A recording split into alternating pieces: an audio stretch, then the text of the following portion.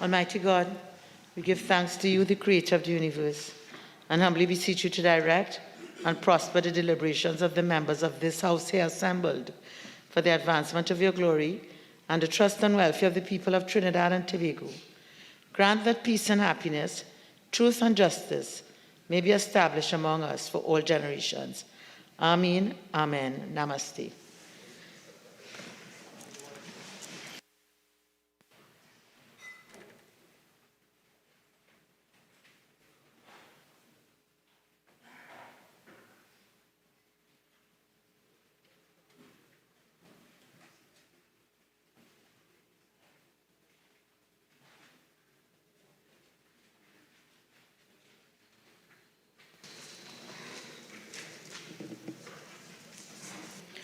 Oath or affirmation. Announcements by the Speaker.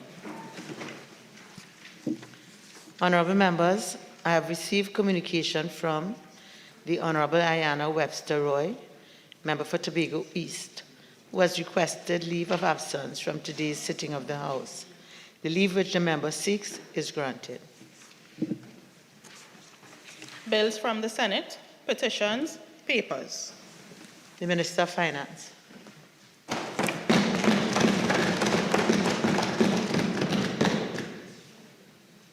Madam Speaker, I have the honor to lay the following papers.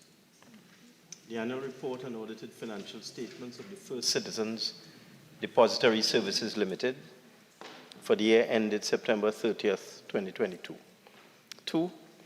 The audited financial statements of the National Enterprises Limited for the period April 1st, 2021 to September 30th, 2022.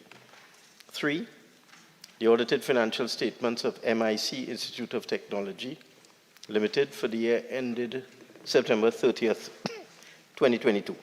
4. The annual audited financial statements of Trinidad Nitrogen Company Limited for the year ended December 31st, 2021. 5. The audited financial statements of the National Maintenance, Training and Security Company Limited for the financial year ended December 31st, 2021.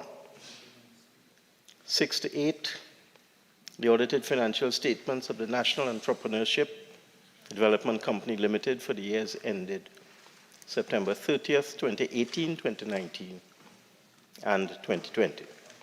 9 to 10, the audited financial statements of the National Schools Dietary Services Limited for the years ended September 30th, 2021 and 2022. Madam Speaker, I beg to move that papers 1 to 10 be referred to the Public Accounts Enterprises Committee. Honourable members, the question is that papers 1 to 10 be referred to the Public Accounts Enterprises Committee. All in favour say aye. Aye. Any against? The ayes have it. Reports from committees. Member for Labrie. I have the honor to present the 9th report of the Public Accounts Enterprise Committee, 3rd session, 12th Parliament, on an examination of the audited financial statements of the National Commission for Self-Help for the financial year 2016 and follow up on the implementation of the recommendations in the committee's 14th report of the 11th Parliament. Prime Minister's questions, urgent questions. Member for Oropouche East. Thank you very much, Madam Speaker. To the Minister of National Security, with regards to the abominable spate of bomb threats issued to schools across the nation hours ago, which has led to widespread panic, inconvenience, and the early dismissal of thousands of students, will the Minister update this House on the response of the Trinidad and Tobago Fire Service and the Trinidad and Tobago Police Service, inclusive of the Cybercrime Unit? Minister of National Security. Thank you very much. Madam Speaker, very early this morning, I received a call from the very caring and professional Minister of Education, who indicated to me that there was this problem of a bomb threat at a particular school in central Trinidad. I was on my way to an event where I knew I would find the Commissioner of Police, the Chief of Defense Staff, the Chief Fire Officer. I proceeded as quickly as I could and engaged them. By the time we got into conversation, the number had mushroomed to 10. It later mushroomed to about 20, and then we hear it was largely nationwide, affecting even the island of Tobago. Madam Speaker, this was described as abominable by the member. That's the only correct thing that can be said from him in a long time. In fact, it was absolutely abominable that some person or persons would have ventured to do what they did by sending this message of bomb threats across the nation's school. And I must also agree, it has caused some element of panic, most of which has now subsided. It has disrupted the school system, disrupted classes, and therefore abominable indeed it is. Recently, thankfully, the Cabinet approved, and we had improved the number of officers in the police special branch who are skilled in bomb disposal, bomb technicians as they are called. We increased the number by 6 with some foreign training within recent times. They always had a bomb disposal and clearance unit, and they all went to work this morning on the various schools, ensuring that there was no actual danger and clearing it and inviting them to return to classes. But of course, by then, some of the schools had already dismissed their students. The cybercrime unit and other units of the police service were also deeply engaged in another aspect of the inquiry, that is to determine the source, because that kind of information, particularly when it is misleading as it is, disruptive as it is, might constitute other criminal offenses, and that investigation is also underway. As for the fire service, it went on high alert and was present to deal with any emergencies as might have arisen. Thankfully, Madam Speaker, all have gone well so far. Your time is spent. The situation is returning to normal. Time is spent. Thank you. Member for Oakwood East. Thank you, Minister. Minister, given this act of terror perpetuated against citizens of Trinidad and Tobago, particularly children, and the dimension of cyber crime and related to it, is the government or any agency in the national service, national security community considering requesting international help at this early stage to find those who perpetrated such a dastardly act of terror today? Minister. Madam Speaker, I indicated that this matter is under investigation, and therefore I myself, though I know my friend and his friends on the other side know a lot about terror, I am not in a position... Madam Speaker, 48, 4 and 6, please. He's impudent. So, member, just find another way to say that so that your friends won't be too upset, and let's get on with it. It was the member who introduced the concept of terror, asking me to assume that it was terror. And I'm simply saying, Madam Speaker, I am in no position to say that. The matters are under investigation, and I will await the outcome of the police investigations to determine what it was. It may have just been an ordinary miscreant. One never knows. Of which there are plenty. Thank you very much. Given the implications of this and the disruption that we have seen today, would the minister indicate whether or not the National Security Council has been convened to discuss this matter? Minister.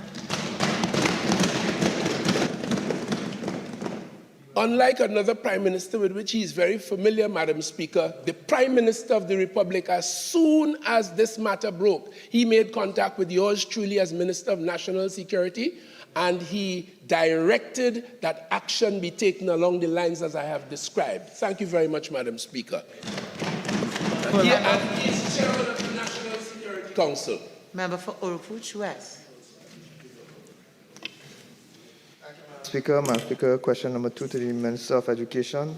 With respect to the state of bomb threats that were made to schools across the nation and the invasion by gunmen hours ago at the Belmont Secondary School, will the Minister inform the House what urgent resources have been deployed to treat with the emotional and psychological effects sustained by traumatized staff, students, and parents? Of Education. Thank you, Madam Speaker. Madam Speaker, allow me to condemn, and we have the ministry to condemn in the strongest terms, the action taken by nefarious, unknown persons to destabilize the education system in Trinidad and Tobago today. And worthy of equal condemnation is the persons who committed that act at Belmont Secondary School. In all cases, Madam Speaker, when the email was received, as well as at Belmont Secondary School, the principal and the teachers led the students out of the school to the muster points. And though, thankfully, there have been no reports of any mass hysteria, the school social workers and the school guidance counselors were on hand to hold small group meetings with the students, and any students that presented as having been more traumatized, they were engaged in individual sessions. Now, most of these schools were dismissed, those who had to go to the muster points and so on. But from Monday, any student that is requiring that type of assistance will be supported by the staff of the Student Support Services Division. Supplemental question, Madam Minister. Thank you very much for that explanation. Minister, can you confirm that you are satisfied with the level of security that currently is in place at these nation's schools? All right, so remember, this is about the emotional and psychological effects and so on. I will not allow that as a supplemental question under this standing order. Member for Orput West. Thank you, Madam Speaker. Madam Speaker, question number 3 to the Minister of Education. In light of the threat of criminal activity at schools nationwide, including the use of firearms and explosives, will the Minister indicate what urgent steps are being put in place today and in the coming days to ensure the safety of staff and students? Minister of Education.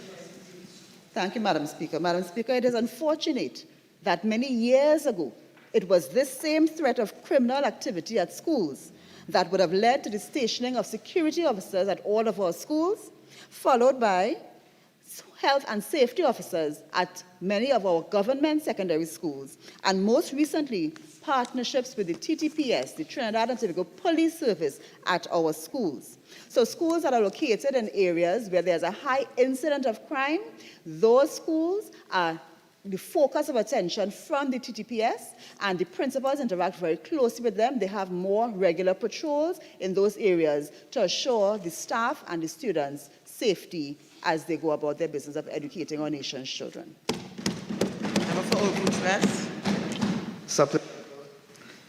Thank you again, Madam Minister.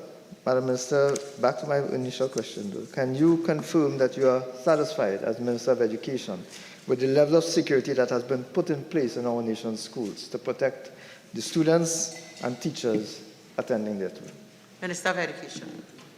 Thank you, Madam Speaker. Madam Speaker, I have seen over the years, even predating my tenure, the effort of the government of the day, not just the PNM government, but every government, to ensure that schools are safe.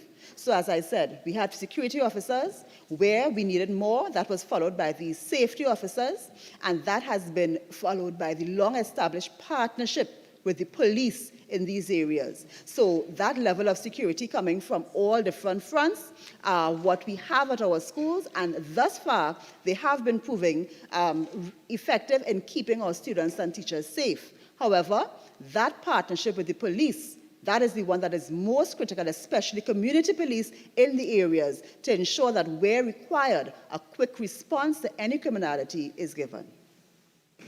Member for Orput West. Thank you again, Madam Minister. Given your response to both the initial question and the supplementary question, you indicated that you indicated what exists today. However, given what existed today, we still have an activity that took place at Belmont Secondary School today. Is it that nothing more has been put in place to ensure that these kinds of activities do not reoccur?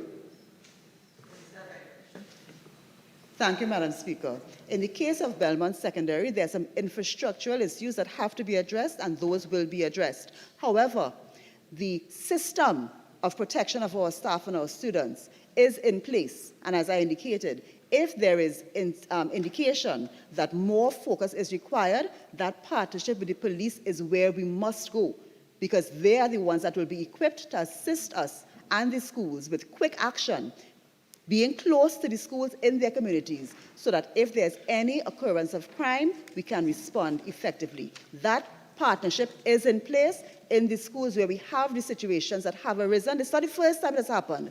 It has happened, unfortunately, before. But in every case, is our reliance and partnership with the police in these areas to stop whatever criminality is occurring at the level of the school. Member for Oldbuch East. Thank you very much, Madam Speaker. To the Minister of Housing and Urban Development. Given the resumption of the rainy season and the visible leaks in the South Chamber, will the Minister indicate the date the House of Representatives will return to the North Chamber of the Red House? The Minister of Housing and Urban Development. Thank you very much, Madam Speaker. Madam Speaker, there is only one visible leak in the South Chamber of the Red House, and this leak is not connected to the rainy season or any incursion of rainwater. This leak, Udicott told me this. That's how I know. This leak is as a result of the condensation of the drain lines of the air handler. This matter will be addressed on April 29th. Further, Madam Speaker, the North Chamber has had a series of work done to it, including, Madam Speaker, removal of defective ducting insulation to all areas, inspections and repairs to all branches of the ductwork, inclusive of the supply of diffuser boxes, the installation of additional supports to the ductwork, inspections by the design consultants to determine the extent of the repairs required to the exposed ductwork. In addition to that,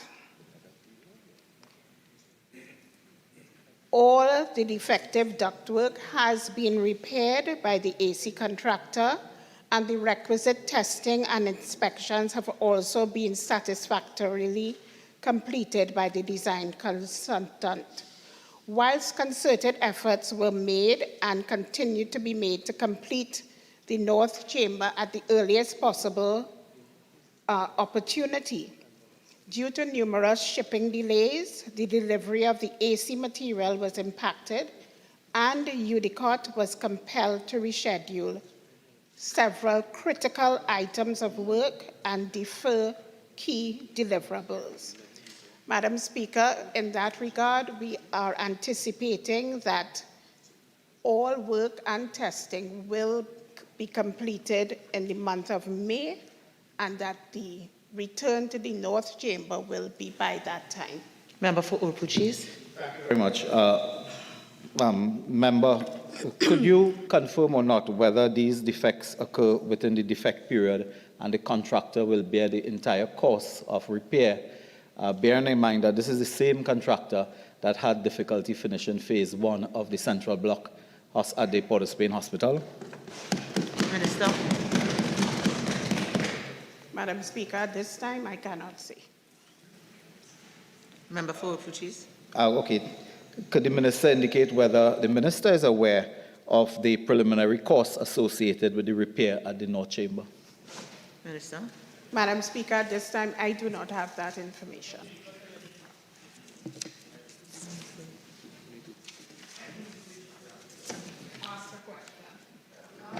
Questions on notice, questions for oral answer.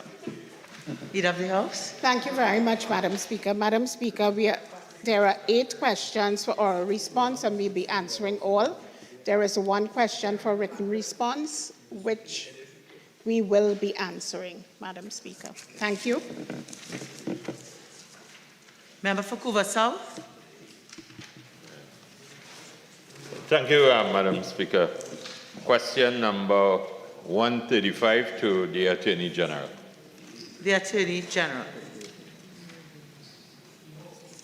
Madam Speaker, on behalf of the Attorney General, for the clarity of the record, since the member's question appears to be ill-informed, Mr. Justice Ralston Nelson, retired, SC, has been retained by the Attorney General generally to advise the Attorney General with respect to all legal issues arising from and relevant to the missing file in the Vindra Naipaul Kuhlman case, including, inter alia, to advise whether the default judgment against the state that was entered on January 8th, 2021 can be set aside and or appealed, and to appear in court in respect thereof, to advise on the merits of any possible appeal of the decision on the assessment of damages dated January 30th, 2023, and to appear in court in respect thereof, to formulate the terms of reference for an investigating team, which terms of reference include that investigating team providing the Office of the Attorney General and Ministry of Legal Affairs with recommendations for the efficient operation of the departments of the Solicitor General and Chief State Solicitor.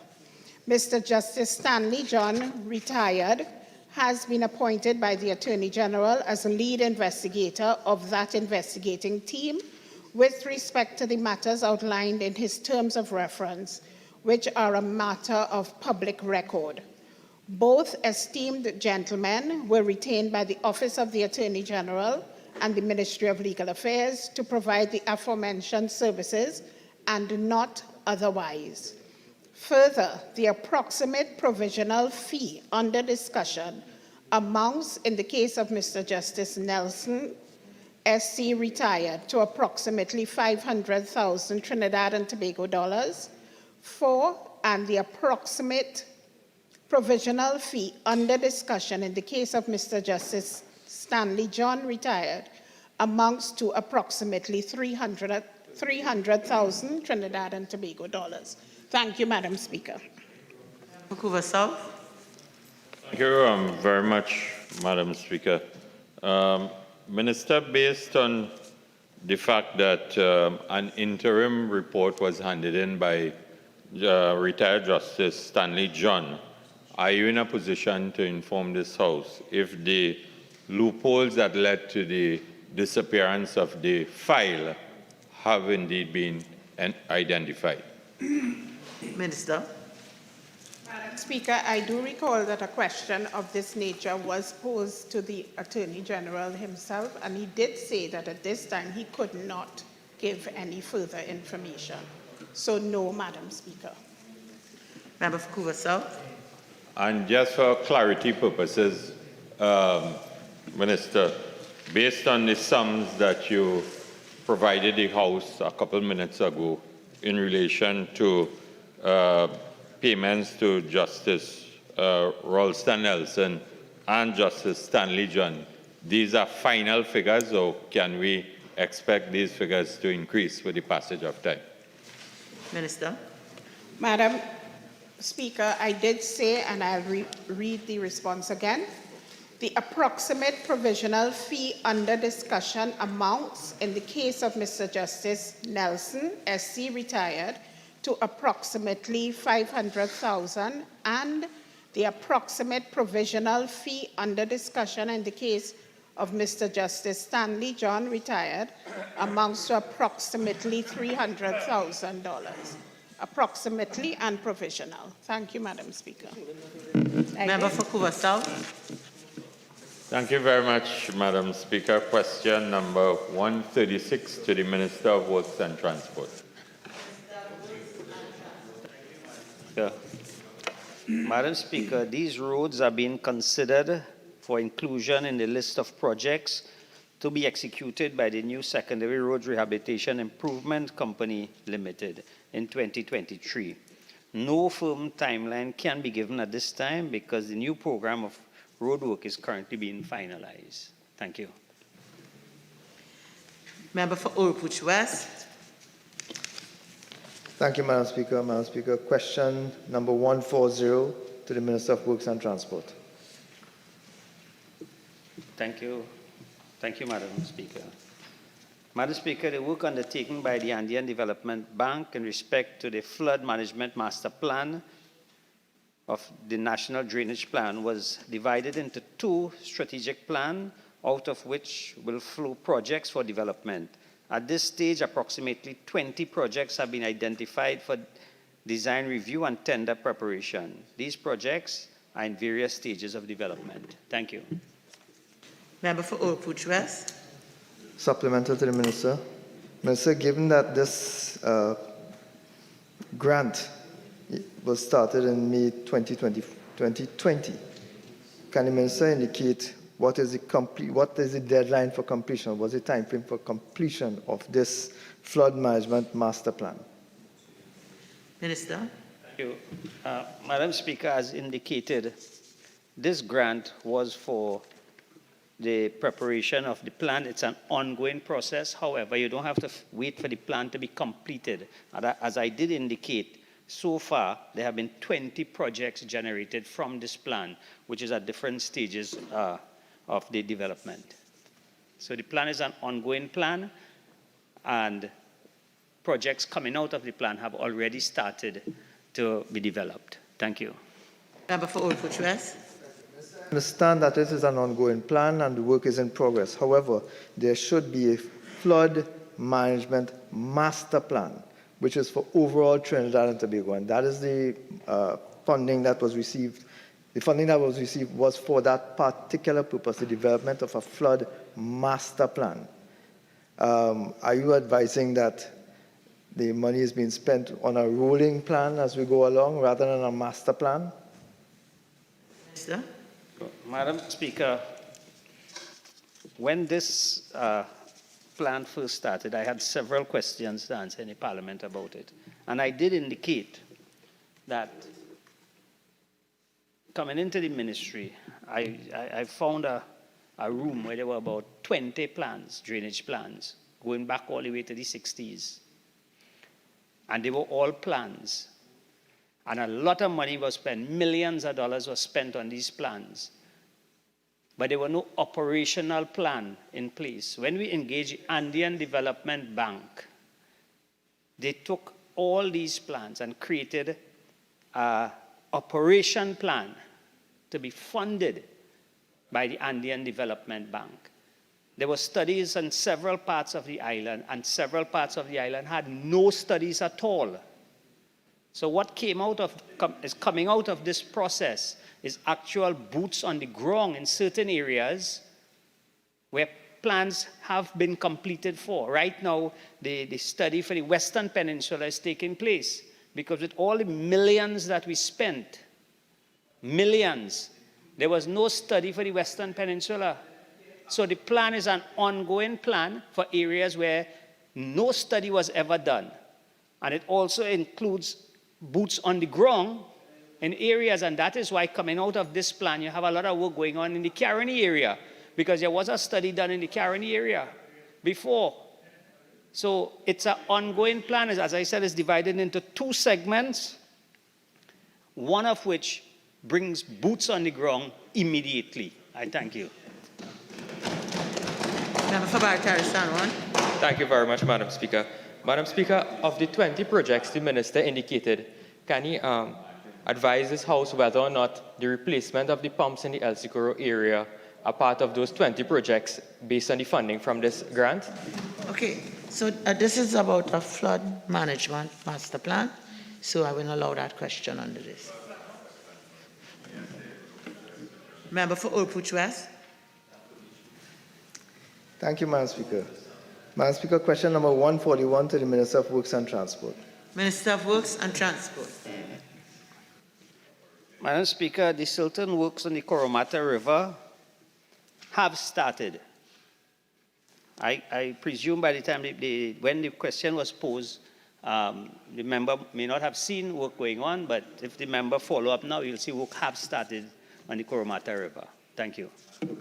Member for Oakwood West.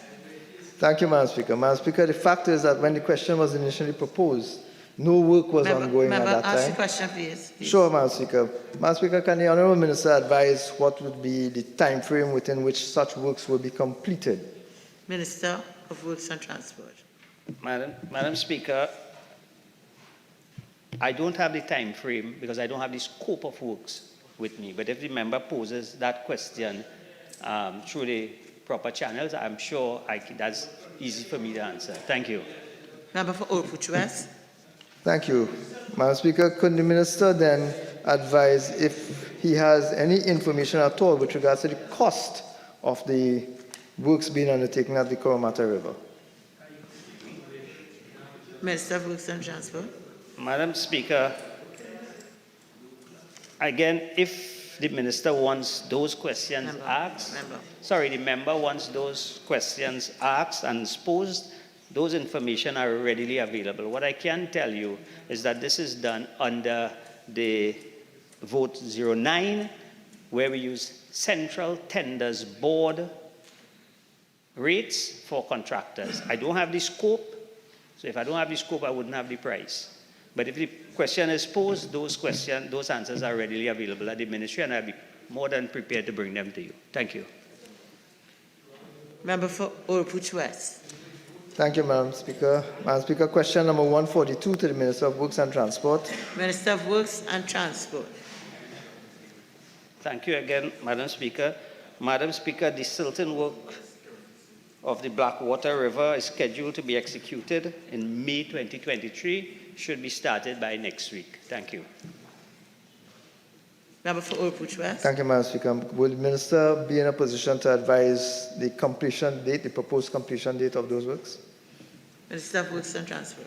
Madam Speaker, like before, the question posed to me was when the work will be commenced. I'm prepared to answer when it will commence. If the questions are posed through the right channel, I will definitely be able to supply that. Thank you.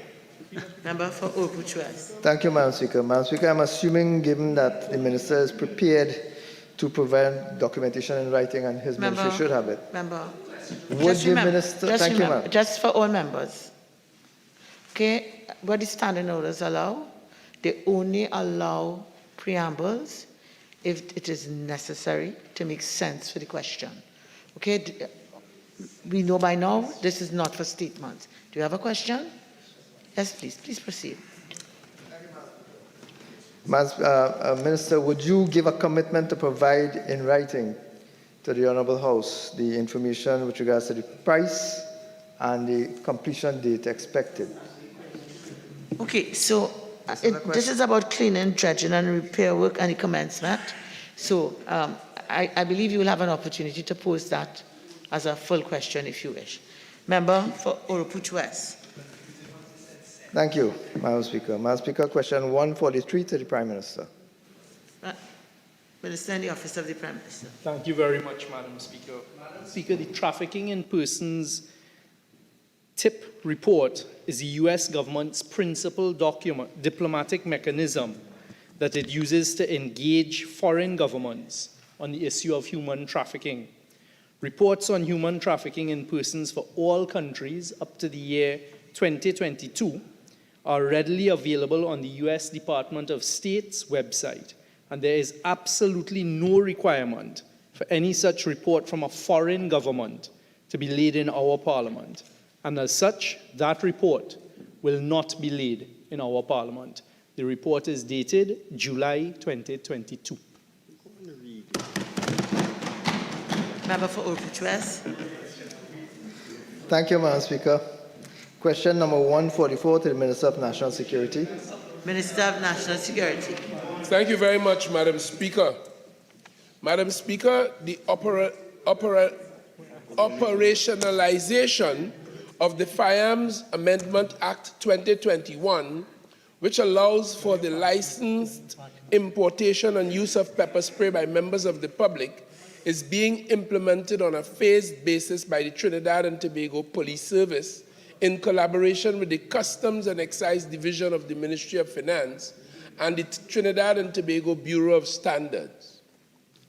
In December 2022, the Trinidad and Tobago Police Service launched the first phase of the process, which included the issue of pepper spray import permits, whereby 9 pepper spray import permits have been granted to date.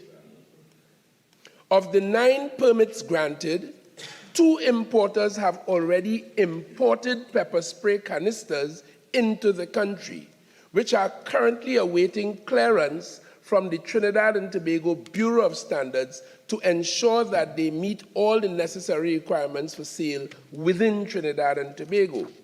Furthermore, the Trinidad and Tobago Police Service has also rolled out the subsequent phase of the process, whereby citizens are permitted to apply for, keep and carry permits for pepper spray via the Trinidad and Tobago Police Service's website.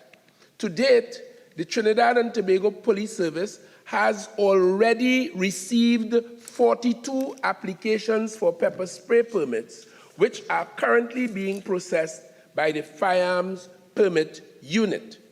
The Trinidad and Tobago Police Service is currently engaging in discussions with stakeholders concerning the issuance of manufacture permits for pepper spray, which will be the final phase of the licensing process to be rolled out.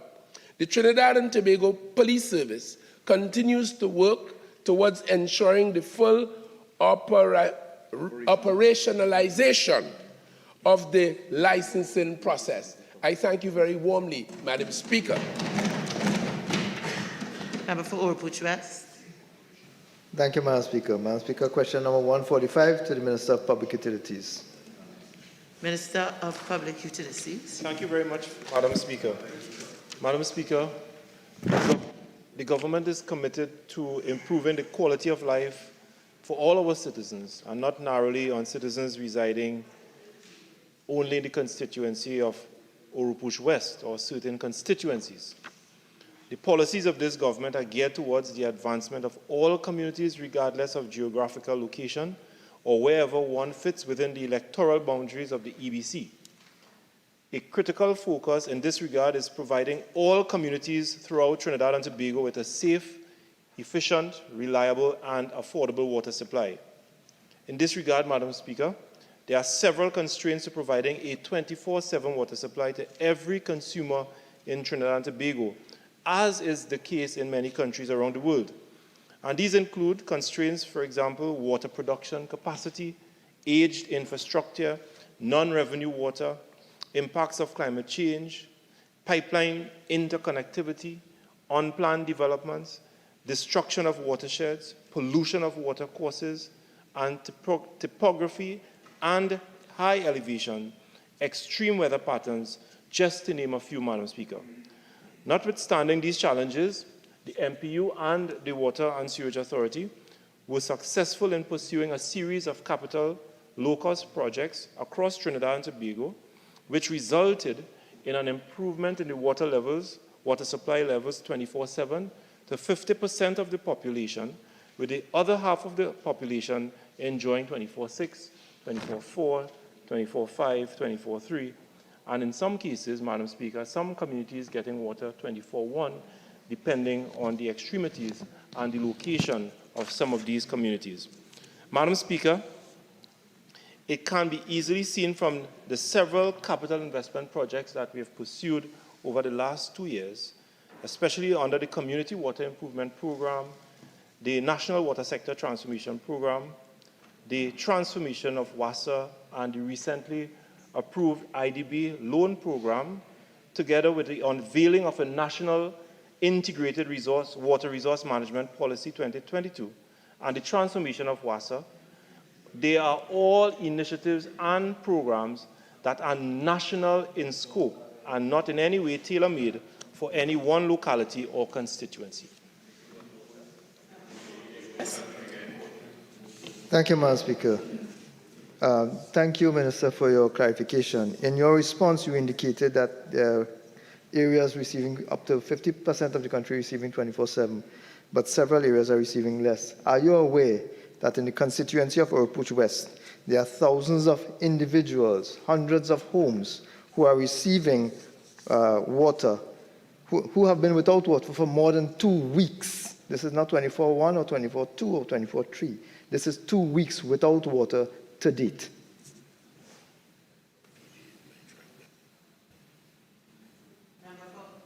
Minister of Public Utilities. Speaker, it is public knowledge that over the last weeks, the Water and Sewerage Authority has faced a number of challenges in the supply of water to some areas in central and south Trinidad as a result of difficulties and challenges from the desalination plant located in Point Lisas. I have explained in this House, Madam Speaker, that WASA is a customer of DesalCort, and Desalcott is contracted to produce over 40 million gallons of water per day. And when any issue affects Desalcott's ability to provide that 40 million gallons of water per day, unfortunately, the Water and Sewerage Authority is placed and is constrained to provide water to several communities in Central and South Trinidad. And in that context, Madam Speaker, we would have done everything possible to provide a truck-borne supply of water, including revamping the truck-borne supply policy to ensure that all customers, regardless of their financial position with the authority, can obtain a truck-borne supply of water. It is the best we can do. But as long as we continue to have challenges from source, some of which are outside of WASA's control, we will do whatever can be done to ensure that citizens will have access to water supply. Thank you very much, Madam Speaker. Madam Speaker, Minister, given that you have now identified the constraints in supply, in being able to supply sufficient quantities of water, can the Minister advise what specific measures have been put in place to ensure that the constituents of Oropouche West do no longer have to depend, they do not have to move from a regular pipe-borne water supply that they were receiving in 2015 to a dependency on a truck-borne water supply in 2023?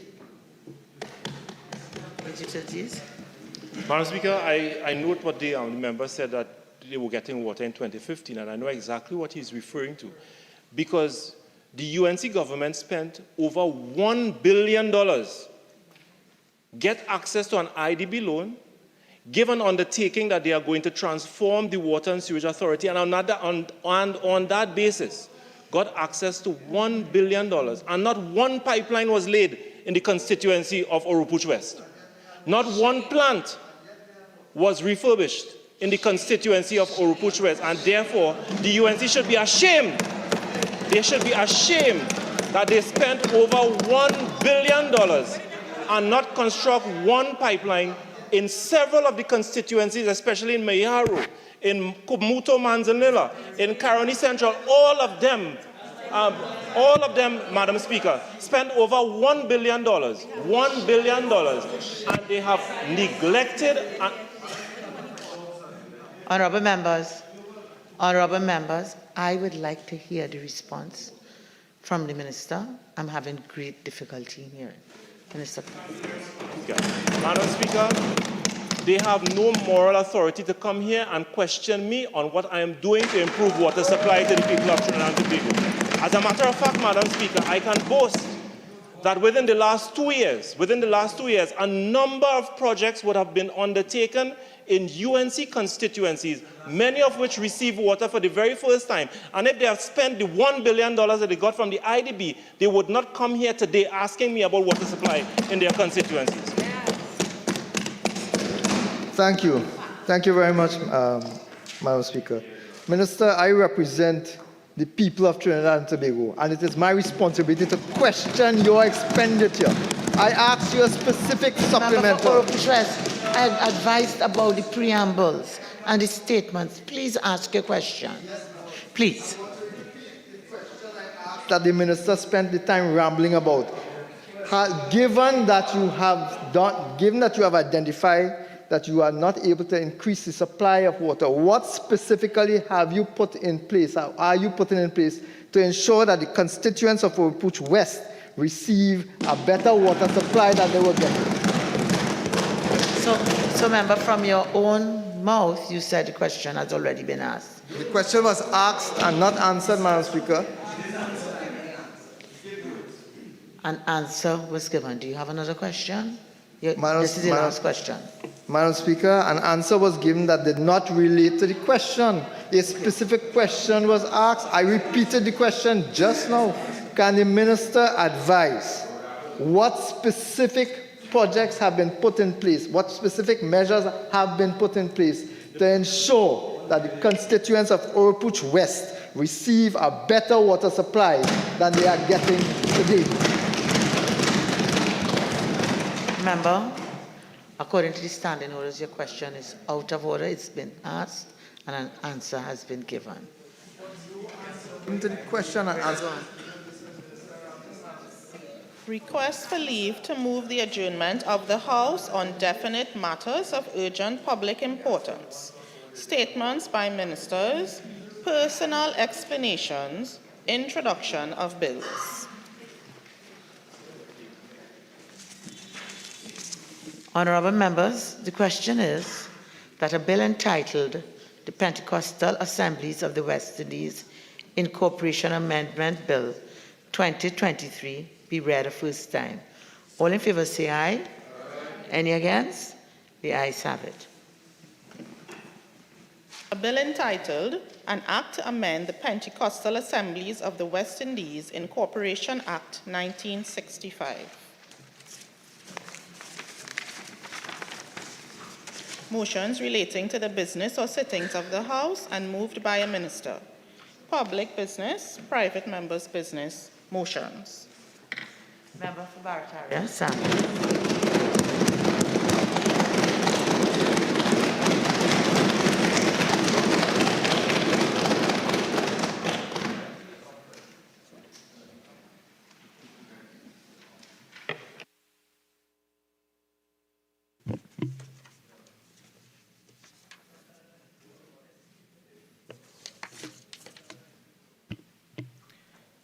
Madam Speaker, I beg to move the following motion standing in my name.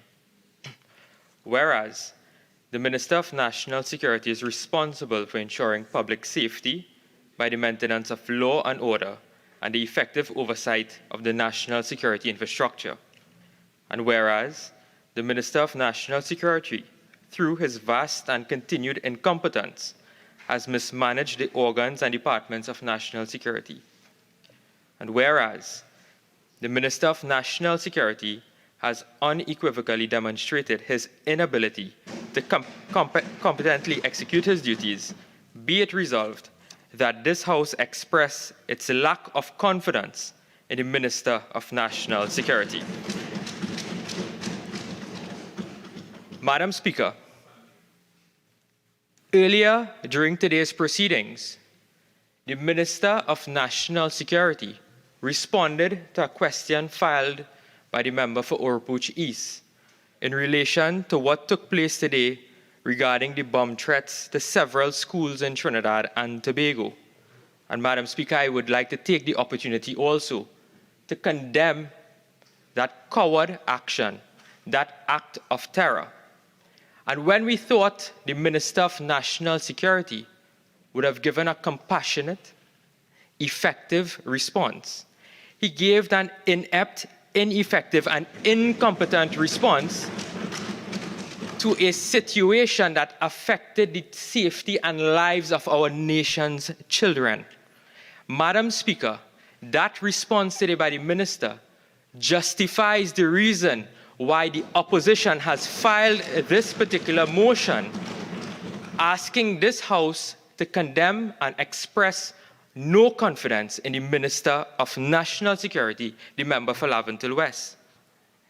He also admitted, Madam Speaker, that as a member of the National Security Council, that he didn't find it fit to convene or request a meeting convening the sitting of the National Security Council to properly address and assess the threat of this particular matter.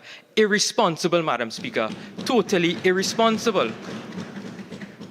But Madam Speaker, today, I am not here to convince the population that crime is an issue. I think the entire country knows that we are under siege by the criminals. I am not here this afternoon, Madam Speaker, to convince this House or Trinidad and Tobago that Minister Hines is a failure or that he's incompetent. He has effectively proven for himself that he is unable to perform the duties as the Minister of National Security.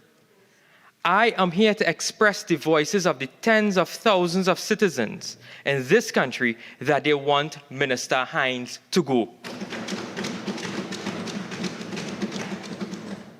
Madam Speaker, today, he holds the record for the highest murder toll ever recorded in our nation's history since independence. We have recorded over 600 murders last year, and today he sits as the Minister of National Security. One asks why the Prime Minister has so much confidence in this minister, but yet the country has no confidence in him. Madam Speaker, he is known for abdicating his responsibilities with impunity. He tells the nation in an arrogant manner that his job is not to make the population feel safe. He also tells them that it is not his responsibility to develop a crime plan. So, Madam Speaker, what is he doing in that chair? What is he doing? He has been appointed since April 2021. What has the minister been doing for the last 2 years if his job is not to make the population feel safe? Madam Speaker, people will often use the term that you are falling asleep on the job figuratively. But with this minister, he literally falls asleep on the job. He has an unenviable talent for speaking rubbish. He is tired, he is lazy, he is incompetent, he is inept, and he should go.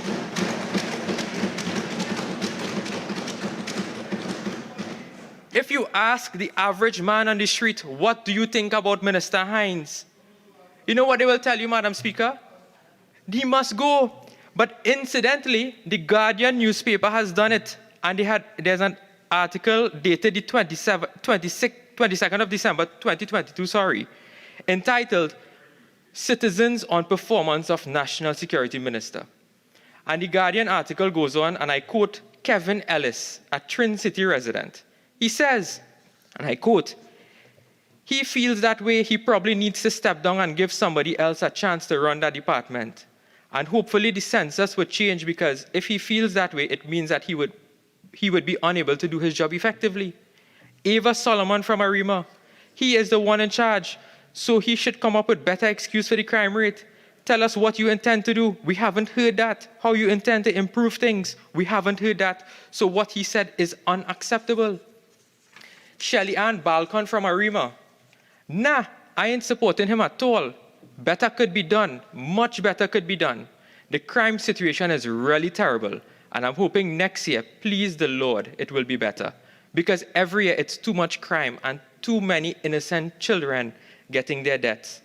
2 members from Arima said that while they were in Port of Spain. I don't know if the member for Arima also holds that same view. But Madam Speaker, I also want to tell this House what members of the PNM think about Minister Hines. There's an article, Madam Speaker, from the Trinidad Guardian dated the 22nd of December 2022. And it is entitled "Reckless Words from Hines." And this article is quoting now the blue-eyed boy of the PNM, newly minted Senator Richie Sukai. I think he's the sidekick of the Works Minister. And Sukai told the Express, I'm quoting, Madam Speaker, "Yesterday, it is alarming that such reckless statements are being made when the murder toll stands at an unprecedented level, and a nation composed of a majority of law-abiding citizens continue to cower in fear of the criminal element." He's referring to Minister Hines' statement. He said, "The minister cannot be allowed to make such remarks without accountability, as the population remains waiting for some intervention to tackle the crime scourge." In a news release, Sukai later accused Hines of engaging in deflection and asked, "Where is the actual statistical evidence to back up this claim, saying that 70% of the society wants us to fail on crime? Is deflecting from the real issue facing the state. This is what he's saying about Minister Hines. That is matters of poor management, lack of accountability, and the failure to deal with the soaring crime rate of Trinidad and Tobago correctly and efficiently. It is simply a warning signal of poor leadership and the incompetence of the state to acknowledge full responsibility for the escalating crime rate battering our economy." Madam Speaker, this is Senator Richie Sukai while he was the president of the Shagona Senate, Shagona Chamber. He said, Madam Speaker, that the minister must account to the people. He must account to the people, and he is a signal for poor leadership in his role as a Minister of National Security. And if there's anything I would want to agree with the goodly senator, is that he also probably thinks that Minister Hines must go.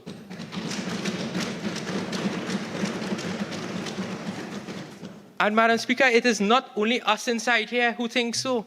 When you look at what the media has to say about the Minister of National Security, there is an Express editorial dated the 25th of October 2022. And this was with respect to what the Express views the minister as. They say, to add salt to the injury of neglect, we have a Minister of National Security who appears to spend more time on social media handing out insults for every perceived slight against the government, with the leader of the opposition being his prime target. Based on his insistence on retaining the clueless Fitzgerald Hines in the national security portfolio, we have to assume the Prime Minister likes it so. This is the Trinidad Express, Madam Speaker. This is the Trinidad Express. Madam Speaker, another editorial dated the 4th of November 2022 says, when the minister made remarks about the shooting at the Rose Hill Primary School, they are quoting, Madam Speaker, I'm quoting, these are not my words. How dense could Minister Hines be to have clearly missed the point of the public's pain arising as a direct result of this incident? Madam Speaker, this is not my words. Madam Speaker, on the 10th of May 2022, this minister abdicating his responsibility said again, and I'm quoting from a CNC3 article, Hines, crime horrendous, but I won't resign. Minister Hines, today we demand you resign.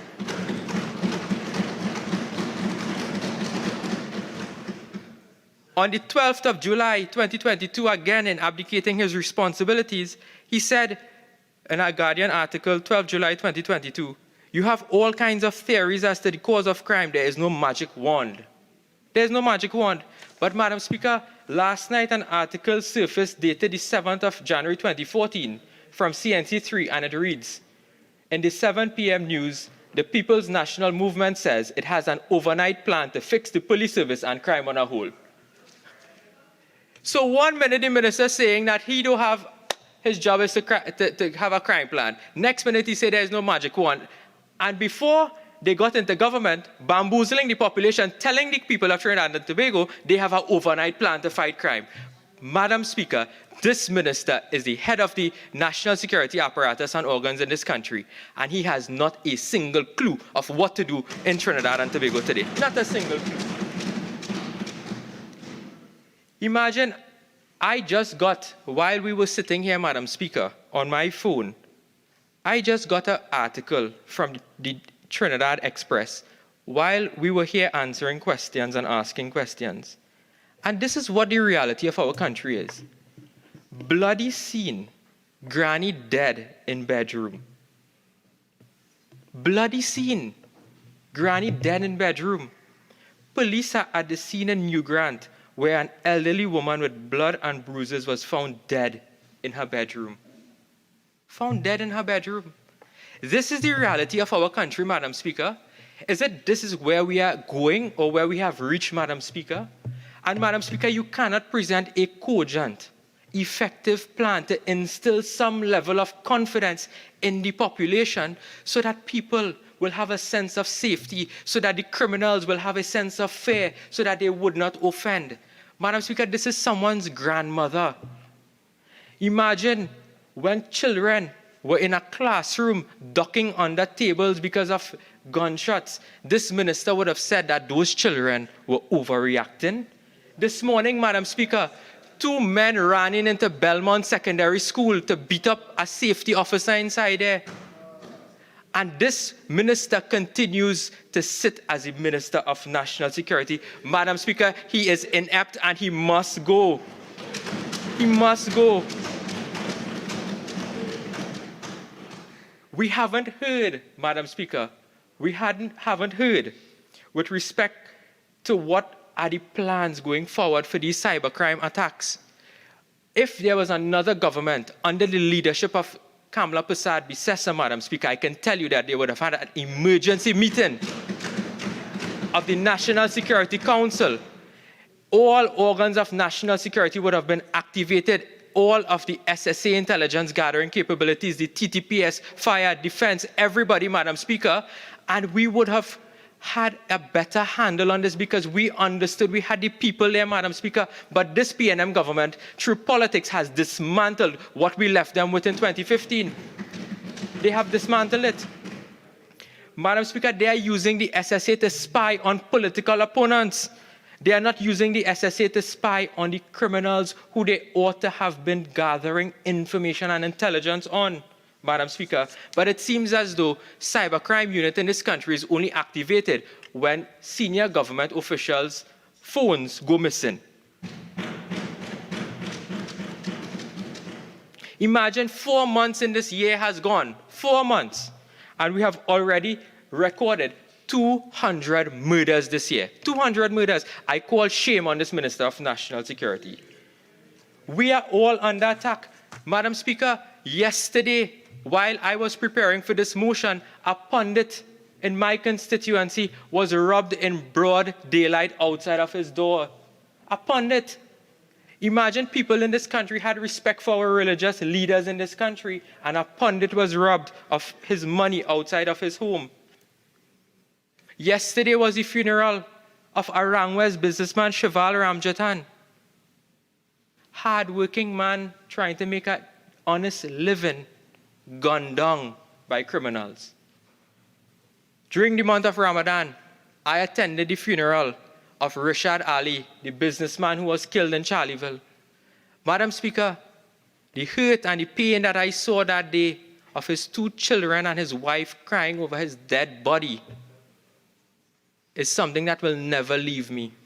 I invite this Minister of National Security to go to one of those funerals and view the pain and the hurt that these family members endure, and then he might find his way to leave the doors of the cabinet and have someone competently manage our national security in this country. Because he cannot be continuing to hold on to a hefty salary, 24/7 security, and he is doing nothing for that. Absolutely nothing. He is being paid over $50,000 every single month, and he is not performing for that salary.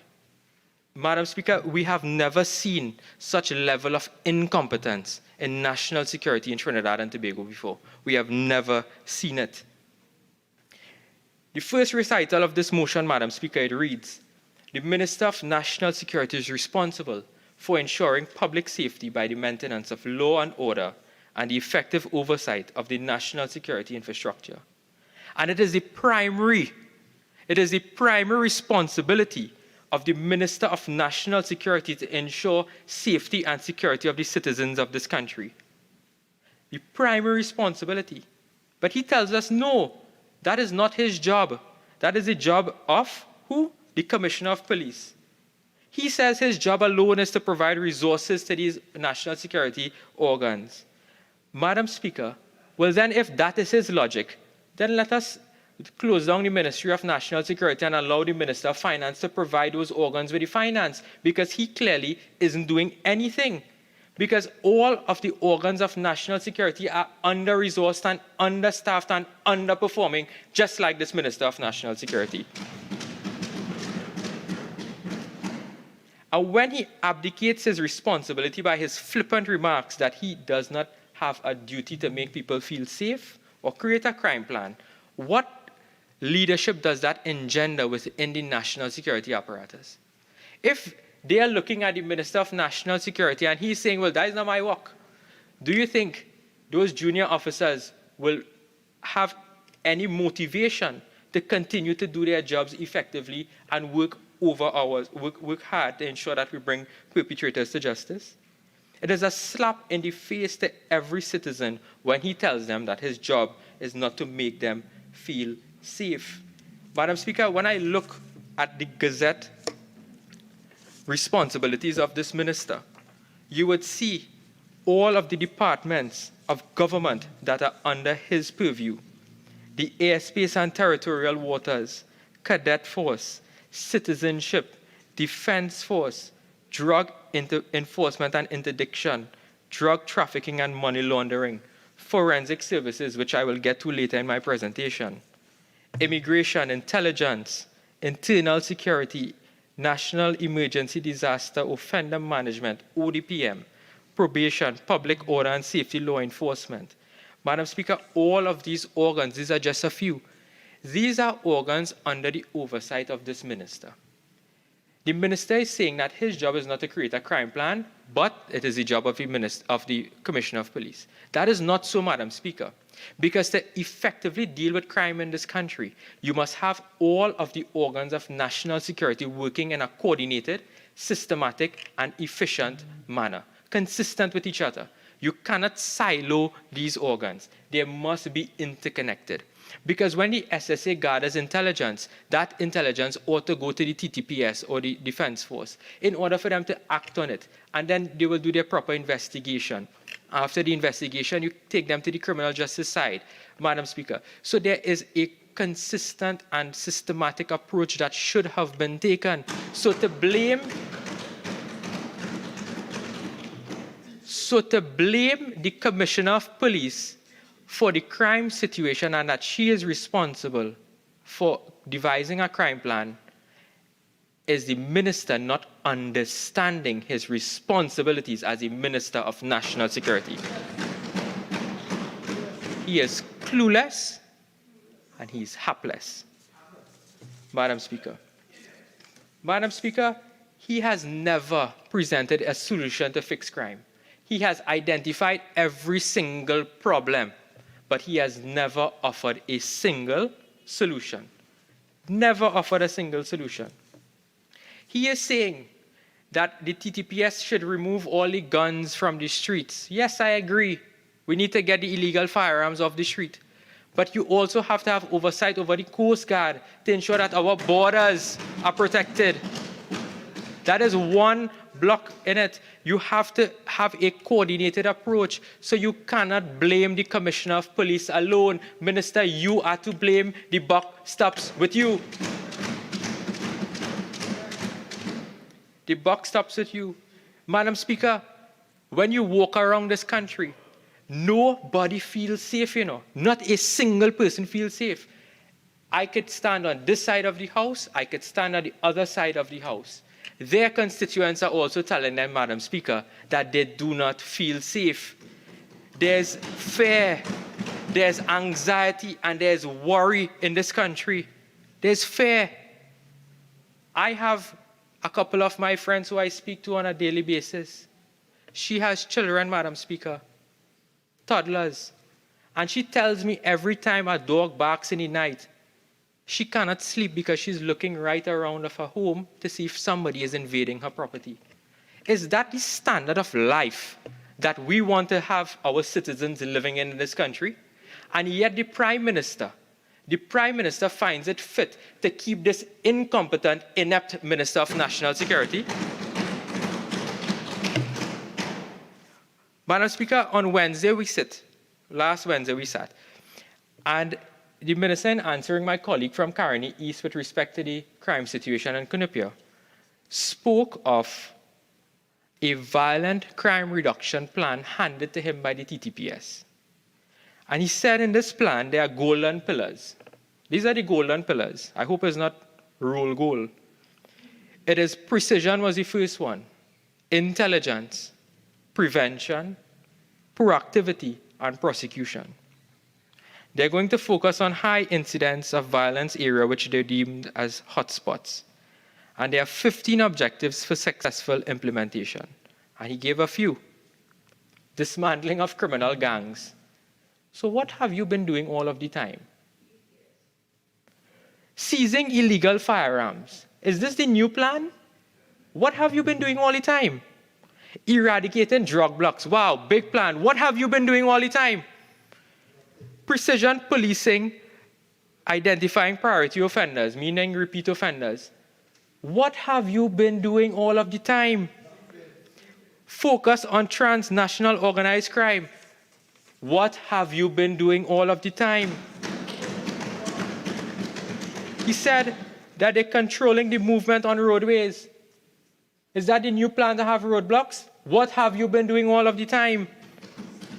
Enhancing policing intelligence capabilities. Madam Speaker, What have they been doing all of the time?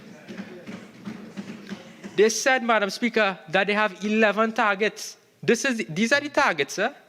They want a 20% reduction on homicide rates, and then a 30% detection rate for homicide. Madam Speaker, the last time I checked, 50% is a pass mark. They are actually aiming to fail, you know. Their goal is to fail. When criminals hear that the TTPS is aiming for a 30% detection rate in this country, how can that be a deterrent for them not committing crimes? They are not aiming to pass, Madam Speaker. Madam Speaker, this PNM government, well, the PNM in several incarnations, had every crime plan, you know, in the alphabet, from A for Anaconda to Z for zero tolerance, you know. And not one has worked, because every single time that the PNM is in power, crime always increases. And that is not by VAPS, you know. That is because they have cut social security, they cut education and training programs, because they have stifled the population so much. We are still reeling from COVID, and today we are feeling the effects of that lockdown with this crime situation. Because thousands of citizens in this country have lost opportunities, and they have lost their jobs and livelihoods, all because of this wicked, uncaring, incompetent, inept PNM government. That is it. Madam Speaker, that plan I just told you about, that so-called plan, Professor Deosaran made a comment on it in the Trinidad Express. And he said, tell us when that crime plan will bear fruit. Tell us when that crime plan will bear fruit. Madam Speaker, nobody has confidence in this government. Nobody has confidence in this Minister of National Security. Nobody. But if we have to take the minister for his word that his job is not to devise the plan, but to provide resources, let us examine the TTPS. Let us examine the TTPS.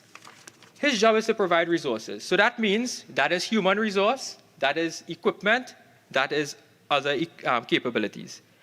In the Standing Finance Committee last year, Madam Speaker, when we were doing the budget exercise, Minister Hines said that there are 7,884 personnel that's the amount of personnel required for the TTPS. However, the actual strength is 6,514, meaning that there's a shortage of 1,371 officers in the TTPS. Over 1,300 officers we are short on the TTPS, but yet his responsibility is to provide resources. And he said that the TTPS they are not complaining about resources. Madam Speaker, when you look at the amount of police vehicles, you would always hear the complaint that when you call the police station, they don't have enough vehicles. The fleet consists of 1,965 vehicles, 1,250 were operational, and 715 are not operational. That is the resources that they boast about. That is the resources he said he is responsible for, Madam Speaker, that Minister of National Security. He is saying that his job is to provide them with resources, but the TTPS currently is understaffed and under-resourced. They are setting up the TTPS to fail. They are setting up the TTPS to fail. Madam Speaker, as I told you, the Minister, he's well aware of all of the issues within the Trinidad and Tobago Police Service. I have in my hand a document called the Final Report of the Police Manpower Audit Committee. This report was referred to a Joint Select Committee. The member for Laventil West, he was the chairman of that committee while I was there. I was in another place at that time, Madam Speaker. And this report tells us about all of the issues with respect to the TTPS, all of the issues, such as manpower strength and utilization of the TTPS, the systems and processes of the TTPS, community policing and partnership, governance, discipline structure, and public confidence. There have been recommendations, but what does the minister choose to do is sit on this report and do absolutely nothing. I don't know if he used this report as a pillow when he takes his nap, but Madam Speaker, he has not actioned the recommendations as outlined in this report. Professor Ramesh Deosaran would have been the chairman of this police manpower audit report. And the recommendations are solid, Madam Speaker. When we looked at it, the Joint Select Committee went through the recommendations one by one. We called the various arms of national security to give evidence. What are your views on this particular report, Madam Speaker? And yet they have not actioned the recommendations found in this report. He is no stranger to this JSC report. So one has to wonder whether or not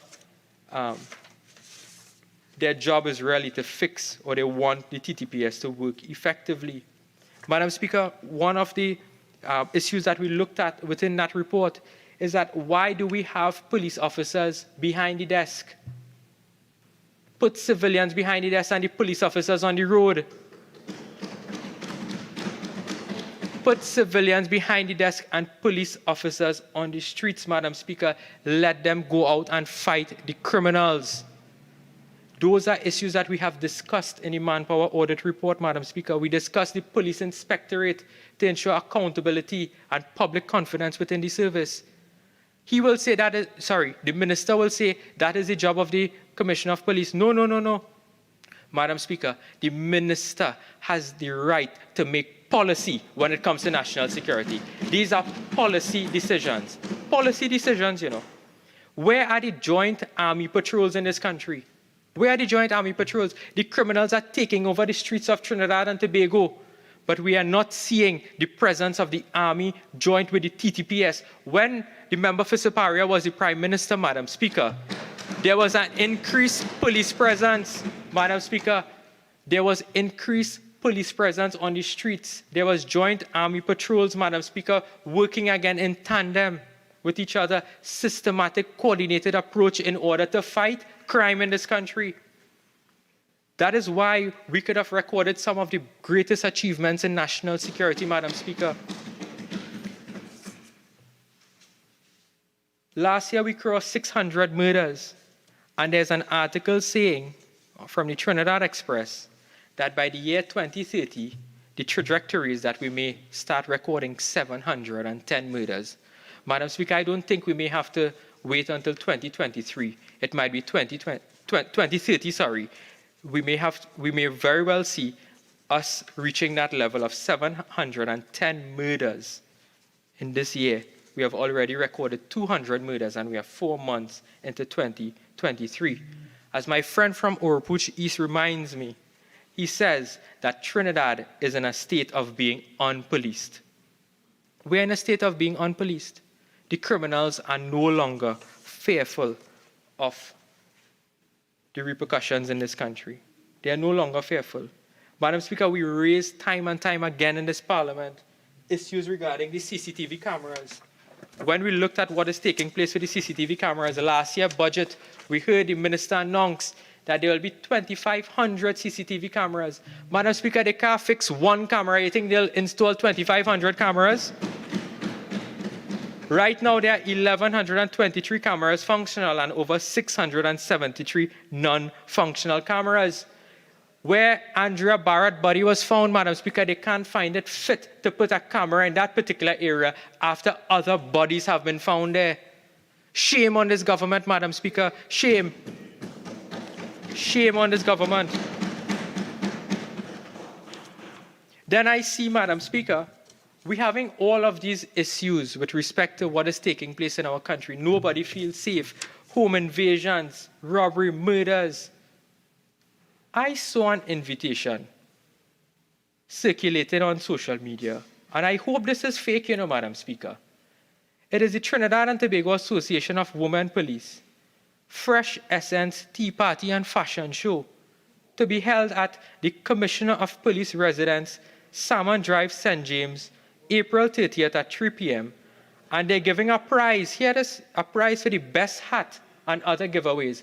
Today, Madam Speaker, I tell the Commissioner of Police, policing is not a tea party. Get out and do the job. Get out on the streets and do the job. Crime is not fashionable, Madam Speaker.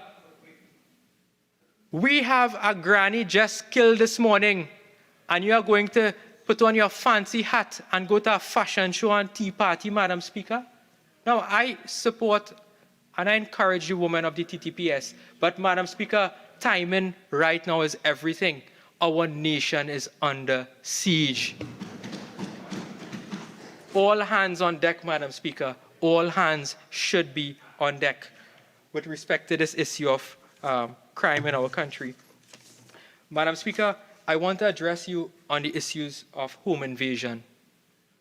Home invasions have been one of the most, it has been on the increase with respect from the last year onto this year, Madam Speaker. There has been a recent spate of home invasions across our country. And as a member of the opposition, and I take the authority from my bench to express our grief with all of those members of our country and all the citizens who may have lost lives and may have been terrified by these criminals through home invasion. And while we sympathize with these families, we are offering solutions, Madam Speaker. The leader of the opposition has proposed a law, Stand Your Ground law, Madam Speaker, that where you find a criminal in your home, you have the right to defend your life, your family, and your property from those criminals. Your home is your castle. And you must be able to stand your ground against these criminals. Because if this government cannot protect us, we must be allowed to protect ourselves. Madam Speaker, the home invasions are vast and wide. Every day, if you just look at social media, Madam Speaker, you will see the CCTV footage of these criminals jumping over your fence or robbing you by the gate as soon as you enter your homes. I have a list on my hand here, several pages of the home invasions in this country. Those are the ones that were just reported, Madam Speaker, and I'm sure that there are many more in this country. Imagine what is taking place in this country. And when members of the public recommend or they ask the TTPS to lend assistance after their homes have been invaded, I have a Loop TT article dated the 5th of November 2021, which says that the cops use a private vehicle to respond to robbery in progress. That is the performance of this Minister of National Security. Totally inept, incompetent, and clueless. Where the police service have to use private vehicles to respond to robbery in progress. Shameless, Madam Speaker, shameless. It is shameless that has to happen in this country. Madam Speaker, with respect to what is taking place in the home invasion issue, the minister has not provided a solid plan or policy in order to get the situation addressed. Why must citizens of this country continue to live in self-imposed jails, Madam Speaker? Why must they continue to live in self-imposed jails? This is destroying business confidence in our country. It is destroying our tourism industry, Madam Speaker. All because this minister cannot get a hold of his ministry. He has been there since 2021, and in 2023, he has done absolutely nothing but make the situation worse. Nothing but make the situation worse. Madam Speaker, under this PNM government, there have been a total of 3,553 reported murders. And you know what the detection rate is? 12%. 12%, you know. Of that 3,553 murders, only 441 were detected. The Minister of National Security sat on a budget for the last, this government sat on a budget of national security from 2016 to 2021 of over $35 billion. $35 billion, and the police had to borrow somebody's car to go and respond to a robbery in this country. Shameless, Madam Speaker, shameless. Madam Speaker, when they have spent $35 million in national security for the last 6 years, we are seeing in 2021, 2 families tied up in home invasion. April 2022, Dabadi man, 63, beaten, robbed in home invasion. May 30th, 2022, gangs now specializing in home invasion. 19 July 2022, bandits shot dead in failed El Sicuro home invasion. Well, August 10, 2022, home invasion suspect still at large. August 12, 2022, Princeton woman tied up and robbed during a home invasion. September 18, Guardian 2022, citizens fear terror during home invasion. October 26, 2022, bound, forced to lie on ground, Malabar couple robbed in home invasion. Pensioner 90 and son 60 tied up, beaten during home invasion. Citizens still terrified after home invasion. And one of our own councillors, Councillor Rajbal Maraj, robbed at gunpoint in home invasion. Businessman's family traumatized after home invasion. TTPS confirms home invasion on the rise. Security expert criminals more sophisticated in home invasion. Brazen home invasions on the rise January 9, 2023. Couple alleged robbed, assault by 5 men in home invasion. Family beaten in central Trinidad, armed robbery. Penal man killed during home invasion. Pregnant woman hit in the stomach during a home invasion on Valentine's Day of this year. Police investigate major break-in burglary at gated community in Trin-City. Vehicle inspector companion beaten, robbed in violent attack at home. Komoto couple tied up, assault in home invasion. Terror at home, chilling phone calls to the cops as a Rangwest family terrorized by intruders. Yet another home invasion, this time in Davie. Honourable Member, I'm just reminding you, you have 5 more minutes left of speaking time. Wow. Thank you very much, Madam Speaker. The time has flew. Madam Speaker, those are just some of the examples of the home invasion in this country. Madam Speaker, may I just ask 5 minutes to full time? Full time. Full time. Thank you very much. Madam Speaker, let me just go on to the proliferation of illegal firearms in this country. We have recorded over 28,000 illegal firearms in this country, Madam Speaker. And the firearms are continuing to come through our borders because we have no scanners working at the ports, Madam Speaker. None in Port of Spain, none in Point Lisas, Madam Speaker. What is taking place with the 2 Cape-class vessels you bought from Hostal? You remember the big ceremonies and the tour for those vessels. Madam Speaker, we still have thousands of guns on our streets coming into our country. We don't manufacture firearms in Trinidad and Tobago. They are imported here, Madam Speaker. The gangs, we have not seen the number of gangs reduce. We are not seeing any impact on the murder toll, Madam Speaker. What is taking place at the Forensic Sciences Center? Madam Speaker, it was a total joke yesterday, Madam Speaker, that this minister boasting, taking pictures of commissioning a 40-foot container for the Forensic Sciences Center, Madam Speaker. It was embarrassing. It has 1 laptop in it, and it is caged by chain link wire, Madam Speaker. Madam Speaker, when I saw the press release that there are upgrades to the Forensic Science Center, I thought it was a state-of-the-art facility. I did not know it was a state-of-the-art container. Madam Speaker, this government is a joke, Madam Speaker, a total joke. And Madam Speaker, while I have your ear for just a couple more minutes, I want to say, Madam Speaker, that this country is fed up of this government. We are fed up of Minister Hines, and we are fed up of Dr. Rowley. The only job that this minister should have is no job at all. The criminals are the only one in this country who has confidence in him. Madam Speaker, the only thing he can run is from floodwaters.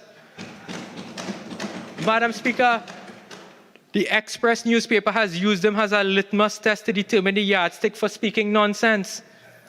Madam Speaker, I want to ask my colleagues who are sitting on the other side of this House that when your constituents are grieving because their loved ones were murdered, raped, or robbed, I want you to go and tell them that you support Minister Hines as the Minister of National Security.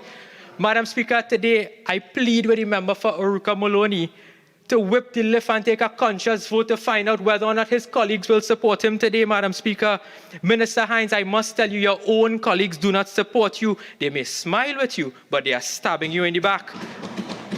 Madam Speaker, the cabinet doesn't want him. The country does not want him. Only the Prime Minister wants him.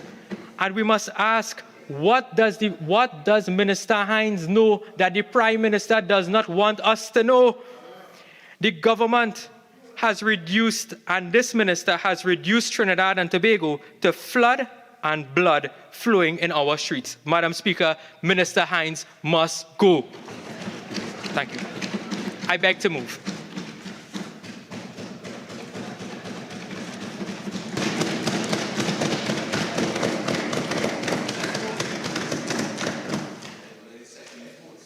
I would like to second the motion. I reserve my right to speak. Honourable members, the motion being seconded, I shall now propose the question for debate.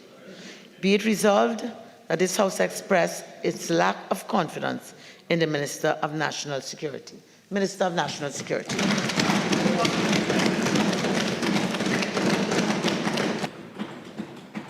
Thank you very much, Madam Speaker.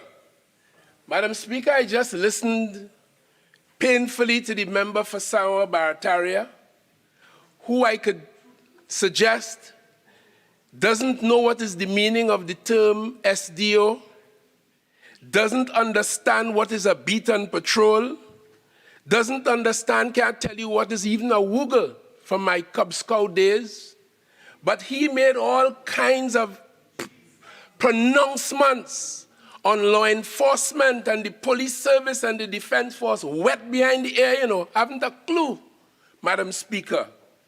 Madam Speaker, so clueless was the member for Barataria and so scathing in his empty criticism. Last week, we went to the Forensic Science Center, a place from which some 42 guns went missing when the UNC was in power in this country. When I visited that place, as soon as I came to this office, and I saw the way evidence was managed in that place, I recognized that the evidence continued to be at risk. Because the cases of those items of evidence would fall.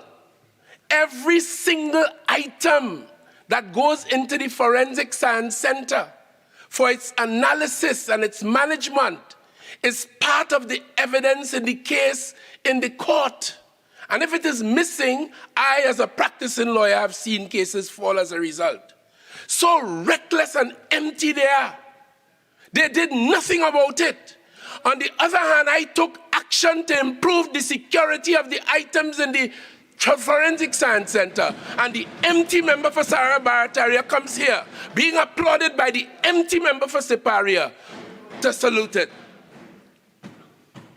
So what we did, working with an international agency, UN LIREC, we negotiated this custom-built container where all these guns that were strewn all over the place, waiting for the next criminal to enter. Yeah, look. Waiting. Member, please remember you are directing your contribution to the chair. All right. So we now have the system digitized, and we have a strong security apparatus. We fenced it. We put cameras on the outside, on the inside. We put a sign on the outside, even to tell the fire service if something happens there, what is inside of it, so they will know how to treat with it, because a lot of it is explosives. We took action to improve it, because part of my job as Minister of National Security is to fix and improve and correct problems in the system going forward. That's what we did. But we didn't stop there. We negotiated with our international partner, China, and we now have drawn plans for the development of a brand new Forensic Science Center, having heard from those who are engaged in it that that place has outlived its usefulness. When Siparia was Prime Minister and the UNC were in government, they did nothing about that. We have identified land, we have identified a plan has been drawn, and we have a commitment from one of our international partners for the construction of a brand new $30 million Forensic Science Center in the constituency of St. Joseph. That's what we did.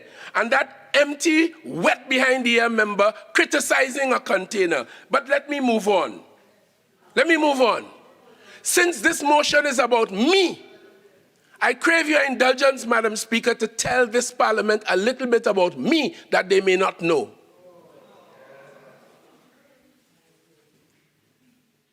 Throughout my secondary school years, I took time for the extracurricular activity of being a member of the Trinidad and Tobago Cadet Force. I began to imbibe the qualities of discipline and leadership from as early as that. I rose to the rank of sergeant, a proud achievement for me. If you ask the member for Barataria now, he don't even know the difference between left, right, or right, left. He probably disjointed, discoordinated, can't even match. I'm talking about national security. Madam Speaker, I then joined the police service at the age of 18 and retired from the police service. I stayed only 7 years as a police instructor training thousands of police officers in drill and weapon training and martial arts. Plenty of the police officers that we all speak about in this house would have been some of my trainees when I was a police instructor, understanding what law enforcement was and what it required from as early as that. I left the police service out of sheer ambition, and I started to sell insurance in this country and emerged as the top agent in my brand for 7 straight years. Qualifying for international conferences and what have you, and there is where I developed some skills about marketing and selling and self-confidence and public engagements, Madam Speaker, and did that quite and successfully well. That didn't stay there. I decided to go to London to study law, and I went and I began an external program in the Ministerial in London to do my LLB. I did so particularly well. In the first year, they accepted me internally in the University of London for my 2nd and 3rd years. I got my LLB. I went on to do a master's degree in law with constitutional law as the primary mover. And Madam Speaker, the reason why I'm saying so is because I have to listen to wet behind the ear member for Sama Barataria telling me about my ministerial responsibility. You will recall. Madam, please, he's repeatedly insulting the member. Wet behind the ear. Please continue. Thank you. And Madam Speaker, the reason why I stressed on the fact that I did constitutional law and government and constitution at postgraduate level with a merit mark from the Queen Mary and Westfield College is because, one, it's no bogus qualification, something that the member for Siparia attracted in large numbers when she was the Prime Minister in this country, one. And two, I have stood in this Parliament on diverse occasions, Madam Speaker, you will recall, and outline, I don't think I ever heard any other minister ever do that, and outline what my responsibility and my duty to the Parliament, to the people, to the Cabinet is. Several times, I know what my responsibility as a Minister of Government is. And it does not include writing any crime plan for the police. I told them if they allow me to write a crime plan for the police, they self will turn around and say it is politically partisan. That is a matter for the police and ought not to be politicized.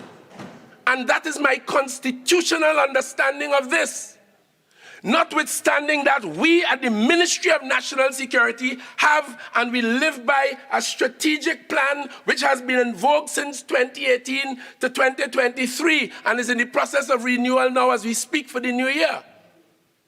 That's what guides us. Not for the police service alone, but for the entirety of the Ministry of National Security. I don't write no crime plan for the police. And he quoted Professor Deosaran. The day after I said that, and they started to make alarm in their ignorance, Professor Ramesh Deosaran entered the discussion and said the minister was absolutely correct. But he didn't hear that. Madam Speaker, I was telling you, I came out of the university with my LLM, so skilled and qualified. And then, Madam Speaker, I became a barrister at Middle Temple in London and came to Trinidad and Tobago and was admitted to the bar here as an attorney at law. I listened to a certain senior counsel, Israel Khan, tell the member for Siparia how she put her hand in the cookie jar and took a silk she did not deserve. I heard Israel Khan tell this country that she never do a foul case or a sofa case. How she end up with that? Madam Speaker, 48.6. Not my words. Take ownership of it. No, well, just now, whether they are your words or not, you are speaking the words, so they become your words.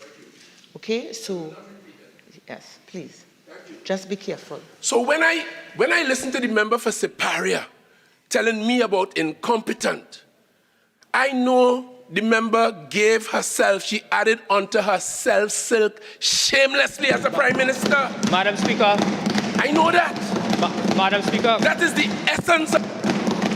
I am rising on a standing order. Madam Speaker, 48.1 relevance and 48.8 this motion is not about Siparia. This is about the Minister. I'm overruled. That this motion is about me, and that is my opinion on the basis of the facts in this country.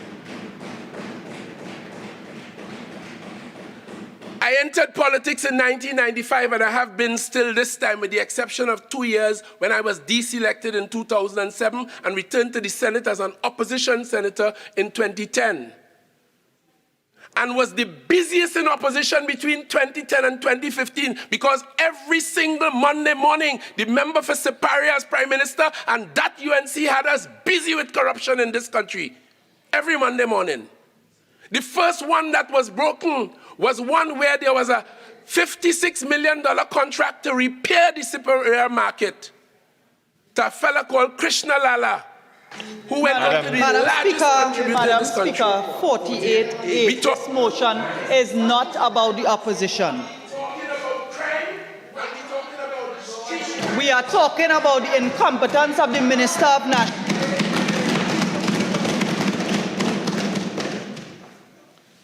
So, member, I will allow you some of that. I think if I understand what you're doing, you're setting out your fitness for purpose. Okay? One, I want you to, while you may be doing that with some comparisons, I ask you to condescend on what this is. You took ownership of the motion. Okay, so continue to focus on the ownership part. Thank you very much, Madam Speaker. Madam Speaker, and when we went into government in 2001, I served in the Ministry of Public Administration, the Ministry of Trade and Industry, and Minister in the Ministry of National Security. I chaired the Joint Select Committee on National Security for many years. I say all of that to have you know, and I was present as chairman of that Joint Select Committee when the Prime Minister of Trinidad and Tobago, having become Prime Minister in 2015, commissioned the manpower audit, the human resource audit of the police service, of which, and Professor Deo Saran was the chairman, and then I interrogated, along with the rest of the committee, that human and that manpower audit report. And I am therefore saying all of that to tell you I am quite familiar with the affairs of the police service and the Ministry of National Security. Very much aware. While at the Office of Attorney General, serving under the substantive Attorney General, then Faris Arawi, the member for San Fernando West, I took it upon myself inside of there, for the 2 years I spent there, and reviewed and reworked the Displaced Persons Act. I also looked at the Trespass Act because there were people approaching citizens in this country with threats and with guns and firebombing the house and firebombing the car, including HDC apartments, chasing out tenants. I undertook the project to rework the Trespass Act. So when I hear the member talking about home invasion, we dealt with that when I was in the Attorney General. Today, trespassing and using force to exclude people from their property or their land is a criminal offense. Prior to that, it was a civil offense. The police tell you, go and file a private action. I did that.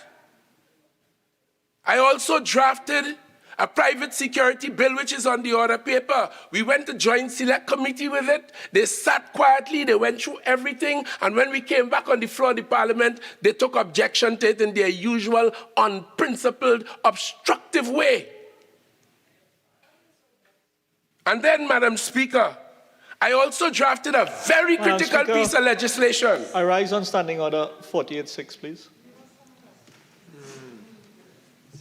A very critical piece of legislation, because part of what Deo Saran identified in that manpower audit report was that the public had lost confidence in some elements of policing, because there were officers who were acting in ways contrary to the ethos, the spirit, the training, the soul of the police service, which I know as a former policeman and police instructor. And therefore, I took the trouble to draft, along with the professionals, the legal draftspeople, a bill which will permit the routine integrity testing of not only police officers, but the defense force, the customs, the immigration, inland revenue, and certain elements of the Registrar General's department. We did that, because the services are as good and as integrity possessed as the individuals who populate them. Because in this country, we have seen where cabinets were infiltrated by the white-collar criminals. And we have seen in this Parliament where people of all all manners of ilk end up in this chamber, Madam Speaker. When I know I had difficulty being a PNM MP, not because my resume was not colorful, not because my reputation was intact, but it had to do with the fact that just my dreadlocks alone, that is only to tell you, in the PNM, our standards are different, and integrity matters. And no person on the PNM side with a criminal charge on $1 million bail could sit on this side of the House. Okay, so, member, I hear your passion, but I think I could hear very well with a little lower volume. Please. Speaker, when the UNC was in government, they're talking about confidence. When the UNC was in government, we had acting commissioners of police evermore. One of the things this government did in response to public concerns, and in response more specifically to issues within the police service, we appointed a substantive police commissioner. We did that. That is item number one. Madam Speaker, that Commissioner of Police, you would have heard the member for Barataria Sawan, that Commissioner of Police carrying out her duty as leader of the police service, working with her executive and the entire police service based on their knowledge, their experience, their qualification, their training, they designed a violent crime reduction plan. You hear the member for Naparima Date walking. Madam Speaker, one of the important roles of a prime minister is to select persons, and my prime minister is a sober, thinking, professional politician and educated man of integrity. When the member for Siparia was prime minister, they want this Minister of National Security to go. Since we are in office in 3 years, we had Mervyn Dillon, the member for Point Fortin. We had Stuart Young, the member for Port of Spain North, St. Anne's West. And now we have Fitzgerald Hines, member for Laventille West. When they were in government, the member for Siparia, They changed about 8 ministers of national security in 5 years. And Madam Speaker, one of them was a certain fella called Gary Griffith. And that member for Siparia had to fire him. Did she have confidence in him? And why did she? Because he, according to the record, and I have questions about it, but I ain't going into it, but according to the record, he was prepared to bell the cat in relation. Madam Speaker, I rise on standing order 48.5, please. No, again, I don't understand the issue.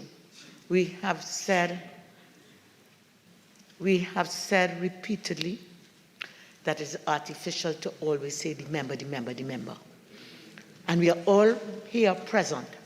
There was a lot of he earlier on. Nobody rose. Because again, it's artificial. So somebody can't stand up and make an entire contribution and talk about he, she. But it has to be populated in accordance with the standing order. Also, it depends on context. Okay, so I overrule. Remember, you have a standing order you want to raise? Yes. I want to rise on standing order 48.8. It is not about she or the No. Well, that's where I will say. It is about not that. About You, please, member from Naparima, that's where I would say that you can't use the word. You are offending the very standing order. You are offending the very standing order. So you can stand up, correct your point, and make it. It is not as 48. I rise on 48.8. This is not about the opposition leader or the member for Siparia. It is about the incompetence of the Minister of National Security.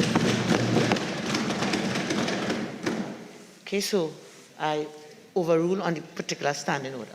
What I would say, remember, and that will be standing order 48.1.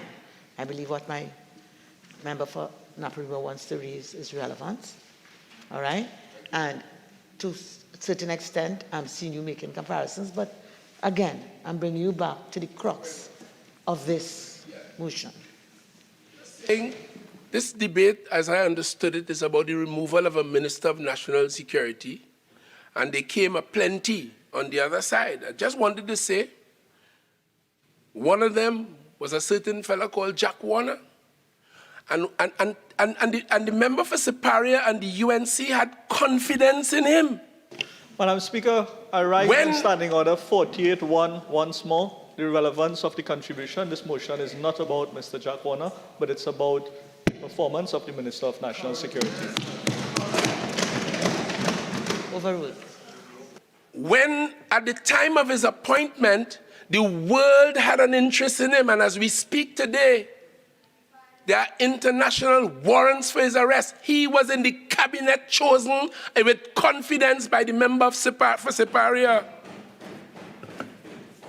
Well known to the local, regional, and international team. And I'm making the point, what Dr. Rowley looks for in a Minister of National Security to have confidence, because the member for Barataria asks, what is it?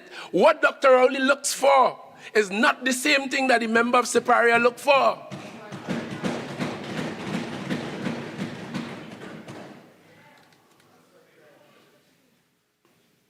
There were some decent ones among them, one Carl Alfonso and one John Sandy. I always wondered what they were doing there. But there's another story. Altogether about 8 of them. It is one of them, a Minister of National Security in whom Siparia had confidence, told this country that the member for Siparia enjoyed 4-day weekends. Now, Madam Speaker, when you accuse me of incompetence, again, you can't accuse me. I rise and stand in order. It's confidence we're talking about. 48.1, please, Madam Speaker. Okay, so, Minister of National Security, particularly in the point you're going on, I uphold the objection raised by the member for point of view. The organizations in national security is our Strategic Services Agency, a very critical, legislative-backed, independent intelligence gathering unit of national security. It falls under the purview of the Minister of National Security. And I can tell you, notwithstanding the accusations of incompetence, I would never have overseen, and neither would my Prime Minister, the appointment of a 23-year-old clerk with absolutely no experience in that business, displacing experienced intelligence operators. That was a decision from the UNC. I wouldn't do that. And yet want to accuse me of incompetence? I wouldn't have it. I wouldn't have it. And by the way, if I say Reshmi Ramnarayan in this country, they wouldn't recognize it. Name changed to Sashi Rekha by deed poll. People in this country, Madam Speaker, 48-1. Why is the minister dragging somebody outside of this parliament into debate? No. So, again, up to this point, I understood where you're going. All right, you've made a particular point, which is relevant. I find where you're going. I uphold the objection raised by the whip. Please come back on track. And Madam Speaker, crime is not only about red blood, street crime, and murders. Crime is also about white-collar crime. And today, as I grapple with crime as Minister of National Security Council, responsible, as I've said 1,000,000 times, for public safety and security in Trinidad and Tobago, guided by this strategic plan, and as well the mandate given to by the people to this government, which we shape into policy positions, which we feed into the organizations under our purview, including the police service. I have to live in this country today to see a former commissioner of police in front of the court using what the Constitution allows, challenging the very constitutionality of a law to protect this country from white-collar crime. That is one of the challenges we face. Because some of them use the law, they use the office they hold, they use all manners of ways to get information, to carry on and constantly wage war against the state.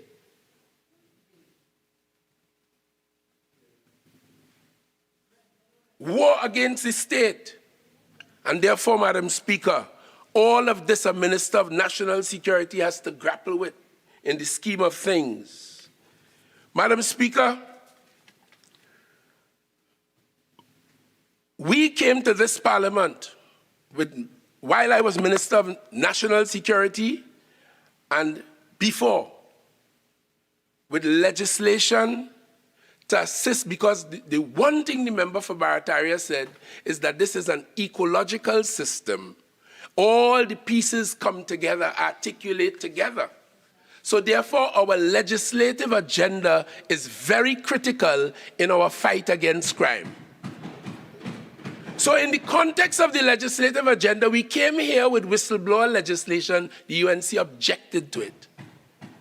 We came here with anti-gang legislation to rein in the criminal gangs and to allow the police more time to conduct their gang investigations and to get inside of their finances and all of that. I already told you that some of their friends are challenging the very constitutionality of the financial laws to deal with white-collar crime.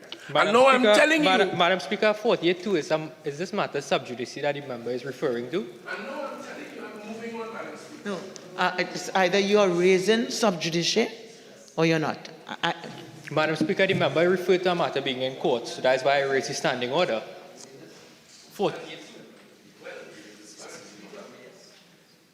Madam Speaker, I am moving on. We also came here with anti-gang law to strengthen our fight, the police's fight against the gangs, the UNC refused it. It reverted back to the 1994 laws for bail in this country, not assisted by the fact that the courts are now granting bail to people who commit the capital offense of murder.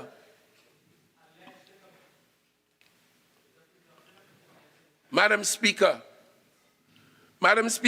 last night I received a call from a citizen, quite late, who offered his wisdom in terms of advice to me as to what we have to do to deal with crime in this country. And I have a listening ear to all, because wisdom comes in the simplest places, sometimes in the nick of time. But he told us, Madam Speaker, he told me last night that, and I verily believe it to be true based on intelligence information available to me, a lot of the killing that we are seeing is revenge killing.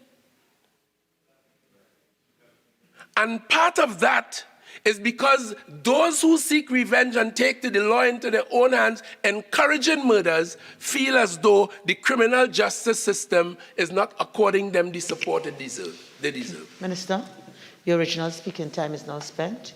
You have 15 minutes extra to wind up your presentation. You may proceed. So we in national security have focused heavily on illegal guns and their retrieval, taking them out. We had a crime symposium here, treating crime as a public health issue recently, and every single leader of the Caribbean made the point that they are going through the same situation for the same reasons in their respective countries. Only yesterday I received a report from the Small Arms Survey, working along with CARICOM Impacts and the Mines Advisory Group, where they did a study of the prevalence, the use, the distribution, the importation, the abuse, because it's not only illegal guns, you can abuse a legal one too.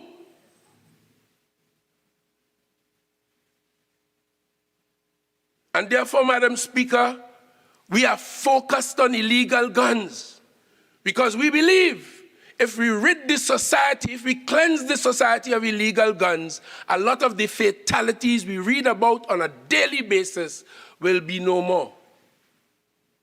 Gangs and drugs, a lot of the fighting from information available to me is over turf, drugs, business deals gone bad. But the police have a duty, gang or no gang, turf wars, business deals gone sour for drugs.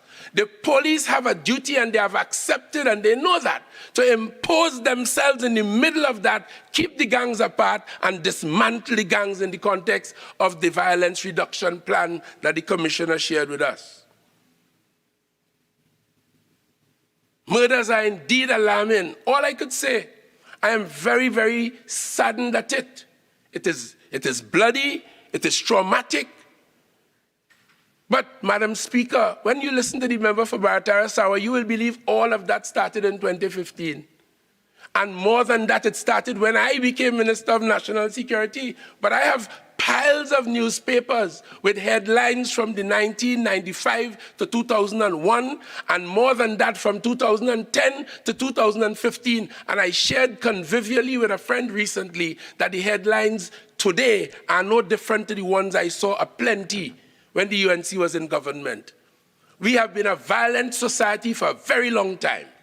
But now with automatic weapons, which the crime symposium yielded a decision on the part of the leaders to ban the presence of assault weapons in the whole region. And then you hear some foolish people talking about the ban already. Time wouldn't permit. All I could say is that it is foolish.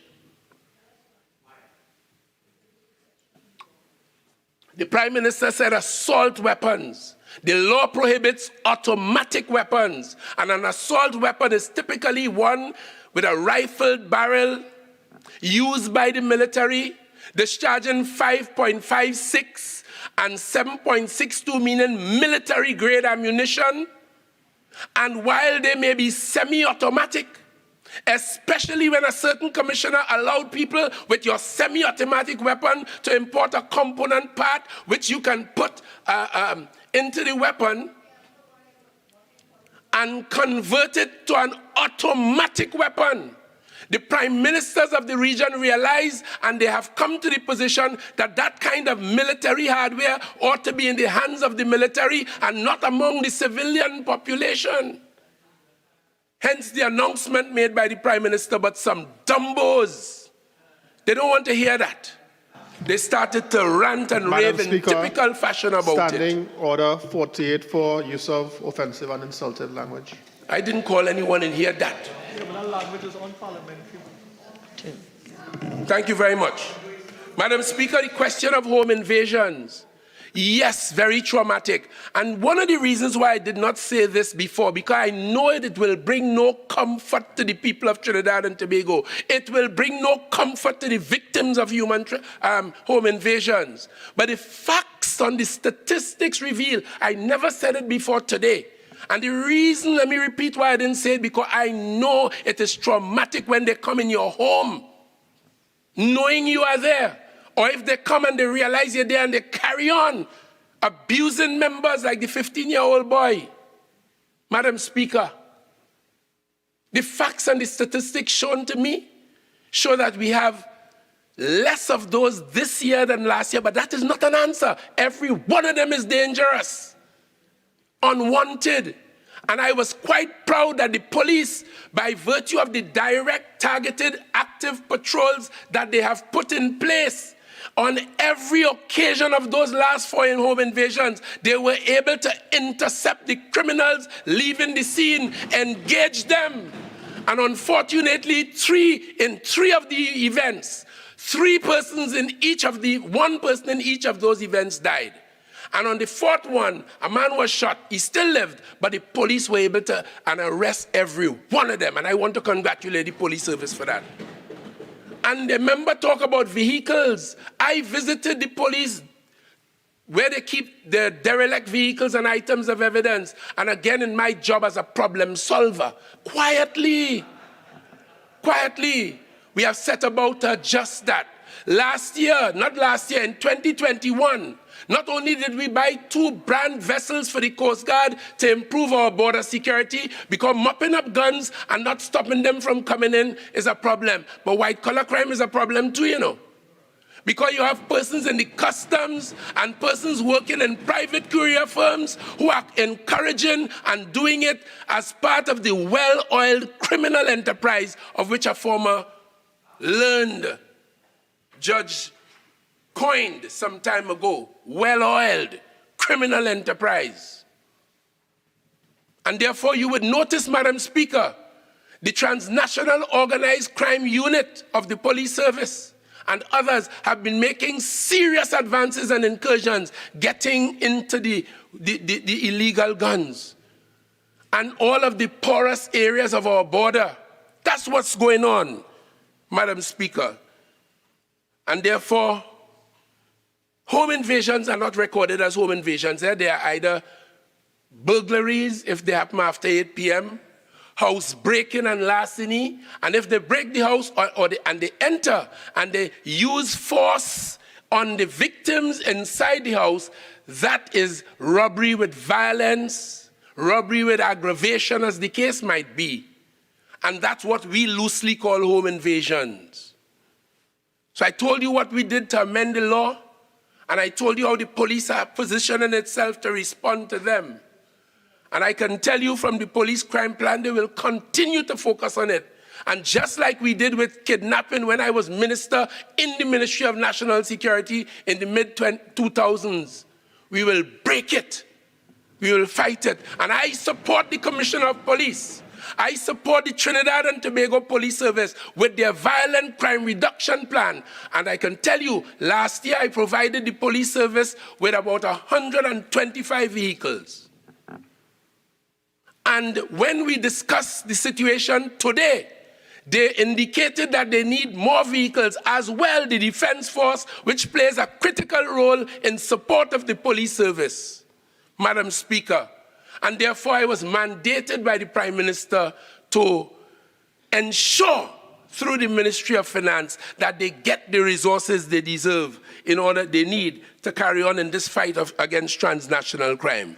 So, Madam Speaker, those who I work with in national security, those who work with me, will know what we do. As I said to this Parliament before, 85% of what we do cannot be spoken of if you are serious about this business. But I give you the assurance as I close. I have confidence in the police service. I know they have it within themselves. This is why, out of sight, every single day I approve applications or requests for training to build muscle in the police service in all areas of policing. I told this Parliament early today, even in terms of responding to bombs and bomb threats, I, as minister, oversaw the training of 6 more officers of the police special branch recently on their request and recognizing the need. You're the member for Siparia, 55 schools. She did nothing about that when she was there. Nothing. So, Madam Speaker, I rise on time has run on. Time has run.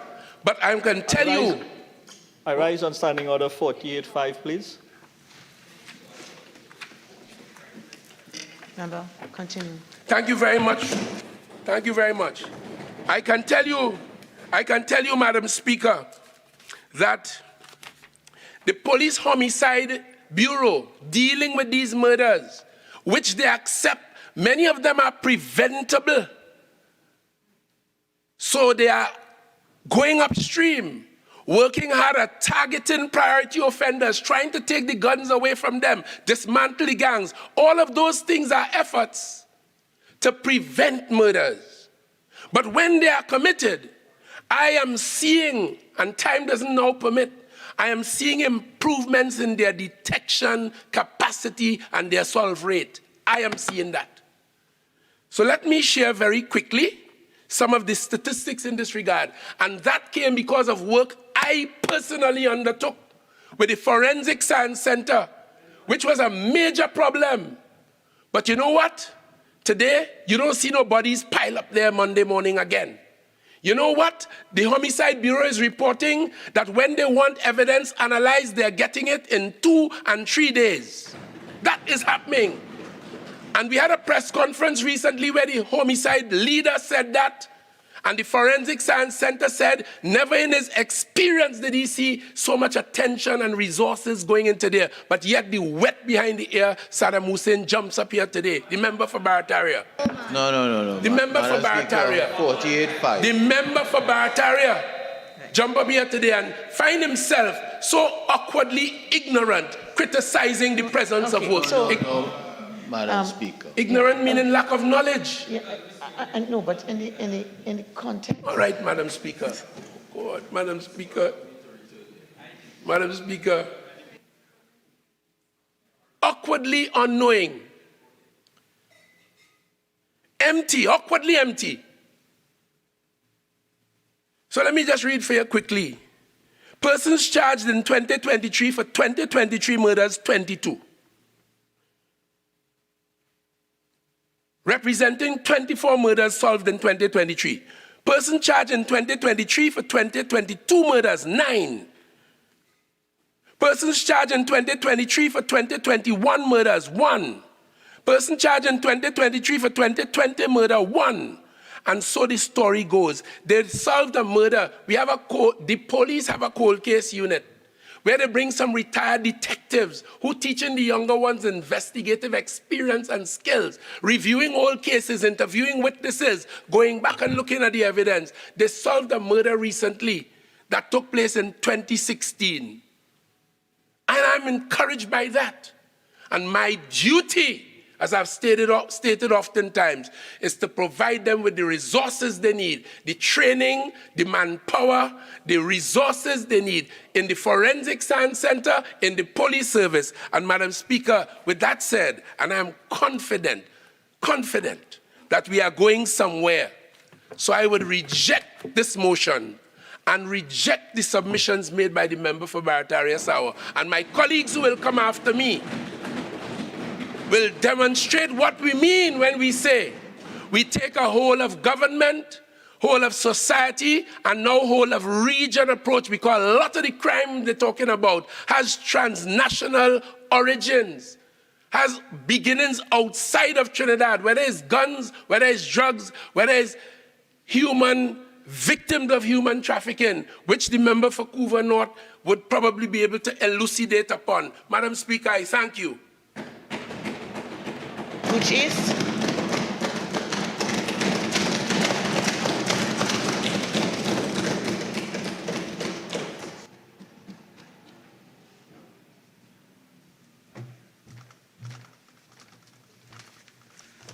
Madam Speaker, thank you very much for the opportunity to join this debate.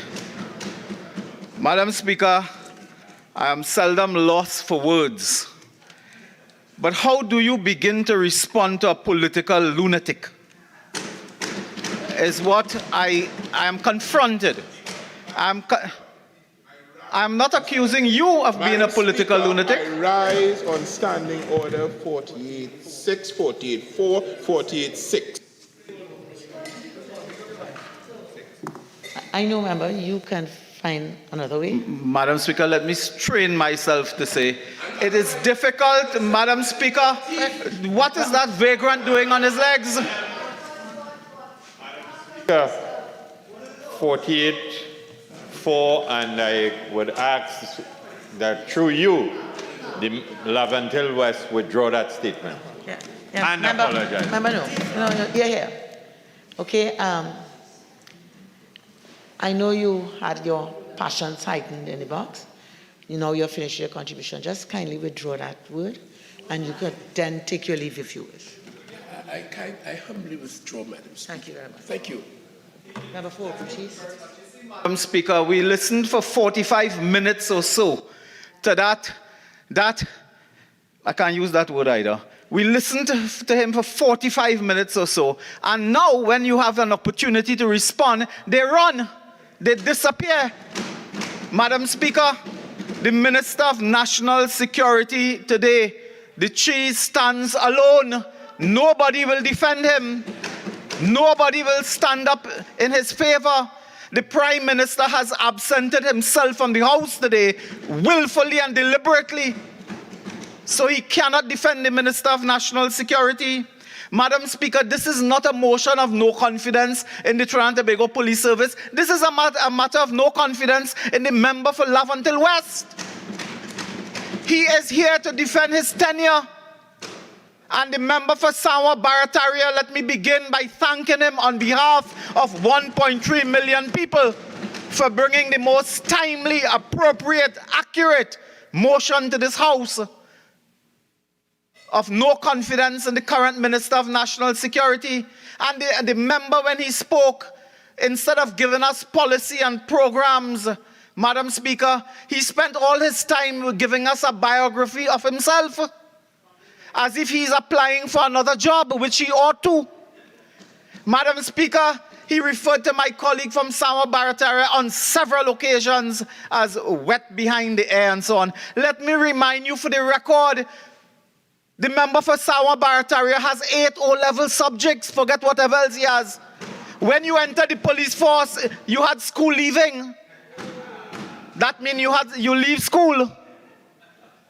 So we're not talking about university and masters and PhD now. We're talking about school leaving.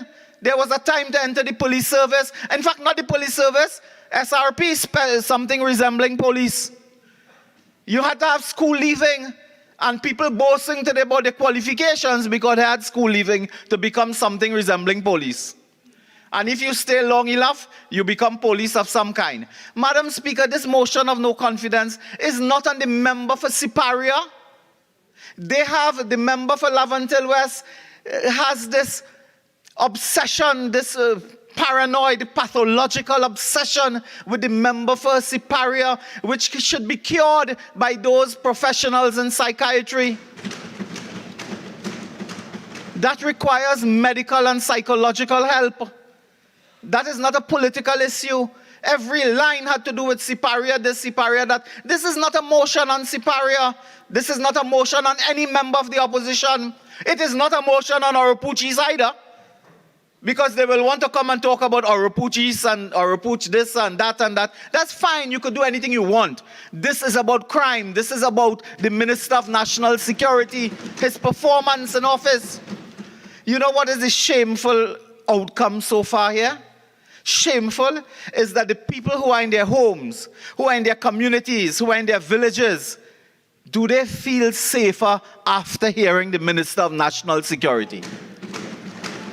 Do you feel safer? If you had in your mind to leave this country, did you change your mind after hearing Lavantil West? You will fly to Port of Spain Monday morning to look for a visa, go online tonight to get a ticket so you and your family could leave. And you see, I want to begin with that point. We don't understand. Unlike other ministries, national security is almost something sacred, dealing with the security of citizens.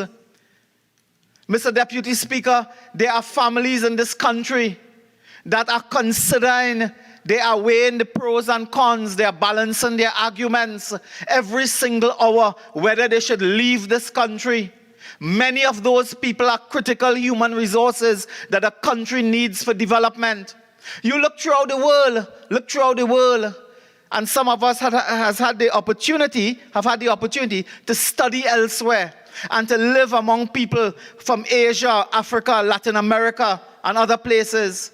And when people leave their country, it is not because they hate their country, they're unpatriotic, they don't like this country, they love their country.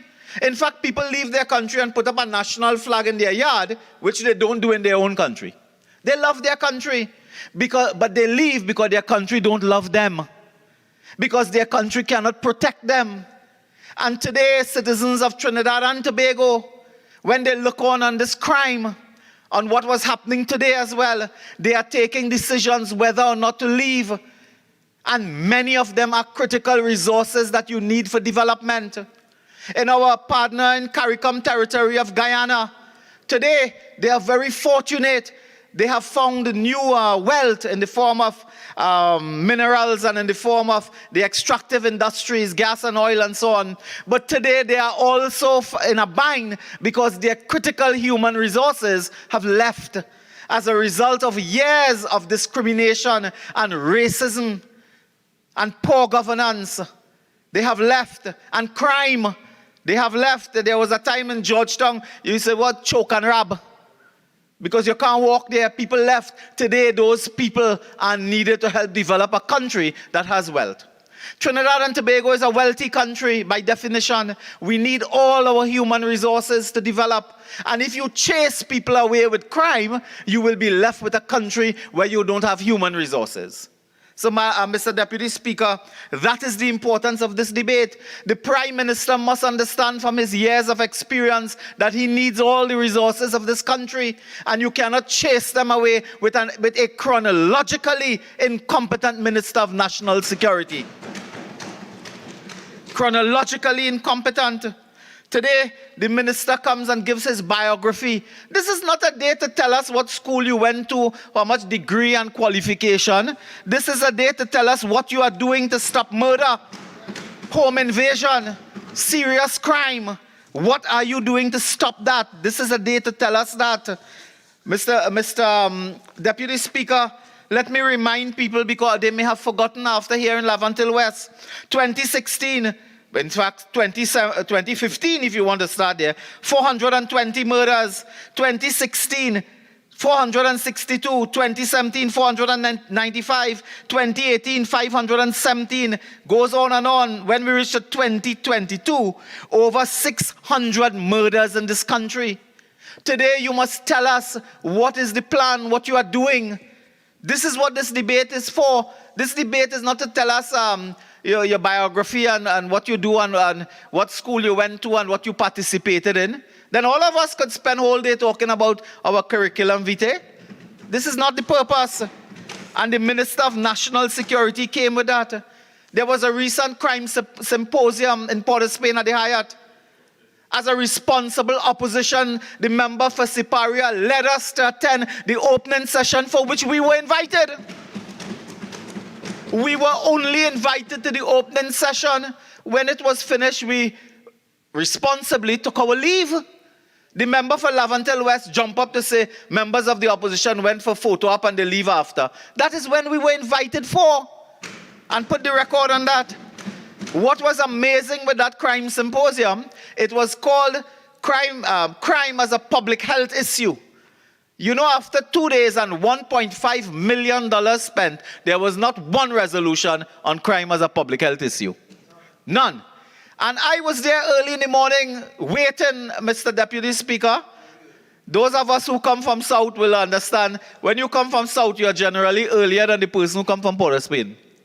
Because we take extra effort to come up. And I was waiting outside the Hyatt. You know what struck me? All the ministers, prime minister and so on reach there. They have 20 bodyguard, 30 bodyguard, 10 bodyguard, special branch, defense force intelligence, defense force officers. They come to discuss the security of ordinary citizens with 7 bodyguard. Bulletproof van.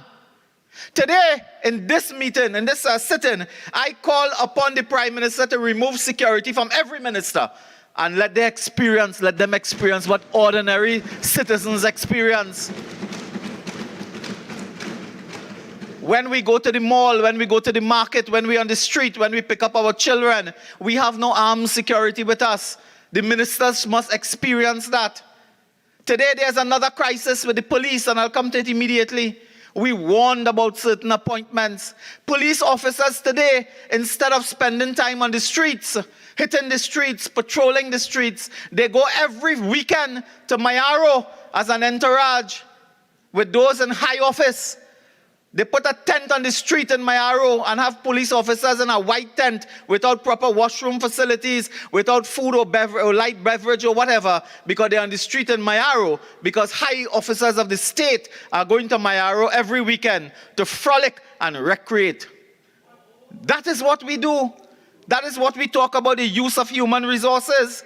Police officers in a tent in Mayaro, because they have to protect office holders, because they have to go Mayaro every weekend, so they could frolic in the sand. Mr. Deputy Speaker, the member took umbrage when we informed him that given the crisis with forensic science, DNA tests and so on that the courts are waiting for years, he goes now to commission a 40-foot container. That is what they were doing, commissioning a 40-foot container, and that is his source of achievement and pride. And hear what? He's proud of that, but that was a combination of a help from the United States, Canada, and 3 or 4 other countries to get a container. That is something when you're building a bridge or a road, you put at the side of the road for the office. You get that and put it at the side of the road for the office. That is his signal achievement. That is his achievement. Mr. Deputy Speaker, the member had 1 or 2 other statements there accusing the opposition. And I want to tell you something. If ever you wanted to know the future of this country politically, you get it today. Imagine the minister not talking about his policies, asking us about our policy. You know why? Because they are now an opposition in waiting. They are an opposition in waiting. We are the government in waiting, and they are the opposition in waiting. That's why they want to know what we're doing. The leader of the opposition made a brilliant, innovative suggestion weeks ago to create a special offense of home invasion, because we know the element offenses of home invasion, as the minister spoke about. And we believe that this is such a heinous crime that we must have a special offense with a high penalty of jail. And we have outlined that in the public domain. We have outlined that, and incidentally to indicate that those offenses too should fit under a bail act somewhere, so persons who are charged repeatedly for those offenses in the home ought not to get bail under the bail legislation. The member went on to say, Mr. Deputy Speaker, that we did not support the government when the PNM, sorry, he means the PNM of course, when they proposed crime-fighting measures. Do you know the Prime Minister parrot the same nonsense all over the country? Listen, I have in my hand here a document, and I challenge you, Mr. Deputy Speaker, the UNC opposition supported this government with the Bail Access to Bail Amendment Bill 2017. We supported the Mutual Assistance in Criminal Matters Proceeds of Crime Financial Intelligence Unit Bill 2017. We supported the Miscellaneous Provisions Supreme Court of Judicature and Children Bill 2018, made extensive amendments. We supported the Payments into Court Bill 2018, the Administration of Justice Indictable Proceedings Amendment Bill number 2, 2019. We support that, the Firearms Amendment Bill 2019. Opposition support was not needed, but we supported it. Hear this one. We support the Civil Asset Recovery and Management and Unexplained Wealth Bill 2019.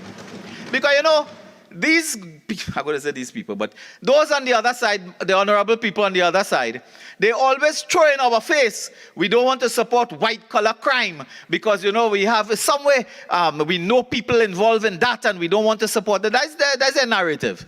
And let's confront that narrative one time.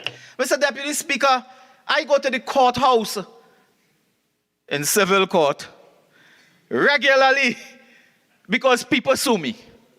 And do you know when people sue me is because I speak out on white-collar crime? This government used a state enterprise called CPEP to sue me because I spoke out on white-collar crime. A financier of the PNM and friend of the Prime Minister has me in court now because I raised the issue of white-collar crime. The documentation is in the court, and when that court matter is done, I'll bring the documentation in the Parliament. I'll bring it. Because when you read that involving the HDC, well, you'll fall off your seat when you see that one. Imagine, I can't say too much about it. The matter is at court, and I don't want to. But that will bowl you over when you get the documents that we have been able to get through freedom of information, a legislation passed by the UNC as well. So don't come today with this kind of rubber talk about civil this and white-collar crime and we afraid this. We afraid nothing. They have the government do a civil case. We call it a PNM case. Put my name on a case. That's a PNM case. That's not a police case. A PNM. And one day the PNM will deal with that too. But they want to frighten everybody on this side that we have this. And I'll tell you something. We are not cocoa farmers. We have no cocoa in the sun.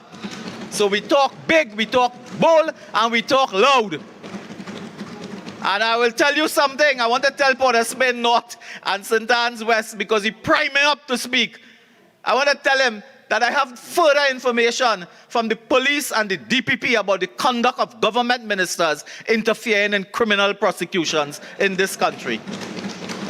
And Port of Spain North and others, we're not targeting Port of Spain North, of course, will want to hear and will want to read the records where there are serious concerns raised about government members seeking to interfere in criminal proceedings and investigations. The DPP made a comment to that effect recently. Let me continue. Special majority bills. This is the one I wanted you to hear, Mr. Deputy Speaker. The UNC opposition supported the Tax Information Exchange Agreement, United States of America Act 2016 factor. This required a special majority. The UNC supported the Anti-Gang Act 2018. Special majority. We supported the Insurance Act 2016, the Anti-Terrorism Amendment Act 2018, the Licensing Committee Validation Act 2018, the Bail Amendment Act 2019. What did we not support? We don't support the member for Lavantil West. That's what we don't support. And we have good reason not to support him, Mr. Deputy Speaker. The member boasting about his great work and, you know, he brought personality into it. And I keep saying when you do a motion of no confidence, try as you may, it's hard, I know. But it is not about the person. It is about their tenure, their performance, governance, principles. It's not about the person. We have listen, the member for Lavantil West has been around a long time in the precincts of the Parliament. He's a veteran politician and some would say a tenacious politician as well. Over the years, I have never found him to be a coward politician. In fact, he has shown courage over the years. The only thing he runs from is water. That's the only thing I ever see him running from, water. So he's not a stranger to the cut and thrust of politics. This is not about him. It's about his performance in office. This is what it is about. But he boasted about him, his personality, and his honesty and integrity. Mr. Deputy Speaker, I have in my hand here civil claim form 2010-02895 between Marlon McPherson and Fitzgerald Hines, defendant. An order of Madam Justice Jones. This is a court order I can read. This is in the public domain. I don't have to be fearful. The defendant, Fitzgerald Hines, it is ordered that the defendant to purchase the said portion of the claimant land encroached on by him in accordance with the survey plan of Brian Moses. He encroached on land and had to pay and must pay the price of $84,393. Well, some would say... No, I didn't hear carefully what that was. Hold on. What did she say? Members, please. Right? Again, and remember you take total ownership for what you're stating. Yes or no? No, I'm just asking. Ownership, I have in my hand here an order of the court. Encroached on land and has to pay $84,393. If he had to pay $1 more, then I'm wrong. I'm wrong. But this speaks to some issue of land grabbing of some kind. And Mr. Deputy Speaker, within recent times, I have seen a document, it is on the opposition bench, somebody could bring it for me when I'm talking, I'm sure, where the Integrity Commission had reason to register against the member for Laventille West because he failed to pay a fee at the Integrity Commission. Recently, and they can bring it for me, I can read from it directly. But there was a fee you had to pay to the Integrity Commission for late filing. They put names in the newspaper and so on. And the member apparently refused to, and they published and registered against him, a debt against him. That alone should have called him in a proper Westminster Parliament to resign from office. Mr. Deputy Speaker, I want to come to another matter falling under the purview of this minister. And I deal with it under this minister and this minister alone because the minister's performance is up for inspection today, thanks to Samuel Barataria. It is not the member for Port of Spain North. It is not the member for San Fernando West. It is not any member from Aruca Maloney. It is the member for Laventille West. And Mr. Deputy Speaker, a judgment came out quite recently. I have the judgment in my hands. The judgment is 2022-04567. And just for the record, the Integrity Commission in August 2022, a judgment registered on the 9th of January 2023 against the member for Laventille West for monies. And talking today about this character and this integrity. Respond to that. We had another member earlier in the week, I think he had to make an about turn when pressed from this side of the house about declaring a second long-distance removed cousin in a recusal. Mr. Deputy Speaker, Civil Appeal 2022-04567, delivered by Mr. Justice Devendra Rampasad, dated April 25th, 2023. Fresh, Mr. Deputy Speaker, hot off the press, we have it here. And Mr. Deputy Speaker, this deals in a nutshell with the claimant, Mr. Brent Thomas, is now being called the Brent Thomas ruling, in which a firearm dealer was arrested and was taken from one jurisdiction to another by the police and so on, went to court and so on to challenge search warrants, went to court to challenge the arrest. Mr. Deputy Speaker, it is shocking what this judgment tells us. It is shocking. Mr. Justice Rampasad made certain observations about the conduct of the police in this matter, indicating that the police participated in a process of the illegal abduction of a citizen of Trinidad and Tobago in violation of his constitutional rights. Went to Barbados, the police, and abducted him illegally, brought him back to Trinidad and Tobago. The search warrants, they're saying, were illegal as well. members of the Professional Standards Bureau ought to be dismissed, suspended and dismissed forthwith for breaching the rights of citizens of Trinidad and Tobago as the judgment outlined. But Mr. Deputy Speaker, it is not the police I'm really dealing with here today, because the police, as you know, is under the command of a commissioner of police, and the commissioner of police has authority in that.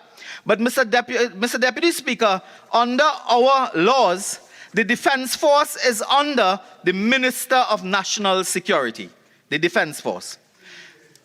Clearly, the legislation speaks to that and is very clear. I don't think anybody will trouble us to rebut that.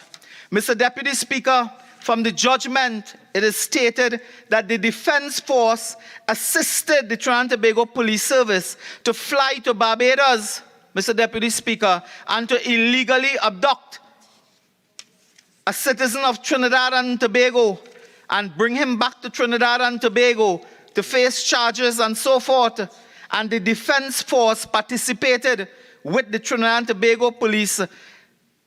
It is stated here, it's a multi-operational police section, MOPS as we know, and the Defense Force were involved in an operation to fly to Barbados and secure illegally to detain and abduct the citizen of Trinidad and Tobago. Today I call upon the Minister of National Security to indicate, did you approve of the participation of the Defense Force in the illegal abduction of Brent Thomas? Did you approve? Because no Defense Force aircraft can leave this country without the knowledge and or authority and permission of a Minister of National Security. You cannot land on foreign jurisdiction, on foreign soil, without some type of diplomatic exchange, to ensure that the Defense Force has authority to go in that country and participate in what is effectively a police operation.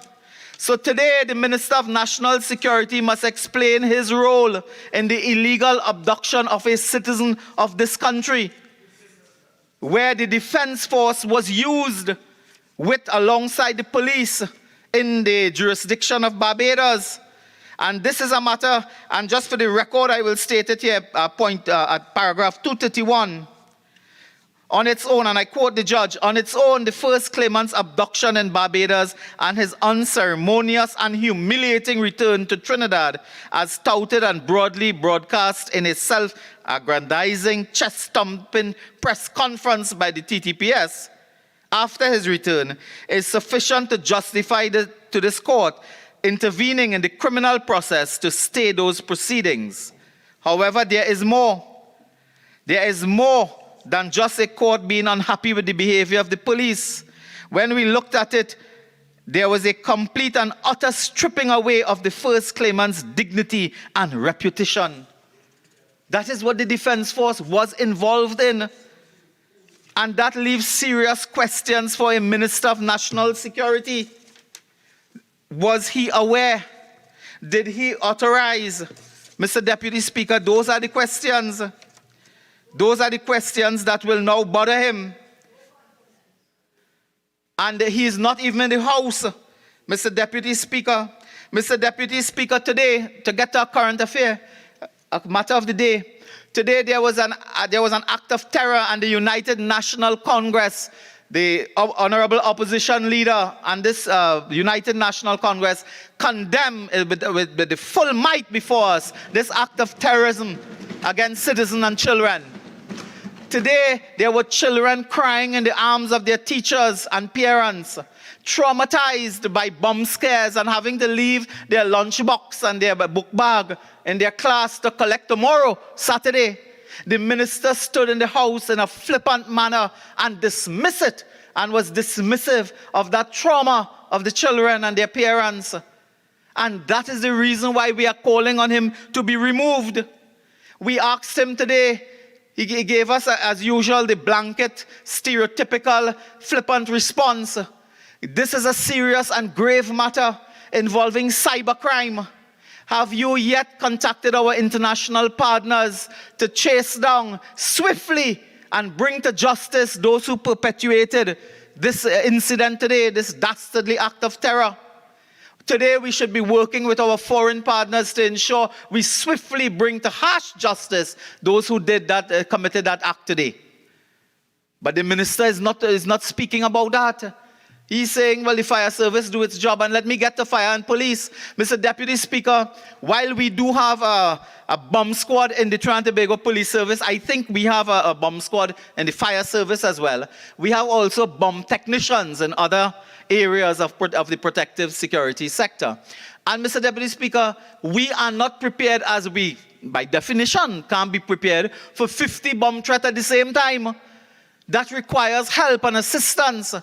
And you know what went through my mind today? Just Wednesday last in the question period, the Prime Minister in questioning, he said he tried to dismiss the suggestion, the recommendation, the policy recommendation of the member for Siparia to divide national security into two arms, Homeland Security and Defense. He tried to dismiss that. And you know what he said in dismissing? He said, we are Trinidad and Tobago, we're not like America. We don't have so much enemies around. 48 hours later, 50 bomb threat. It is as if he's blind.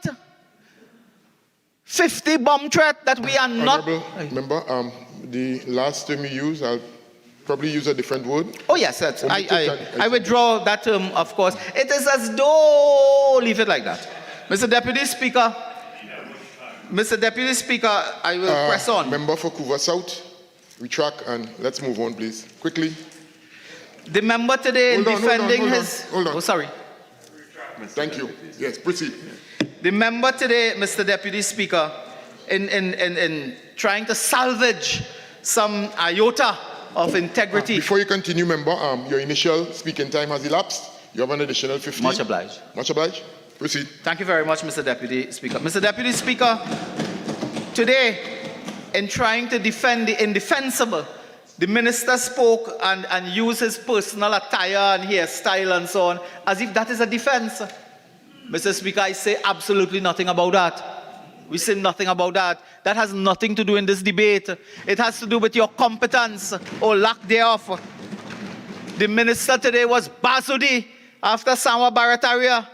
He called the former minister Edmund Dillon Mervyn Dillon. Mervyn Dillon is a national cricketer, a West Indies player. So I'm shocked he didn't bring in Rafiq Jumadeen. Shocked he didn't call Brian Lara name as well. But he was Basudi after hearing that contribution by the member for Samuel Barataria. Then come to bring excuse, these are revenge killing. Whether it is revenge killing or not, it is killing. So we cannot operate a society. Mr. Deputy Speaker, there was a triple murder in Penal a few days ago, and you saw vivid pictures and video of 3 men stripped, lying on the ground in a pool of blood. Their heads, I believe, in a pool of blood. Whatever the circumstances, that is 3 citizens, 3 men lying in blood, and it is murder. These things you see in war-torn countries. When you're in a state of war, you see the militia and armed gangs moving around and executing people. In some countries, if you run away from the army and so on, they do that. This is Trinidad and Tobago. This is why we are saying that under this government, this country is unpatrolled, this country is unpoliced. When we were in office, we introduced the community policing patrols. They worked in suburban areas and so on to take the weight off the TTPS so the TTPS could move more into hot spots and so on. They dismanned that. They say people making too much money is costing too much. Could you put a cost on people's lives? You cannot say this costing too much money and murders go up and you have execution-style murder taking place in this country. I don't know where some of my friends opposite live. They live in the sky. This is a country today, if your dog bark 3 times, if the dog bark 3 times, you fly out your bed. Huh? If a pin drop in the night, you jump up. This is Trinidad and Tobago. The country is unpatrolled and unpoliced under this inept and incompetent Minister of National Security. And there's no more to be said about that than he ought to go. I believe now we have reached a stage where the Prime Minister's pride is stopping him from removing this minister.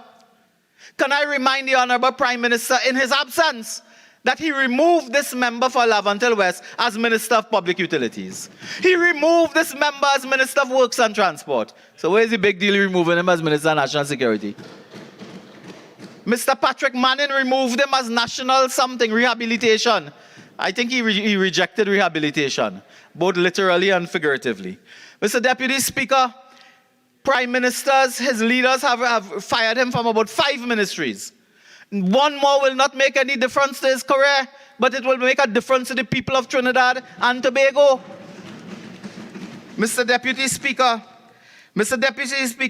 this minister today has this remarkable achievement he instills hopelessness. There are people who are in public life and they instill hope. They instill hope when they speak. There are leaders who do that, ministers as well. He instills hopelessness. From the time you see him, you get frightened because you know nothing will change. He will bring no policy suggestions and so on. That is why today he stands alone and could not have another member stand and defend him.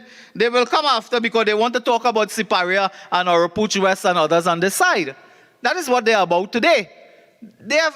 Listen, their game plan is easy. Easy to understand. Their game plan is forget Lavantil West today. Focus on Siparia, Arapuch East. Focus on Couva North. Focus on Arapuch West. Focus on Karen East. That is their game plan. As if that will change anything Monday morning. Crime continues. And the members opposite should speak to their Prime Minister. Don't speak in public. I mean, it might be against the party and so on to speak in public. Have a private word with your Prime Minister and encourage him to fire Lavantil West immediately. Encourage that.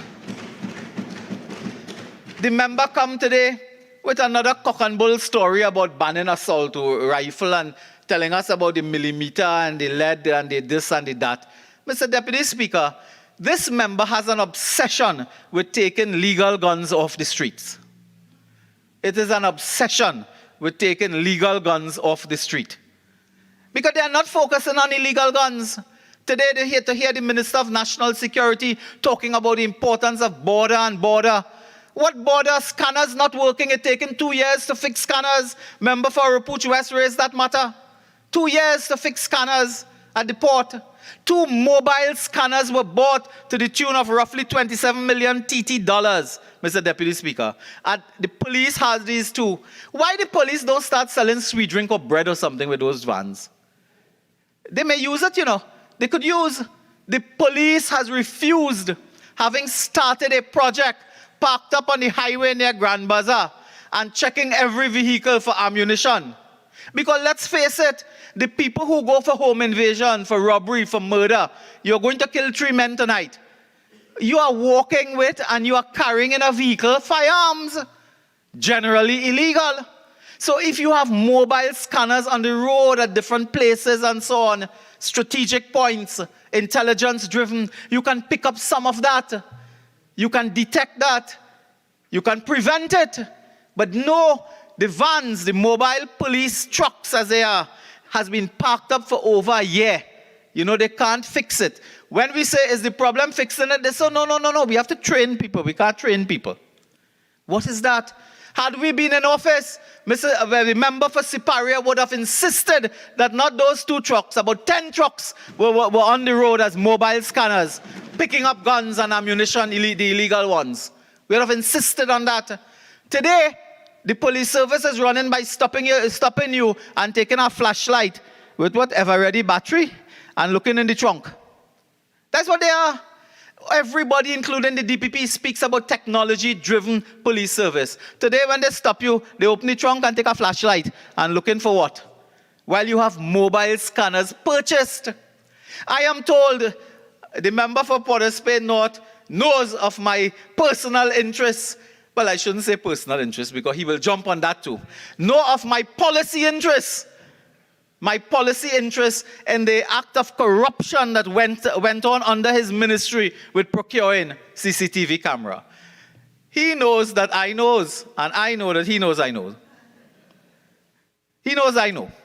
And Mr. Deputy Speaker, We are informed reliably that the technology exists in CCTV cameras to do much more than it is doing now. And someone somewhere in authority is preventing the police and law enforcement from using the full resources that are available with the CCTV cameras. Full resources. They have face recognition technology. They have license plate registration recognition technology. They may well have other technologies that I will not speak about. Mr. Deputy Speaker, you know those are not working because someone don't want it to work. Tell us under this minister how much CCTV cameras they have fixed, repaired. Tell us how much are working in Tobago. I raised this matter before. How many are working in Tobago? Which also have serious problems with crime, not only in the tourism sector and so on. Mr. Deputy Speaker, tell us what is the plan. Today, this day is to speak about policy, program. What are you doing to bring relief? Will citizens wake up tomorrow morning, look at the newspaper clippings of today, listen to us live, and feel confident that, look, let me change my mind. I want to remain here. I'll remain. Something is going to happen. And let's hear the government, Minister of National Security. Let's hear others if they're bold enough to speak in defense of him. Let's hear their plans. Today, it is not to speak about the UNC. It is not to speak about the leader of the opposition. It is not to speak about members this side. But that is their game, the blame game. You know, I find it took long for them not to put blame or something on the UNC for today's events as well. I don't know what's taking you so long. It's coming. I feel it coming. It's coming. Today, I want to put categorically on the record, we condemn in the strongest possible voice this act of terrorism. And had we been in office, the member for Siparia and her National Security Council would have met an emergency session to deal with this matter. And we would have met and taken strict action in collaboration with law enforcement to ensure that those who perpetrated this act, this dastardly act, are brought to justice swiftly and face the full brunt of the law. So we condemn that. For their trolls and whoever on social media, they have pink-head people on social media and so on, writing rubbish and foolishness, suggesting that, oh, it happened on the day that the National Security Minister facing a motion of no confidence. So we have to add this and add that. These are people who the only thing they add is their salary from the Ministry of Finance, which they receive every month to attack the UNC. And I want to tell you, I will put them on warning as well. It is the will of God and the will of the people that we are returned to office. And we will go in the record and find out how much that pink-headed person is making. And ask her to pay it back to the taxpayers. Mr. Deputy Speaker, I want to speak about one matter in closing. How much minutes I have again, you think? You conclude at 4:32. Thank you very much, Mr. Deputy Speaker. In the 5 minutes, one or two matters again. Mr. Deputy Speaker, the Minister of National Security has this other unremarkable trait. When he speaks, he says everything is happening, but you don't know what is happening. But we know crime is happening, but we don't know what else is happening to stop crime. Mr. Speaker, that is a line from Get Smart or something, or the Pink Panther series or something. That is not for reality. That is not for Parliament. That is not for politics here to tell us we don't know what is happening. We know 3 murders are happening. We know home invasion is happening. We know bomb threats are happening. 85, he said 85%, I cannot tell you. We can't speak of it. We can't speak. So he only talking about 15%. And 85, they can't tell us. But I want to tell you something. We already know the 85%. Nothing is happening. Nothing is happening. And when you speak to his colleagues, they will tell you they have no confidence in him. The member for Sama Barataria alluded to that. His own colleagues tell you they have no confidence in this minister. His only, and we are looking strongly, we are looking honestly and sincerely to find an achievement of this minister. Honestly. If there would be one, please point it out to us urgently. So we can actually, look at it and so on. Today, in closing, Mr. Deputy Speaker, the member today presented himself on one of the darkest and saddest days in the history of Trinidad and Tobago, when children became directly and indirectly a victim of crime and terror. Today was a day the member should have stood out as the Minister of National Security, leading the charge, outlining policy and program and action for the next 48 hours. In fact, strange enough, in a warped way, he had an issue today. He could have brought leadership to the crisis the country faced even today, and he didn't. He could not. He relied on inelegant language, he relied on rhetoric, he relied on personality attacks and so on, instead of bringing hope to the people of Trinidad and Tobago. Mr. Deputy Speaker, we have been there.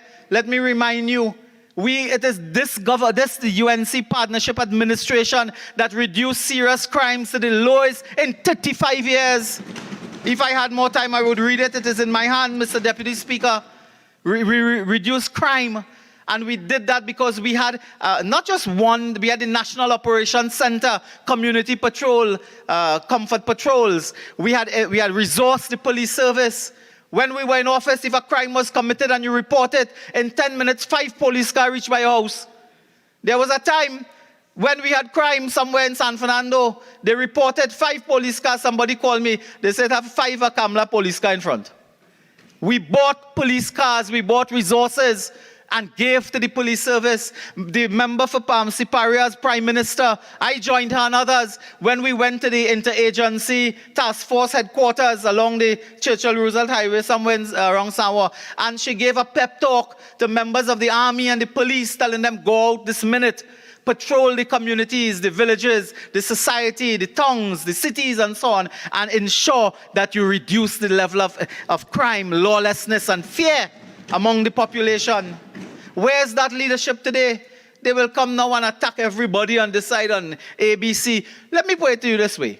You have been in office for 8 years coming up. 8 years. If you still have to go back to 2015, it means you are completely lost and hopeless.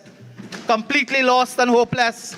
And the people don't want to hear about 2015 and 2010 and section this and Reshmi that and so on. They don't want to hear about that. You think somebody, a victim of home invasion, want to hear you talk about Reshmi this and Reshmi that and what is her new number name?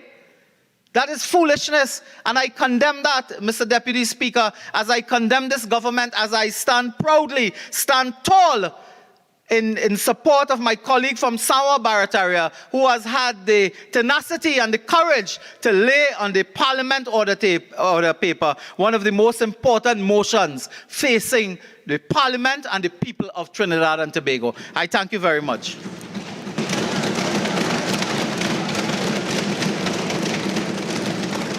I now recognize the member for Port of Spade North, St. Anne's West.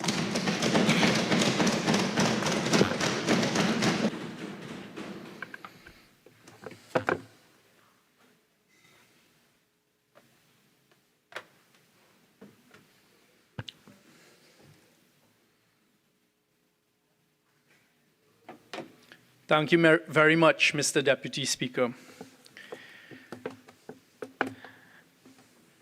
Mr. Deputy Speaker,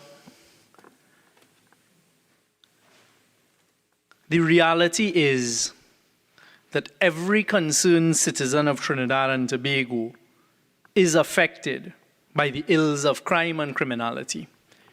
And no one in the government hides from that fact or is afraid to confront that fact. Those of us in the government, especially the elected members, all of the elected members of Parliament on this side, are very aware of the ill effects of crime and criminality on our society, on our constituents, and our country. I sit next to the Member of Parliament in this House for Laventille West, who currently holds the portfolio of Minister of National Security. And I give the assurance that that member falls squarely into the category of government members that I've just described. The Minister of National Security, the Honourable Member for Laventille West, is very much concerned about the state of crime and criminality in Trinidad and Tobago. In the many sleepless nights that I am certain he has as he puts forward his best efforts and gives all and to the best of his ability in doing what he must to provide leadership in the fight against crime. I start off by putting that squarely on the record. Mr. Deputy Speaker, no sensible, civic-minded citizen, including, of course, I hope, all of the elected members of Parliament of this House, should be satisfied with the disregard for laws that are currently being reflected. And when I say currently, I don't mean only at this moment, within the last 5 years, within the last 10 years, I will hazard to say within the last 2 decades. No civic-minded citizen would be satisfied with the disregard for our laws of Trinidad and Tobago that we're seeing from the criminals and the criminal element in Trinidad and Tobago.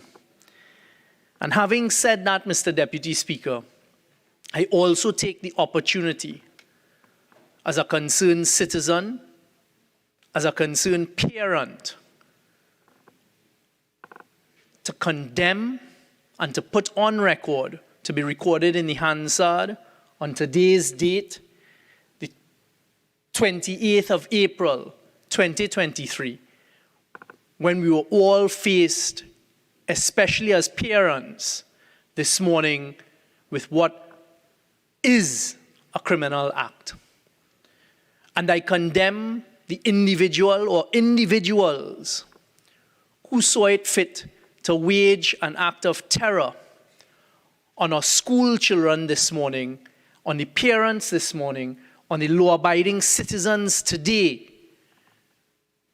as they had this baseless, senseless, heartless act of sending messages to various schools throughout Trinidad and Tobago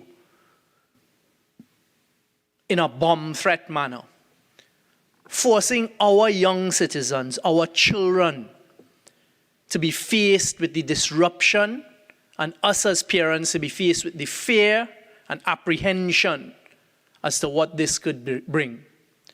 And that is the position of the government of Trinidad and Tobago. We condemn wholeheartedly and with every ounce of ourselves this cowardly attack that took place on our nation's schools, our teachers, our children and parents today. So to listen to all the rantings and the ravings and the screamings as we just have, let that message not be lost. Mr. Deputy Speaker, as I was considering how to contribute productively to this debate here today, as opposed to what we've just witnessed, not surprisingly, which was a very personalized attack on everybody under the sun, in a most scandalous manner, I want to record that that type of behavior and contribution takes the country of Trinidad and Tobago nowhere but backwards. That type of contribution, when you stand up and all you hear for 45 minutes is a personalized attack on the member opposite, in this case, the Honourable Member of Parliament for Laventille West, and you try to predict what the sensible contributions on this side would be and to countermand it in the manner that we've just heard, is also something that I condemn. Because you see, what we are called upon to do as parliamentarians, and in particular as elected members of parliamentarians, and through you, Mr. Deputy Speaker, the population understands what I'm speaking about. And I take the opportunity to just remind that we were elected by the people of Trinidad and Tobago to represent them.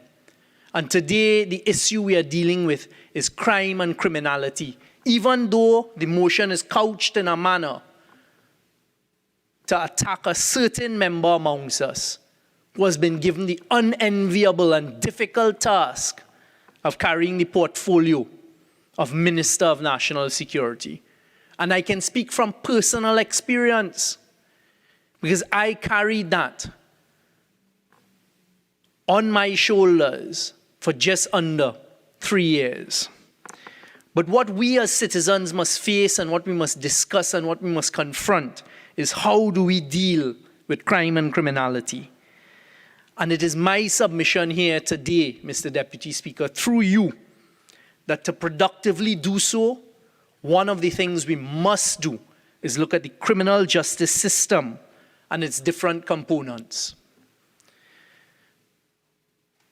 You heard in passing reference, in the typical derogatory manner, again expected, about a recent event and a historic event that took place under the leadership of the Prime Minister, the current Prime Minister of Trinidad and Tobago, where a CARICOM symposium was had right here in Port of Spain. A symposium under the banner of CARICOM at the invitation of the Prime Minister of Trinidad and Tobago on violent crime as a public health issue. And I take great umbrage in one of the submissions that was made by the previous speaker, the member for Oropuch East, where again, unfortunately, and I look forward to the day when this would not happen, there was a naked attempt to mislead the population through the parliament, where the member for Oropuch East said that absolutely no statement or declaration was made linking public health to crime coming out of the two-day symposium. And you see, that is, I draw it to the public's attention, put the spotlight on it. That is the typical playbook of trying to rewrite facts, to rewrite truth, and to rewrite history by those on the opposite side. So for the population's sake, and to ensure that this August House is not misled, and that the Hansard reflects what is true and accurate, through you, Mr. Deputy Speaker, I use a little bit of my time, unfortunately, in having to correct that and referring the population to the declaration by the heads of CARICOM who participated earlier in April, only a few weeks ago, in this symposium. And the declaration that came out of that, which was a strongly worded declaration. I was fortunate enough, along with the member for Aruka Maloney, the Attorney General, the Minister of Foreign and CARICOM Affairs, to accompany our head, our Prime Minister, in a meeting with the other heads of the CARICOM, as they painstakingly, early in the morning of the last day, went through what is the declaration that should come out of this crime symposium. And I witnessed firsthand the pain that every single head of CARICOM who was present was personally going through as they related the difficulties in that room and publicly that they are having similar difficulties in their fight against crime and criminality in their country. But I'll come to that. I want to just correct the record. On the 18th of April, the CARICOM heads of government had a declaration and a statement that started, "We, the heads of government of the Caribbean community, CARICOM meeting in Port of Spain, Trinidad and Tobago on April 17, 18, 2023, on the occasion of the regional symposium to address crime and violence as a public health issue." And they start by saying, "Alarmed by the epidemic of crime and violence in the Caribbean, fueled by illegal guns and organized criminal gangs as a threat to our democracy and the stability of our societies." That is recognition of the seriousness of what we're facing, not only in Trinidad and Tobago, but throughout the whole CARICOM region. Cognizant of its cost to our social, economic, and health systems, determined to ensure that our people of the Caribbean can exist in an environment of peace and safety, seized of the urgent need to reverse the normalization of violence in social interaction and to restore the bonds of social solidarity, convinced that the multifaceted nature of violent crime and its pervasive effects require a robust regional response that includes a public health approach. And I need not go any further. Just up to that paragraph, it proves to the population once again how brazen and bold-faced, unfortunately for us as citizens, those on the other side are, that they will come in this parliament when there's a public record in writing of what took place as a very important symposium, a historical symposium, an attempt in full view of the population to mislead them. And population of Trinidad and Tobago, take careful note, because that is the UNC way. To attempt not only to distract by personalized attacks and personalizing everything. You heard it. That is all we witnessed for the last 45 minutes. Nothing of substance. Not surprising. But what is most upsetting about it is the consistent attempts to rewrite history and to mislead the population of Trinidad and Tobago and to paint my country in the worst possible light, which we are not. And I take personal umbrage to that here today, Mr. Deputy Speaker. To go back to the reality and the facts of what we witnessed at that crime symposium, a regional symposium, we had the heads of governments of Jamaica, of Barbados, St. Kitts and Nevis, St. Vincent and the Grenadines, St. Lucia, the Bahamas, and others. Grenada, every one of them spoke about crime and criminality in the same manner that we did. One of the things that struck me during that two-day symposium is listening to the commissioners of police from the Bahamas and from Jamaica give their presentations to the region.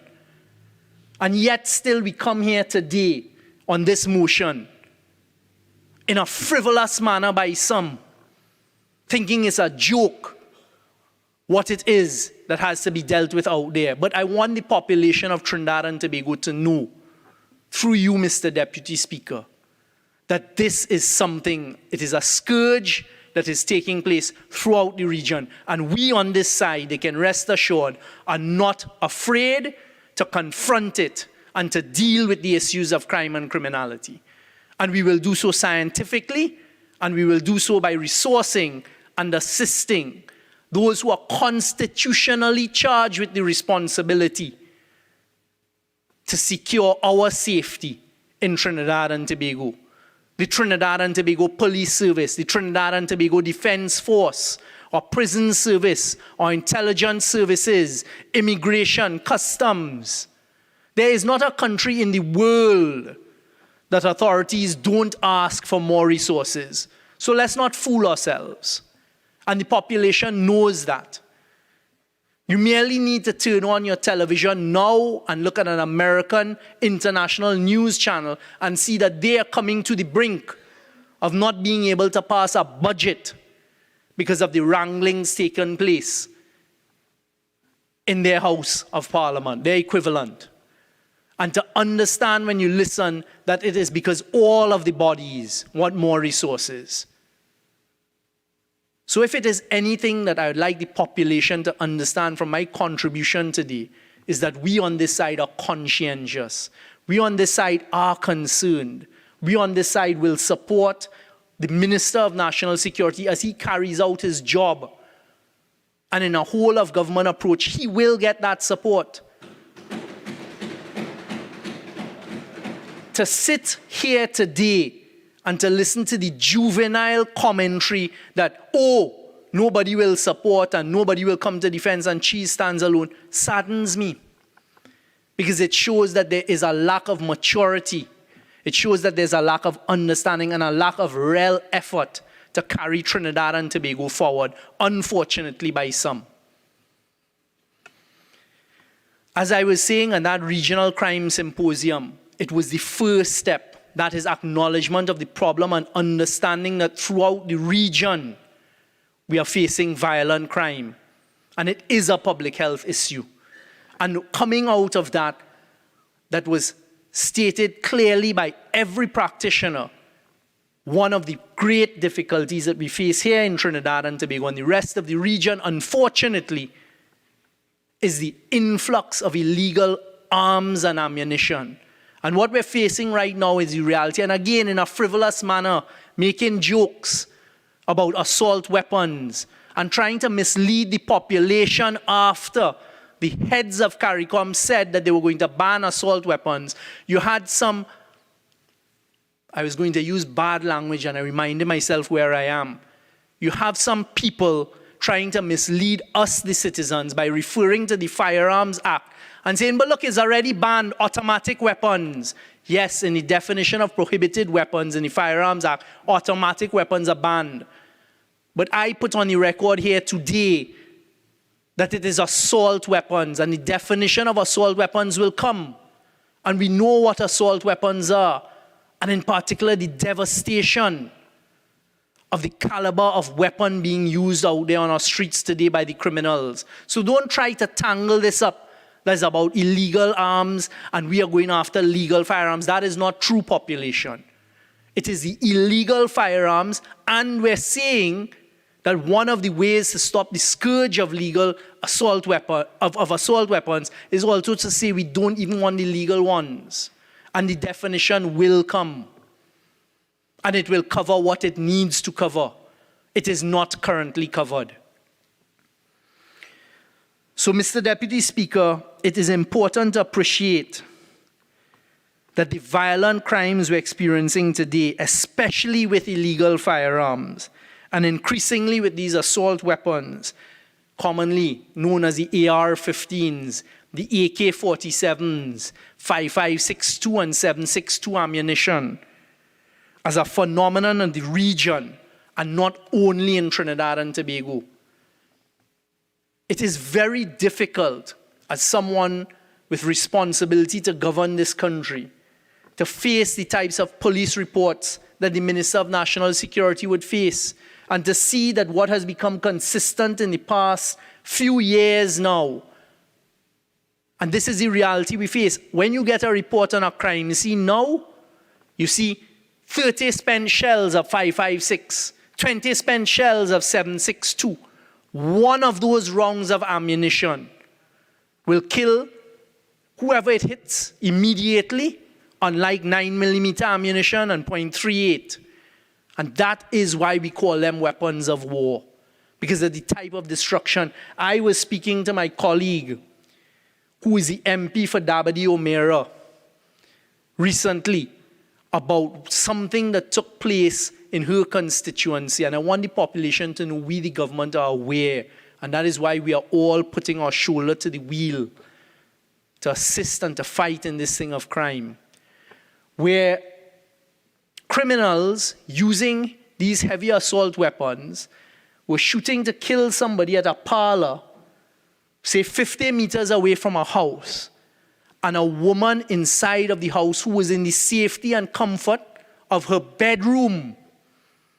A 5.56 bullet passed through the wall, passed through her steel door, and unfortunately snuffed her life as she was walking out her bedroom.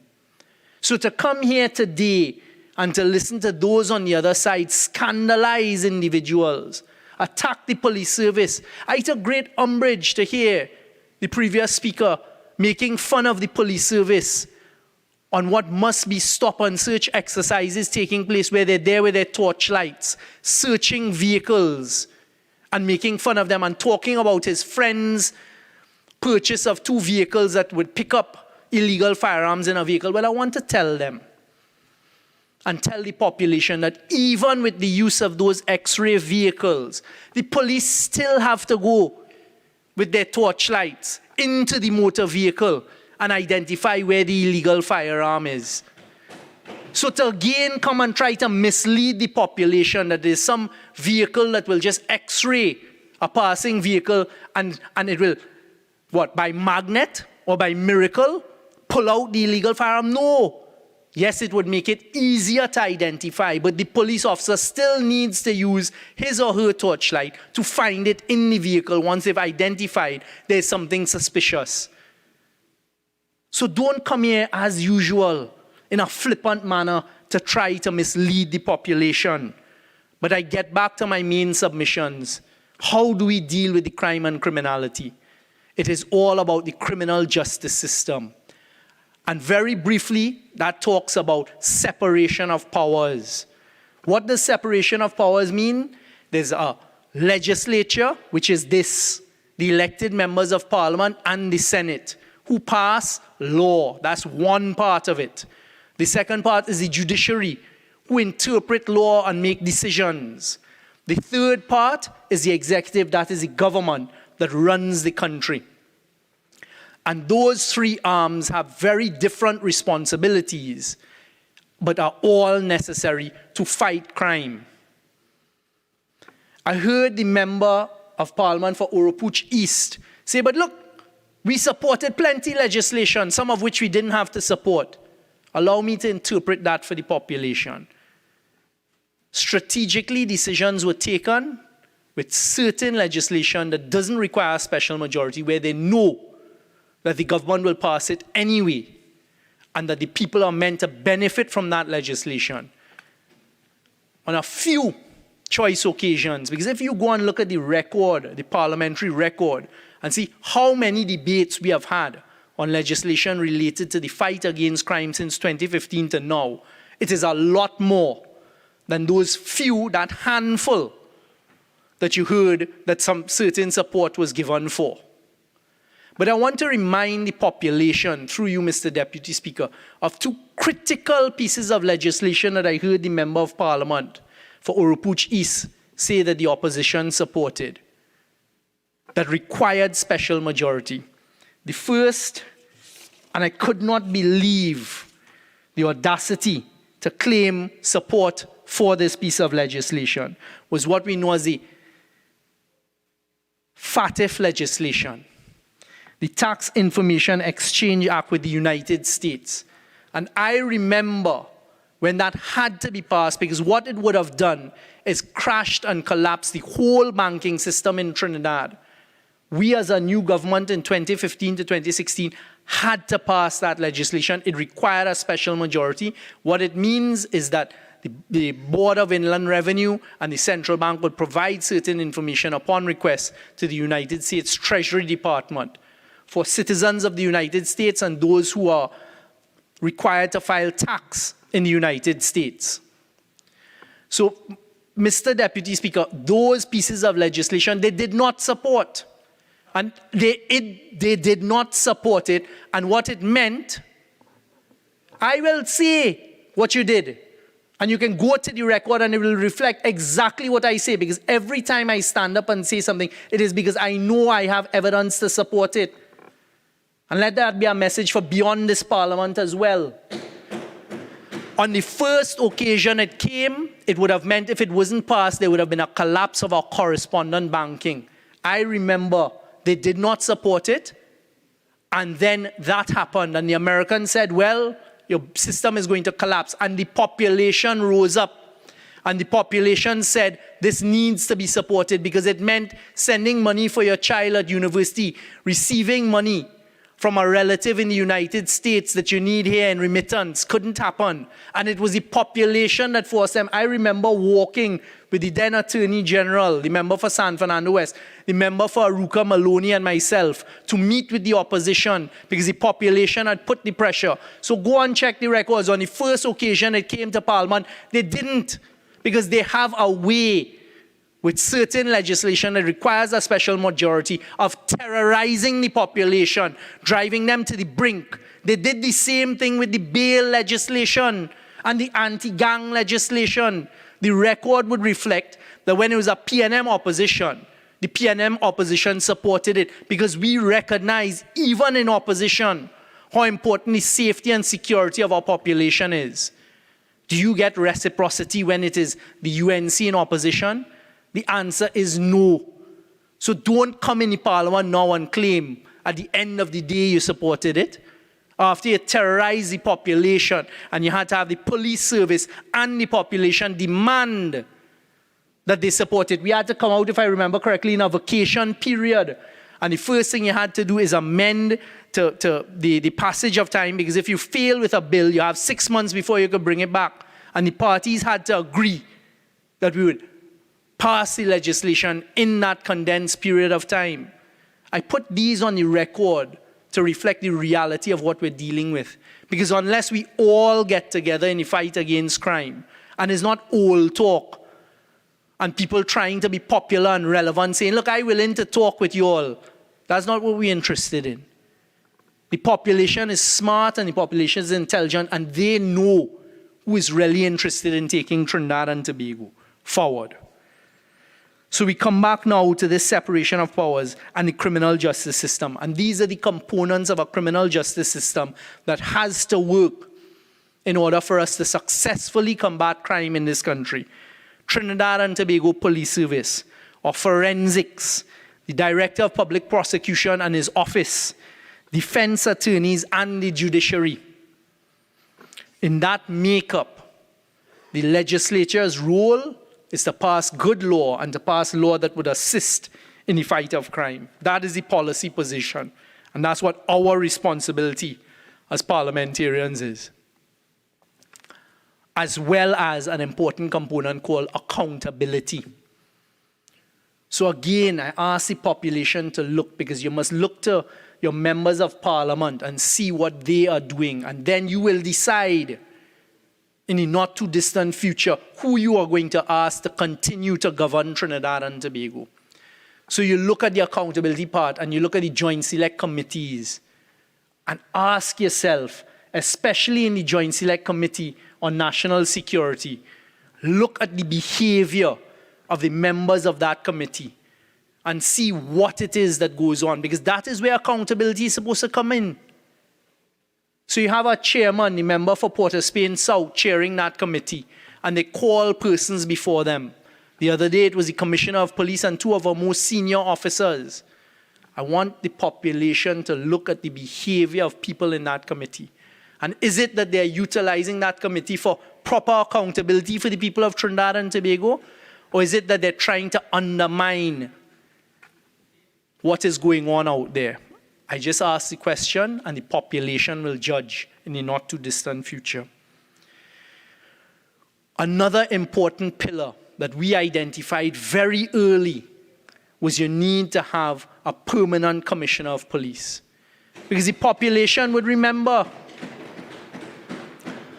a former attorney general on the other side saying, nah, keep them on a 10 days walk, because that means you could get them to do what you want. So in other words, if you have a temporary commissioner of police, he or she is indebted to you and always worried about whether they'll be renewed. Again, the population can look and see what happened from 2015 under this government. The first thing we did was amend the order to make it simpler to appoint a permanent commissioner of police. The first thing they did in response to that, meaning the opposition, is rush to court, challenge it, and try to stop it from happening. But all the judge did is remove one part, where previously it said that the Minister of National Security commences the process by asking the Police Service Commission to do its job. And that's not interference, Mr. Deputy Speaker. That was because our government wants to get things going. As soon as the court cleared it up, the process began. We had a merit list. We went through the first person. Honourable Member, your initial speaking time has elapsed. You have an additional 15. I'd like to use the 15, please, Proceed. Mr. Deputy Speaker. Because you see, sometimes it's important to remind the population. And unlike what the previous speaker tried to do by saying we'll go to 2010, I have no intention of doing that. The population knows what went on between 10 and 15. This is what we did and how we approach it, and they will judge us on it. Immediately, we got the process going, the Police Service Commission. They produced a merit list. First person on the list was a Mr. Dulal Chan, then a Harold Phillips and a Stevens William, not necessarily in that order. The government took decisions not to support, and then the government supported the appointment of a permanent commissioner of police. And that took place with a 3-year term and tenure. And the Honourable Prime Minister has spoken to that and that decision. But what I will say is, again, the population should recall what happened on that day when the government used its majority to appoint the first permanent commissioner of police in many years. No support from the opposition, even though it was one of their former ministers of national security and their colleague. But again, the population will judge and will see that there is a government, a PNM government, of which I am proud to be a part, that took the decision that we need a permanent commissioner of police, and we will take the risk and do what needs to be done for the country. The rest is history. What has happened since then? Once again, we've come and we have appointed another permanent commissioner of police. And for the first time, we have a female commissioner of police. And these are the steps that a responsible government takes in a fight against crime, because as I said, that is the first part of the criminal justice system, the police service. It's not for me to stand up here today and to say how much resources, how many hundreds of millions of dollars of taxpayers' money have been provided to the police service. The next part is forensics. Again, we start off today's serious debate with persons laughing at an important milestone at the Forensic Science Center and mocking the current Minister of National Security because he went to a ceremony of handover for a container that is not a 40-foot simple shipping container, which is what they want the population to believe, Mr. Deputy Speaker. This is a container that we as a cabinet looked at over a number of weeks to satisfy ourselves at the behest of the Minister of National Security that it was going to improve the Forensic Science Center. And we decided yes, and we supported him. This container is to contain evidence for the proper containment of forensic evidence. And you would have heard the amount of work and effort that has gone in to what is taking place in forensics and how much quicker the pace is now of turning around evidence exhibits, testing casings, etc. So well done. Well done to national security for that and the police service. So, Mr. Deputy Speaker, the point is that despite how they want to sell it, the population can look and they can see, and yes, we are facing difficult times, crime and criminality. No one denies that. No one on this side says anything different to that. And we will support and we will continue in our fight against crime. And it is a regional effort now. I have heard this repeated on several occasions, that the opposition were only invited for the opening session of the crime symposium. That is a semantic and a play on words. Because immediately at the coffee break doesn't mean it's the end of the opening symposium, Madam Speaker. There was a mass exodus and departure, but it wasn't over, and no one asked anyone to leave. And immediately thereafter, there was a public announcement reminding that all members of Parliament have been invited for the 2 days. So again, don't try to mislead the population and pin something to this government that is not true. It was a strategic decision taken to show a face and to rush outside to the cameras to then say what was said. And that's fine. That is the politics of the opposition. They're entitled to that. But don't try to water down the seriousness and the benefits of what the regional heads of CARICOM did and what came out of that. Because you see, the type of politics we're seeing, Madam Speaker, is nothing but destructive of Trinidad and Tobago. And I could say without fear of contradiction that the members of Parliament on this side, the PNM elected members of Parliament, the PNM elected members of government, could face all of the citizens of Trinidad and Tobago between those two flags that are on either side of the Speaker's chair and continue to pledge allegiance to Trinidad and Tobago.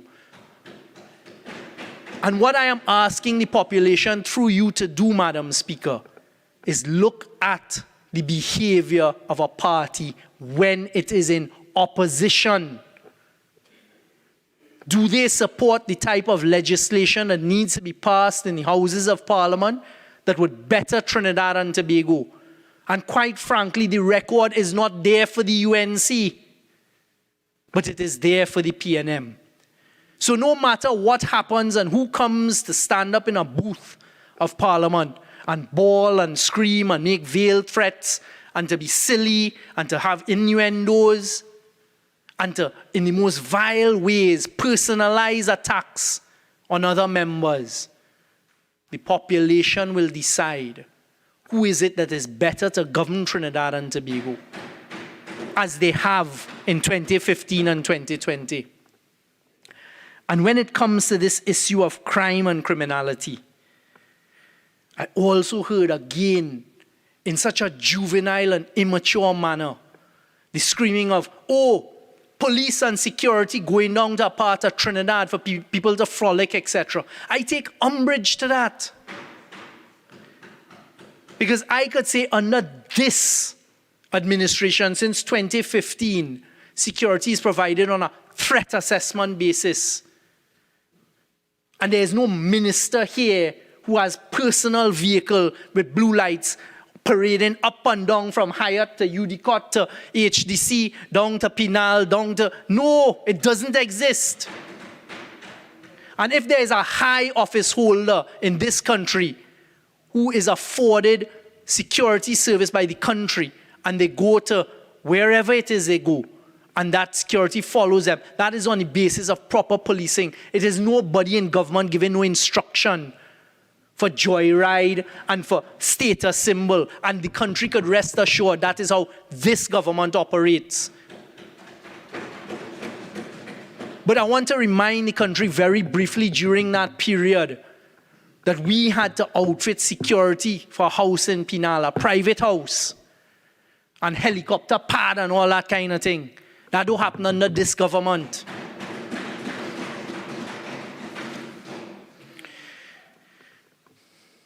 There was also a very personalized attack on the member for Laventille West, and speaking about an integrity commission order and a suggestion to the population that something was amiss and wrong. I want to assure the population that was a normal process and procedure where under the legislation of public integrity in public life, you have to file forms, declarations. Sometimes you're busy and you miss your dates, as I have done in the past. And if you don't rectify it, they can go for an ex parte order, so you don't even know they've gone to court, meaning the Integrity Commission. But I tell the population that as soon as the member was served with the order, he did what needed to be done and he rectified it, because that is who he is. He ain't duck and hide from court and make any bacchanal about it. The last thing I want to end by saying, because again, it is misinformation that is being put out there to the population, is there was reference to a case. And again, they just can't help themselves. Remember, for Oropouche East called it a Court of Appeal case. The High Court, and I understand he's never practiced law, even though he may have a law degree. The High Court is a lower court than the Court of Appeal. The High Court, where Justice Davindra Rampasad is a judge, gave a decision this week, the 25th of April, where the claimant is a Mr. Brent Thomas. And all I'm addressing is, there's a suggestion that he was abducted and brought back to Trinidad on a TTDF plane. It's not a TTDF, it would be the Trinidad and Tobago Air Guard plane. The fact is that did not happen. And it was an RSS plane, the Regional Security Services, out of Barbados. And I say no more because the court will deal with that at the appropriate level. But don't come now to try and tarnish the police service of Trinidad and the Defense Force of Trinidad. I, as a citizen first and foremost, take great umbrage to anyone who attacks those who are trying to do right in Trinidad and Tobago. So I put that on the record. The last thing I'll end by saying, just to correct the record, Madam Speaker, is the member made a statement. He said the member for Parliament for Laventille West was asked in question time today Have you contacted our international partners to find out who committed this cybercrime act, meaning the bomb scares this morning, to again try to mislead the population? Our cybercrime unit in the Trinidad and Tobago Police Service and our intelligence services have the capability to do what needs to be done electronically, to trace what needs to be traced. And you don't pick up a phone and call anybody, international partner, and say, hey, tell me what the IP address came from or where this bounced from. For evidential purposes, that will have to be done via MLAT. And if that needs to be done, I can give the assurance to this population, it will be done. Madam Speaker, may I ask how much time I have left? You have just about 3 minutes left. Thank you very much. It allows me to address two more things. There's also a narrative being painted here today that because, and we've condemned it in the highest ways, what happened this morning with the bomb scare, that the National Security Council was bypassed or the National Security Council had no role to play. It slipped the member for Parliament for Laventille West because we spoke about it as he sat down and he's asked me to correct the record. The National Security Council was alerted to these threats that were taking place this morning almost simultaneously after it happened. The National Security Council then exchanged communications amongst each other. In addition to that, you had the chairman of the National Security Council speak directly to the Minister of National Security. So when you hear a suggestion by the other side that the member for Siparia would have called an emergency meeting, we act a lot more efficiently than that. Because you see, to call such a meeting may have meant a helicopter ride. We don't need any helicopter ride. We immediately convene in the mode that we have to discuss and to pass information between ourselves, and I tell the population that was done first thing this morning. So, Madam Speaker, as my time has run out, I want to assure the population of Trinidad and Tobago that this government is very cognizant and concerned about not only what happened this morning, which we condemn in the highest possible terms, but about the level and scourge of crime and criminality throughout the region that we, unfortunately, in Trinidad and Tobago, too, are faced with. And I give the assurance that we will continue to do what we need to do to the best of our ability to provide for the safety and security of the citizens of Trinidad and Tobago. Thank you, Madam Speaker. Member for Naparima.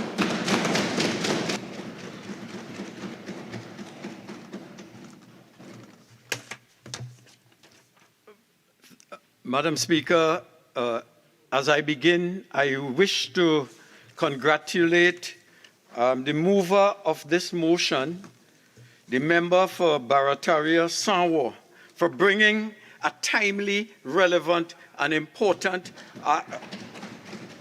motion to this House. And it speaks, Madam Speaker, whereas the Minister of National Security is responsible for ensuring public safety by the maintenance of law and order and the effective oversight of national infrastructure, security infrastructure. And whereas, and I have to remind the previous speaker, because he did, in my view, he strayed from the motion, and whereas the Minister of National Security, through his vast and continued incompetence, has mismanaged the organs and departments of national security, and whereas the Minister of National Security has unequivocally demonstrated his inability to competently execute his duties, be it resolved that this House express its lack of confidence in the Minister of National Security. Madam Speaker, it is not, first let me congratulate the mover of the motion and the member for Oropuch East, who spoke eloquently to the areas of incompetence and ineptitude and non-performance of the Minister of National Security. Madam Speaker, it is not often that I feel sorry for the member for Port of Spain North, St. Anne's West. I actually felt sorry for him today because he was put up, he came to speak and the whole tone of his presentation was damage control, Madam Speaker. He showed, the member showed by the subdued tone of his contribution that he understands why Minister Fitzgerald Ethelberg Hines is unfit to be Minister of National Security. So he did everything else but give us justifications from a performance standpoint of this minister's performance and competence. Nothing about his competence. We heard about a regional conference on crime as a public health emergency, rather than identifying the deliverables to justify the continuation of Mr. Fitzgerald Hines as Minister of National Security. I would have hoped that I would have heard, statistical evidence of improved recidivism rates under this minister. I heard nothing, Madam Speaker. I would have hoped to hear about improved crime detection rates. And when we speak about crime detection rates, we talk about a reduction, the improvement 20-30%, and it is in the crime plan by the Commissioner of Police. But we have no time frame in order, so we do not know about a crime detection improvement over a 6-month period or a 1-year period. I would have thought, Madam Speaker, that the member for Porter Spain North in St. Anne's West would have come up with data with respect to police response times. Madam Speaker, I lived in the United States when I was ambassador, and if there was sometimes an alarm would go off, and in 2 minutes, there would be 3 police cars. We would want to call them and say it's a mistake. And by the time we call them, tell them it's a mistake, there are 2 cars in front wanting to find out what the problem was. I would have hoped we would have heard about this. I thought we would have heard about equipment for fire stations. When will they be adequately resourced?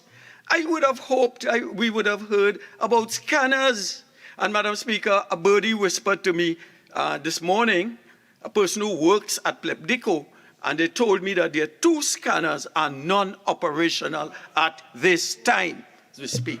Madam Speaker, I thought we would have heard about that, but we heard nothing. So when you juxtapose the presentation by Minister Hines with his colleague who sits next to him, the Minister of National Security was loud, garrulous, but unproductive. It was Rasta talk. It was I man, I qualified. I do this, I went to school, I passed my exam. Well, all of us in this room pass our exams. All of us. You juxtapose that with Minister Stuart Young, who was attempting to be, in terms calm, in terms of reflective. And even though he was calm and reflective, he was unconvincing and inadequate. He provided inadequate support for his colleagues. So, Madam Speaker, we did not want to hear about a 1.5 million talk shop called a Regional Symposium on Crime as a public health issue. We are not here to defend whether it is a public health emergency or not. That is not the purpose of why we are here today. We are here to discuss the lack of performance, ineptitude, incompetence, and the pervasiveness of crime under this failed minister of national security. Madam Speaker, the minister who spoke before me, who is from Porter Spain North, St. Anne's West, Madam Speaker, he came with innuendos as to how we delivered an ad hominem attacks on when we, all our speakers, gave clear, definitive information that identified the variables in which there were non-performance by the Minister of National Security. But, Madam Speaker, this is not new. I refer to an editorial, even the Express editorial, April 26, 2023. I think that's 2 days ago. And they have identified what we got today. I quote, Minister Stuart Young's penchant for innuendo and conspiracy theories is becoming quite tiresome, Madam Speaker. We heard it today. The latest example came yesterday in his response to media questions, and they quoted him as saying, absolutely no natural gas crisis. Minister Young proceeded to insinuate that there was mischief afoot in the reporting, adding, this is continuing narrative that I've seen trying to be sold by particular individuals, some of whom are being paid by those in the industry to do it. Well, it was the same thing we heard today, that we on this side, we have some conspiracy theory, and all that we are doing on this side is helping you to understand that you are misgoverning Trinidad and Tobago at this time. And we are pointing out areas in which you can improve. The Minister Young came with, trite contribute. I give the assurance that the Minister of National Security is a good boy. He puts his best foot forward. We are not questioning his commitment. We are questioning his ability and his performance. He has failed, he is failing, and he's unlikely to provide comfort and security to a nation that is grappling with insecurity. Our citizens are unable to sleep at night peacefully. Madam Speaker, if the dog barks twice, we get up and we survey. If, Madam Speaker, you get up in the night and you check downstairs, you make sure that everything is okay. We are living in fear, and this Minister of National Security just does not care. Madam Speaker, for the records, we condemn the act of terror against our children, our teachers, and parents. And we hope that this government will take the necessary action to bring the perpetrators of that act or those acts today to justice. But we ask, why is this happening at this time under the watch of this failed Minister of National Security? We have to ask, what are the proactive actions taking place to ensure that these things do not occur? Madam Speaker, I think I must clarify for the record and for Hansard a statement by the Minister of Energy that we, with respect to FATCA bill, that we supported it only after there was a hue and cry from the population. Madam Speaker, we supported it because we made amendments that improved the bill. And our leader has always told us that we will support good legislation. So we supported the FATCA bill. But, Madam Speaker, the Minister of Energy also misled the House by giving the false impression that when we were in government, the People's Partnership government, between 2010 and 2015, the PNM opposition supported our bills.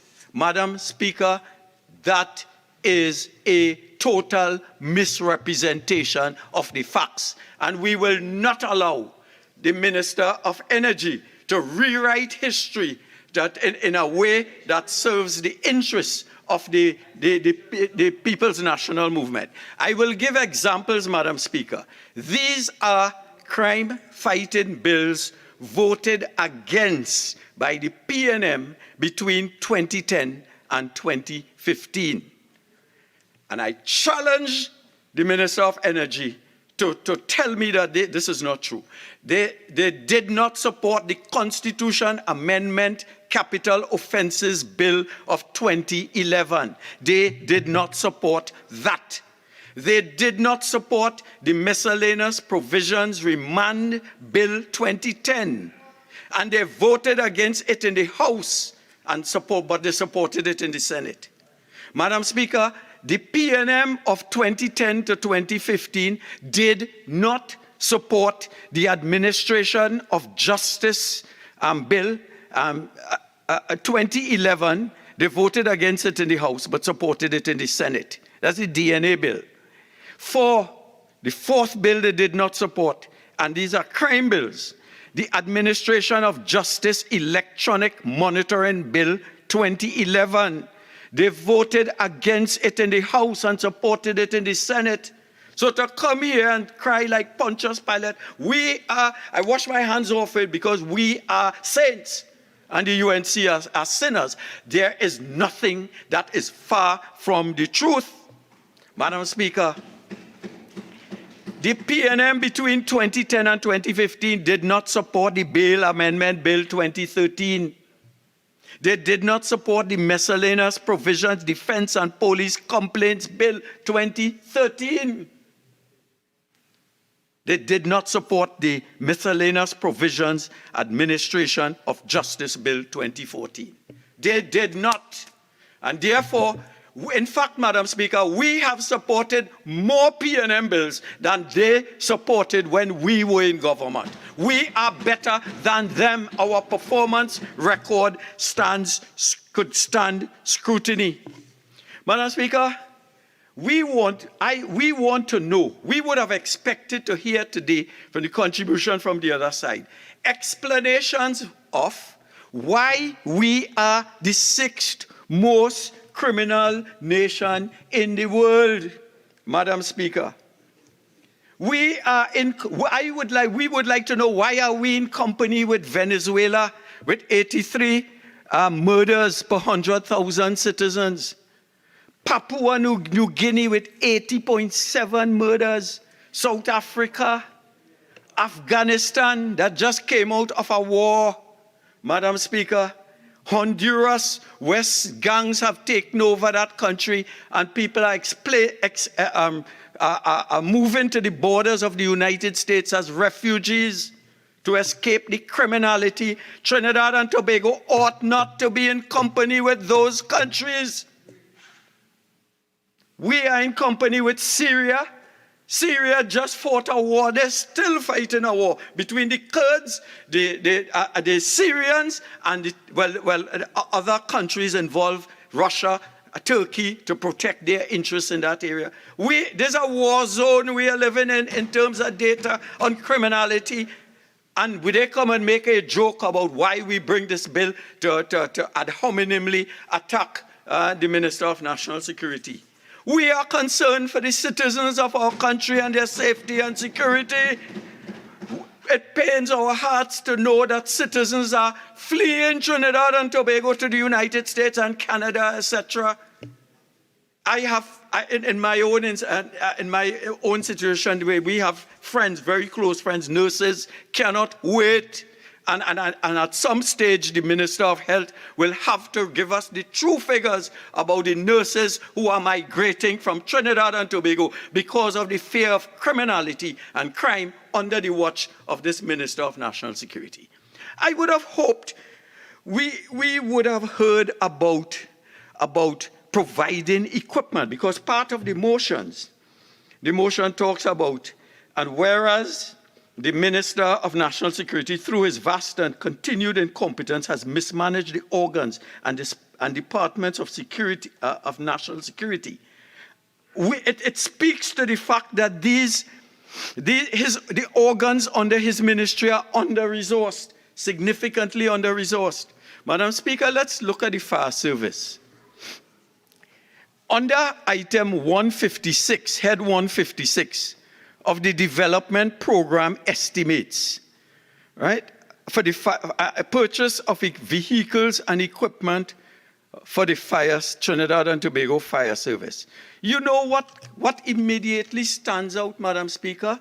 No actual expenditure in 2015. None in 2016. None in 2017. That is shameful. Shameful. None in 2018. None in 2019. Not a single black cent in 2020. Not a penny in 2021. And this minister has the confidence of his prime minister to remain as Minister of National Security. That is, Madam Speaker, a shame, a burning shame on Trinidad and Tobago, our country. Madam Speaker, the organs under the watch of this minister are all in a state of what Lloyd Best would call a state of pre-collapse. I refer, Madam Speaker, to the 2nd July 2020 Newsday article. Prison officers call for the removal of Hines, Minister Hines, over failed promises. This is not the UNC talking. I quote from the article. Prison officers in the rank and file of the service are demanding the removal of the National Security Minister, Fitzgerald Hines, over his failed promises to provide adequate resources and improve their security. Madam Speaker, the Prison Association knows that he's a failure. We have brought a motion indicating that he is a failure. And Madam Speaker, we call today for his removal as the Minister of National Security. The association president, he's no longer the president, but then the association president, Cyril Richards, said, Hines, quote, has consistently proven his inability to deliver on promises made as it relates to prison officers and prison officers' overall security and maintenance of acceptable working conditions. They are on the ground. They know what is happening. And they have indicated to Trinidad and Tobago that Minister Hines is a failure. He should be immediately removed from the post so that we can have someone qualified and competent to deal with our national security. Madam Speaker, and the CNC3, November 2nd, fire officers want the Prime Minister to intervene, say they lack critical equipment. Last night on CNC3, fire officers, Leo Ramkisoon, the president of the Fire Association, said fire officers in Tobago are using their own vehicles to respond to fires in Tobago. Madam Speaker, this is 2023. We are spending millions of dollars, and fire officers have to use their own vehicles to respond. And then, Madam Speaker, it's a joke when fire officers go to see pipes and hoses leaking. Sometimes no water, sometimes no appliances. No appliances. And this minister sits and is defended by his colleagues who one day will have to answer. They will have to answer for the unconscionable support they give to the egregious nonsense that the Minister of National Security does and excuses for performance in Trinidad and Tobago. Budget documents show that the fire service were allocated 61 million in fiscal 2022, with 40.8 million for much needed upgrades to fire stations, construction of new stations, and procurement of vehicles and equipment. And this is Leo Ramkisoon, the president of the 2nd Division Fire Officers. He says, I cannot answer for the Minister of National Security about that money. I'm telling everyone we don't have the equipment. Lord have mercy. We have fire stations that are there for decoration. We have officers being employed on three shifts.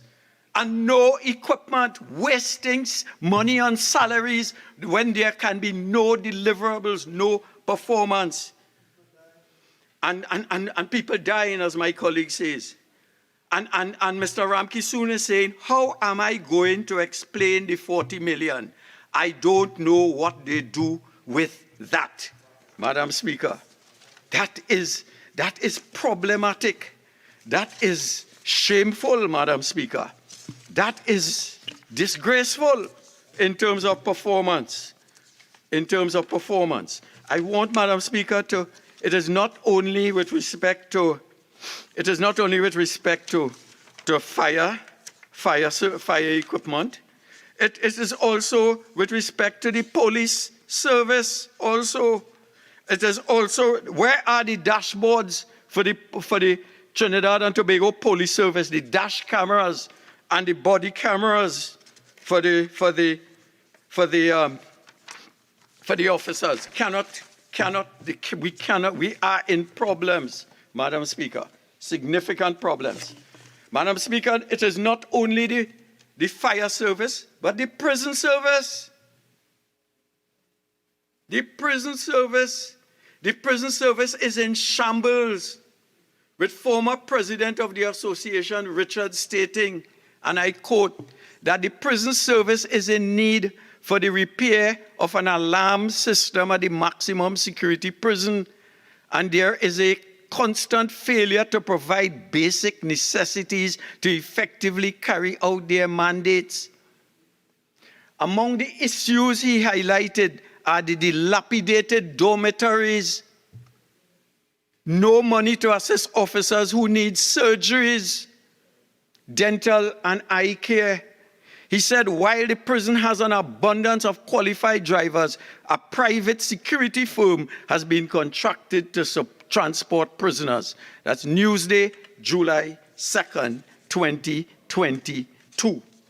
Madam Speaker, it is not only the fire service and the prison service, but also the lifeguard unit.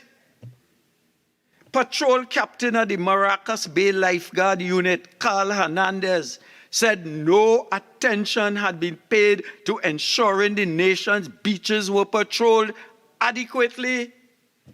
This is 2023. We are aspiring to be a first world nation. We want to compete with Singapore.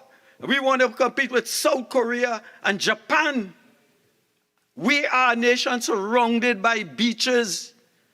And the persons who are upfront and personal are telling us that when we go to the beaches, 90% of the time we are on our own if a riptide catches us. That is disgraceful. That is shameful. That is non-performance. And we call for the removal of the Minister of National Security. The patrol captain goes on to admit the current crop of lifeguards were overworked, as there were only 11 lifeguards rostered. Lord, have mercy. As they say in some churches, Lord, help us. Lord, graciously help us. We cannot depend on this Minister of National Security. Madam Speaker, immigration officers, 25 employees at the Immigration Detention Center in Aripo say they were not paid salaries for January. That's Guardian, February 19, 2023. 20 out of a total of 70 immigration center officers, as well as 5 emergency management programs and cleaning staff on short-term contracts, have not been paid their salaries for the last month, and that was the month of January. Where are we going? Why are we making excuses for incompetence?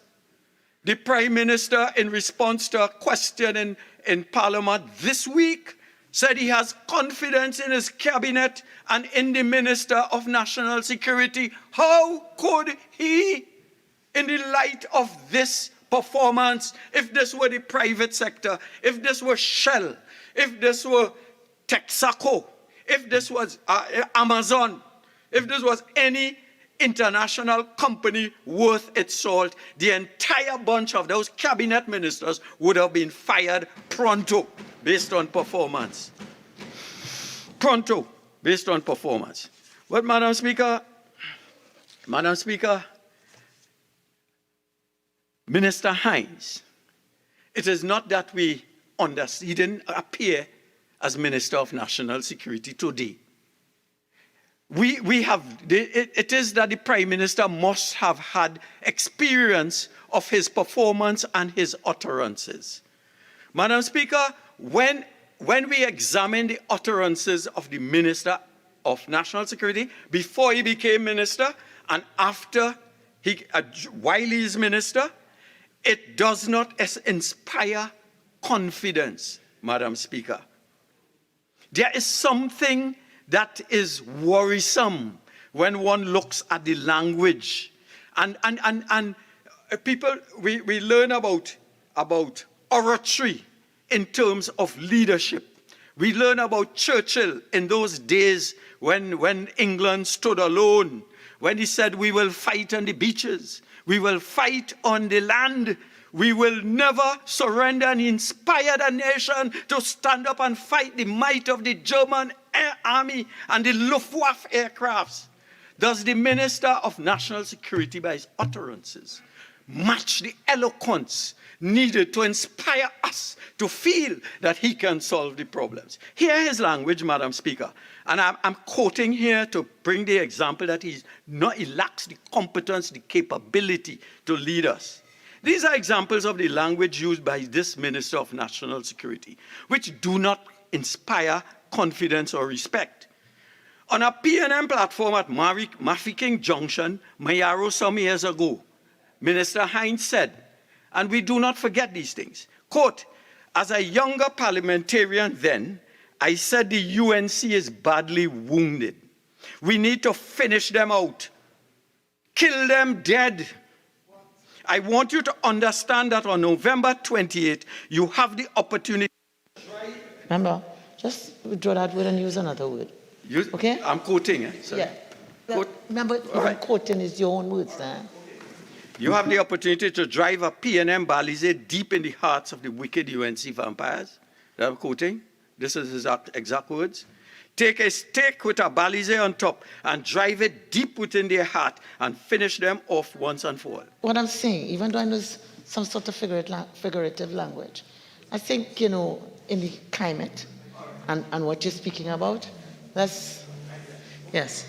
It even hurts us. It hurts me to read this, right? This is a person who my grandchildren have to look up to and follow.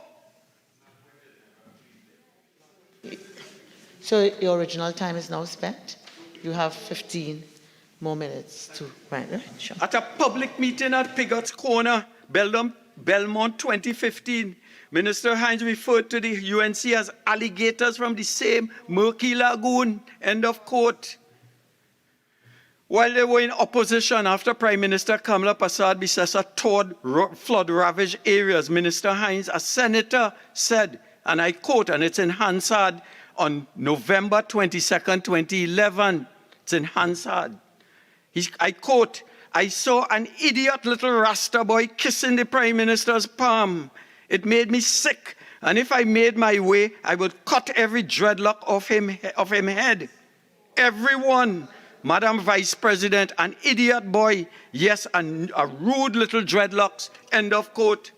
That is the language of a man that does not inspire confidence and leadership in Trinidad and Tobago. And we must stop making excuses for mediocrity and poor performance.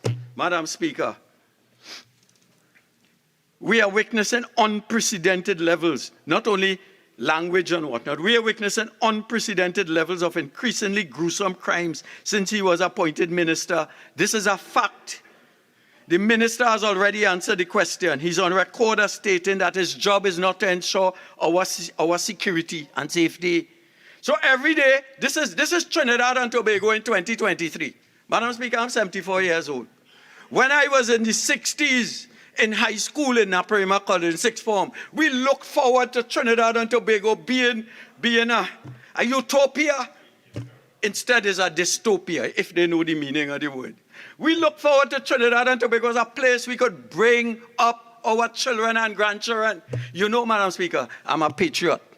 But when my children talk about where they should migrate, should they not migrate, I keep quiet.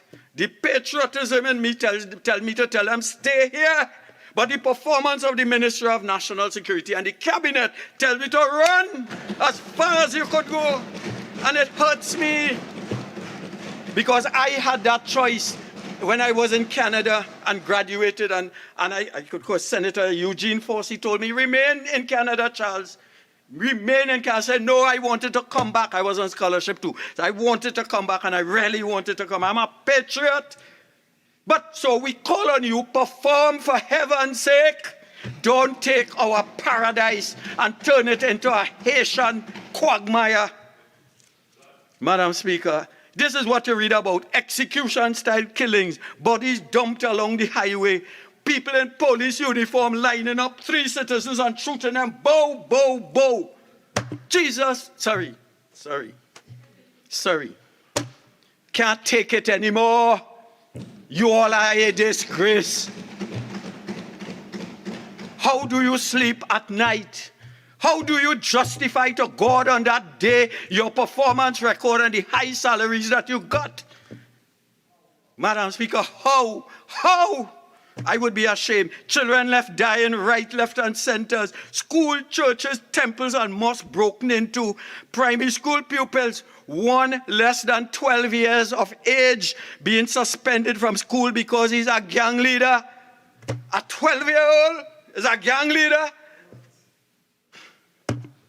I get vexed, but this is my country, and I have to stay here, and I have to fight to make it better, even though the insults, the hurt, and the nonsense I have to put up with, it hurts me in my heart.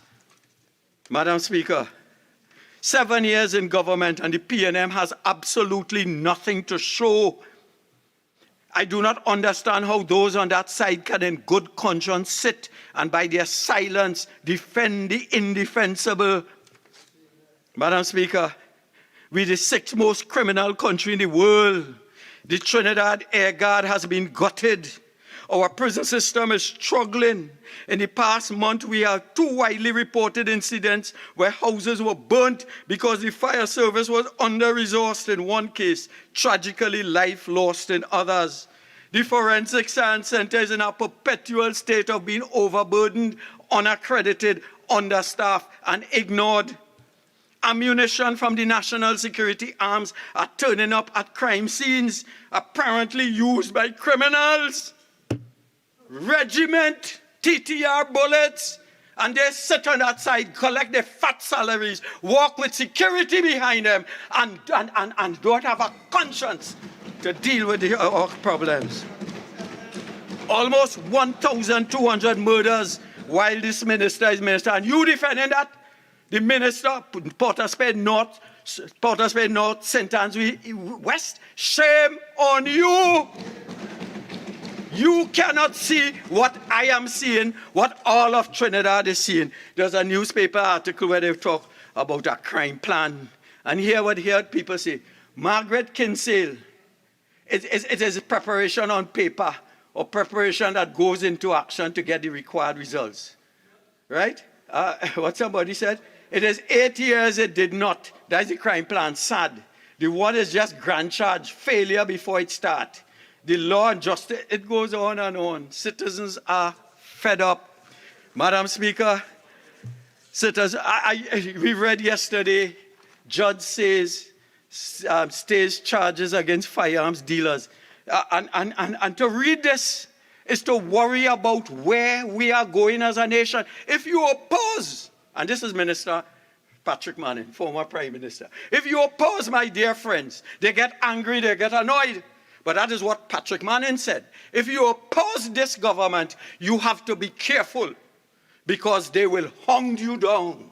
And Madam Speaker, this reads frightening. I just read a part. The judge also questioned how the officers could be allowed to continue serving in the Trinidad and Tobago Police Service without some sort of investigation being launched into their conduct.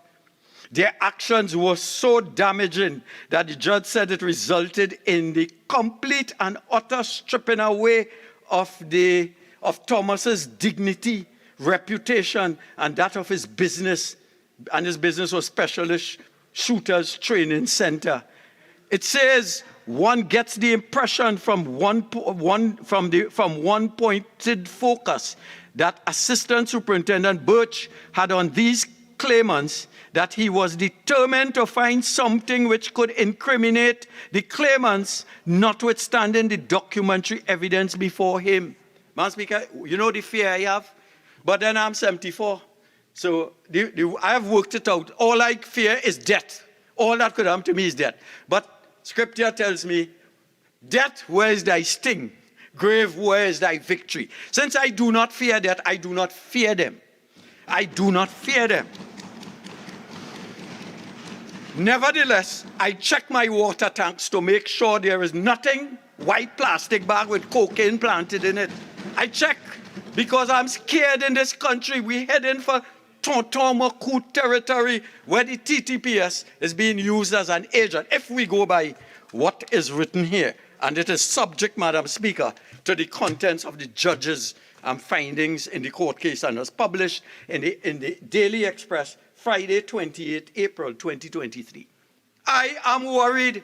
We are in KGB territory.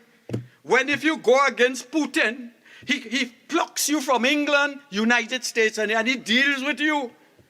And what we had yesterday was shades of Putinesque behavior. They pluck you from Barbados, whether it's RSS plane or Trinidad aircraft, pluck you from Barbados, bring you back to Trinidad, humiliate you. Madam Speaker, I was campaign manager of the United National Congress in 2019, 2020. We won the election. But it was PASU office. It was raided by the TTPS. They were looking for voter padding. And Madam Speaker, you got the sense that things could be planted on you. Nobody was convicted. But yet, and when I looked on the papers, Rodney Charles and Miss Sipasad, and another picture, as if we were criminals. My priest came to me and said, Archie, that's how they know me. You can tell me anything. You really do wrong. And I had to explain. I was teaching in Costart. The students were not paying attention. And they turn and say, Mr. Charles, we're willing to put up money to fight your case. Madam Speaker, it was embarrassing. They want to embarrass you if you oppose them, Madam Speaker. And I am worried for my lovely Trinidad and Tobago. And Madam Speaker, we have a list of so many things that we could help this government. We want to help. We have offered ideas. The political leader, Mrs. Kamla Persad-Bissessar, said, Prime Minister, we're willing to talk to you. Oh, Lord, take the advice. Gary Griffith said the same. If you're failing and you realize you do not have the competence and people are offering assistance, even if you believe they have nothing to offer, at least sit and listen. Scripture says, let us reason together. But we have an incompetent group who feel they know everything. And whether it is the gamut of performance, whether it is the economy, whether it is the education system, whether it is the fire service, whether it is the prison service, everything is collapsing under their watch. We have ideas, Madam Speaker. We have ideas. If only they would humble themselves. Understand that this is God's country, not their country, Madam Speaker. This is not PNM country. We have offered ideas like separating the Minister of National Security into Home Affairs and Defense. The Prime Minister said, I got it from America. I got it from Singapore. Madam Speaker, it is clear that the gamut of organs and divisions and in the national security arm and also in the defense arm are too much for this incompetent minister. We have talked about upgrading the qualifications for police officers. Today in the NYPD, to get in, you must have credits at degree level, at college credits to get in. Why, with all the number of unemployed graduates we have, we cannot infuse into the TTPS qualified people in forensics, people who have capabilities in report writing, who have capabilities in presenting cases in court, in getting evidence. Madam Speaker, we have passed the stage where 5 O-levels is enough to deal with the transnational criminality that faces Trinidad and Tobago. We have talked about introducing 5 minimum security detention centers based in South, Central, North, and East Trinidad. We have spoken about increased rehabilitation facilities and treatment to be offered for persons with drugs and mental illnesses. What is wrong with this? Why can't we not talk? You may disagree with 60% of what we do, but accept 40% for God's sake in the interest of our children. You only care about yourself. You only care about your big car that you park outside. You only care about your fat salary. You only care about your children who will be safe like my children would be safe. Speaker, I beg to move that this House do now adjourn to a date to be fixed. Madam Speaker, I'd like to remind this House that on Friday, the 5th, we will have Standing Finance Committee. Thank you, Madam Speaker. Honourable Member, there is one matter that qualifies to be raised on the motion for the adjournment of this House. I now call upon the member for Chaguanas West.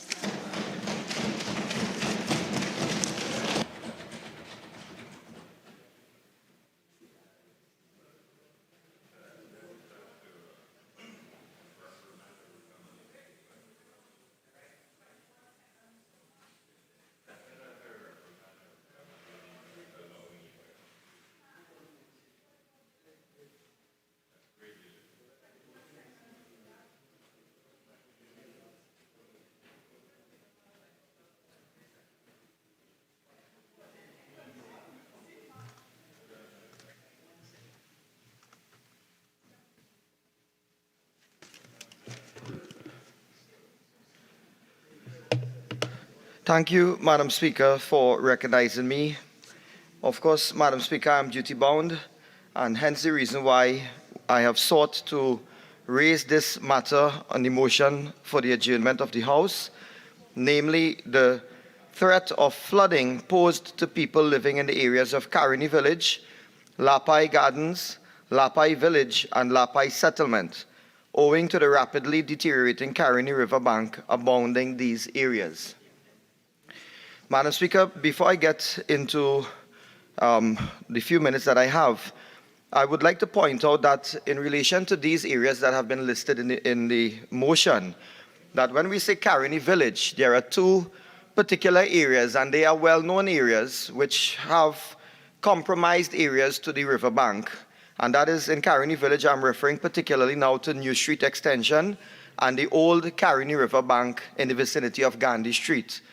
Lapai Gardens is another area. Lapai Village, Tulloch Street Extension is another area. And I have mentioned Lapai Settlement. Coincidentally, Lapai Settlement, when I left Parliament on Wednesday, I had to go straight to this vicinity because it is a compromised area. And due to the rainfall and the Caroni River itself being in spate, of course, it started to flow into the development in an area that we call Ruby Street. Madam Speaker, I want to say at the outset that raising this motion has no political undertone in it, and I want to make that quite clear. I want to place on the record that on occasions when we have, potential threats in these areas, or we actually have the flooding, if I reach out to the Minister of Works and Transport, 4 out of 5 times he will answer my call, and so I will get hold of him. And I would like to say, for the record, Madam Speaker, that if I reach out to the Minister of Local Government, member for San Fernando West, I may get him 3 out of 5 times, but I will get him. So, Madam Speaker, so I want to place that on the record that I do get the audience of these ministers. But Madam Speaker, what we are referring to today, and as I get into it, I want to go back to that you all are congratulating each other. I now wish to hear the member for Chaguanas West. Thank you, Madam Speaker. So, Madam Speaker, as I get into it now, into some details, I refer back to a letter and the contents of a particular letter, 21st of September 2020, because this will set the tone of what I am aiming at. And this was a letter which was sent to the Honorable Mr. Rohan Sidanan, Minister of Works and Transport. And the caption of that letter at that time, flooding in the constituency of Chaguanas West and environs.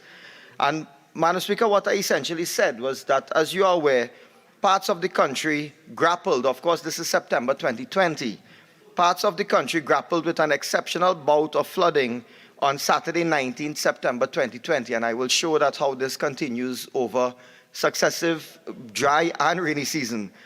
This has delivered another painful reminder that we need to quickly find new ways to confront the increasingly difficult task of flood preparation.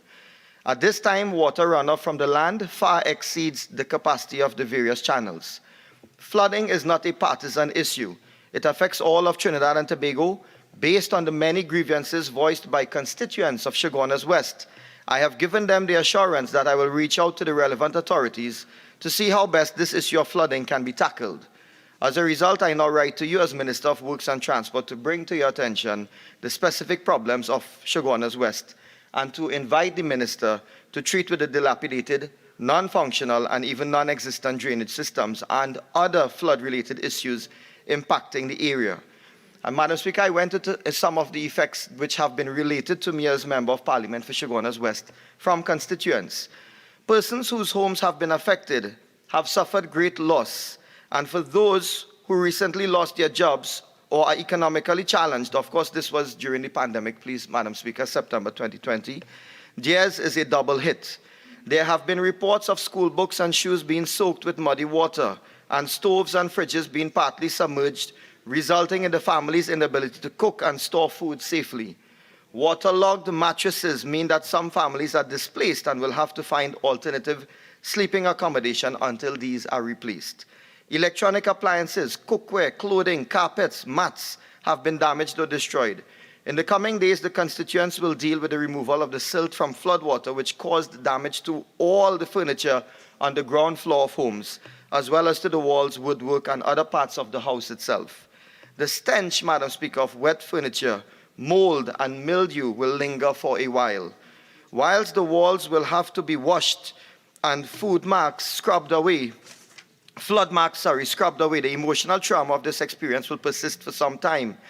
The inability to immediately restore the surroundings to proper levels of sanitation raises concerns of disease occurrence, such as leptospirosis and other kinds of infection. The psychological impact on persons repeatedly affected by flooding can be seen as a mental health issue, and it has not yet been addressed in any meaningful way by the ministry and or other agencies. And so, Madam Speaker, I went into some further details, but what I have essentially brought this motion for is that this was September 2020 following a bad bout of flooding. And then what happened is you also had flooding taking place in August of 2021 in these particular areas. In August 2021, the New Street Extension area, the minister, as again I point out when I had reached out to him on that particular occasion, we managed, the village had an all-night vigil whereby trucks came and delivered material, and we were able to, with that proactive steps during the night, we were able to stop the flooding, and works continued during the next day, whereby we were able to compact the riverbank. And so it shows that when we are proactive, we are able to mitigate the full extent of the flooding. Madam Speaker, another occasion where we would have had flooding would have been in November 2021. So August was at one point, which was New Street Extension. In November of 2021, there was at another part, which was Tulloch Street Extension in Lapino. Then I move on, Madam Speaker. There were protests at that point in time. 7th of April 2022, there were other protests, and these were placard protests where people had raised their concerns from the vicinity. Madam Speaker, in 11th of August 2022, so you can see that every going into the rainy season and sometimes during the rainy season for the past 3 years, 11th of August 2022, we would have had flooding at the old Caroni River bank, and this was in the Gandhi Street area. So, Madam Speaker, what we have been seeing, and I'm not a meteorologist, but I can say that what I have observed over the past few years is that we are seeing the change in the weather patterns. Yes, we are seeing that the rainy season starts earlier in the year. Last year, 2022, was in early May. This year, look, we have seen it towards the end of April. We are seeing a change in the weather pattern already. Madam Speaker, I repeat, there is no flood politics here. We can prevent this. On behalf of constituents of Chaguanas West, Madam Speaker, I call upon the Honourable Minister of Works and Transport to give the clearest of assurances, and I humbly demand that the necessary works that have to be carried out in these areas be effected before the end of May 2023. Madam Speaker, these are areas which, yes, if there is increased rainfall, if these banks and these areas, the banks are embanked properly, it will mitigate the extent of flooding which these areas experience time and again. Madam Speaker, on Wednesday when I left Parliament and I met with the residents when the water was entering their development, they said they did not want, not that they were not thankful for assistance in the past, but they said, Member of Parliament, of course, they would say, MP, we don't want bottled water this time. We don't want handout of food. We just want to be in the safety and comfort of our homes. Madam Speaker, there was in one particular area, the Honourable Minister is aware of this, this is Lapai Gardens, where the residents did a petition. And in that petition, I want to place it on the record, that the residents themselves, when they did the petition, they actually thanked the Honourable Minister for the works that was done on a previous occasion in Lapai Gardens. But again, when those works are done, at the point in time, it is not followed up, and therefore it is the infrastructure is not concretized, and therefore it still remains in a dilapidated state, in a weakened state. And so over 200 residents had signed that petition where they were calling on the minister to take works and to get the necessary work done before this rainy season starts. So I humbly demand of the Honourable Minister that we have works taken on and that it be implemented and completed satisfactorily, that these residents of these different areas do not have to be on flood watch and flood fear indefinitely as we go into the rainy season. Madam Speaker, I thank you very much. Minister of Works and Transport. Thank you. Thank you, Madam Speaker. Madam Speaker, thank you for the opportunity to speak on the motion before us, which seeks to address the threat of flooding posed to people living in the area of Caroni Village, Lapai Gardens, Lapai Village, Lapai Settlement, owing to the rapidly deteriorating Caroni River bank aboarding this area. Madam Speaker, you may have noticed that there has been a considerable change in the weather in recent years. The truth is, we have been experiencing more intense rainfall in a shorter period of time, which has considerably pressured our existing drainage channel. Warmer ocean temperature and the challenges of rising sea levels have collectively contributed to more dynamic weather events. In many cases, these dynamic events have led to flooding.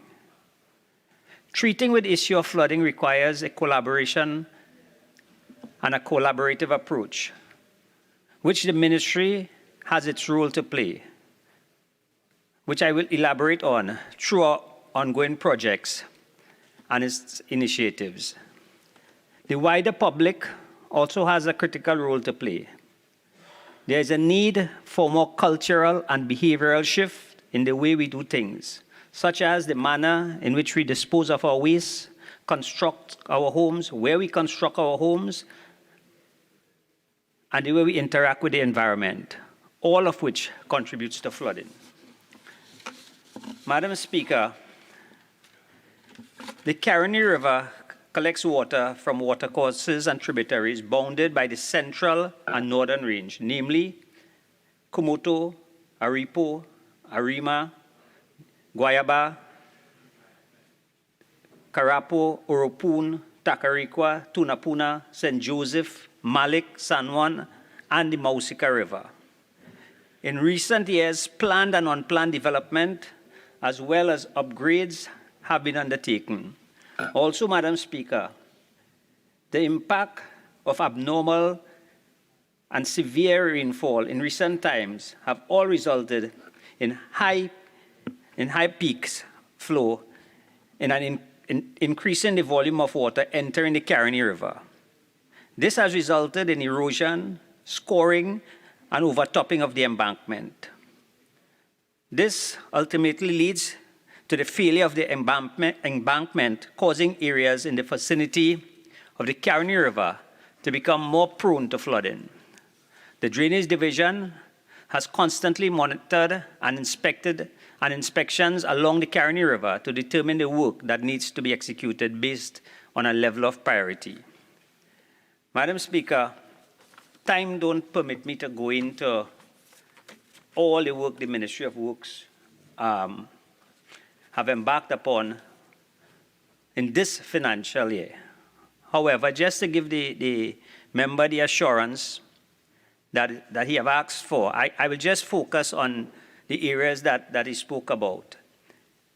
In Caroni Village, construction of a retaining wall, the proposed work at location 1 along the south bank of the Caroni River, New Street, Caroni, entails the construction of a reinforced concrete wall on auger piles, supplied and installed, installation of a new flood control structure, automatic drainage flap gates. The slope protection work, construction consisting of gabion baskets. The procurement process is currently ongoing. The Lapai Gardens, temporary embankment strengthening work were executed immediately after the threat was identified by the residents. Madam Speaker, I want to give the member the assurance, including the Lapai Settlement Village, where temporary embankment strengthening work was executed to the south bank of the Caroni River and the north bank of the Caroni River. At this location, reshaping and widening in May 2022, the Drainage Central Division continues to monitor the embankment work since extreme rainfall events were experienced. Madam Speaker, all areas that the member spoke about are being addressed by the ministry. And again, time don't permit me to go into all the other projects taking place on the Caroni. Since 2019, we have done over 40 projects on the Caroni River, including desilting, embankment, shaping, and widening of the Caroni River. In this financial year, another 8 projects, excluding the gates and upgrades of pumps, are taking place in that area. But, Madam Speaker, I can speak about the 500 desilting projects going on around Trinidad. I can speak about the upgrade of the pumps and gates program.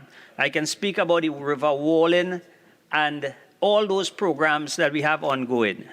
But with our very ambitious program, flooding is a phenomenon that is taking place around the world. And I want to urge my colleagues, let us stop. And I was happy to hear the member say, this is not a political motion. We need to stop politicizing flooding. We have to work together. We have to start to educate our people.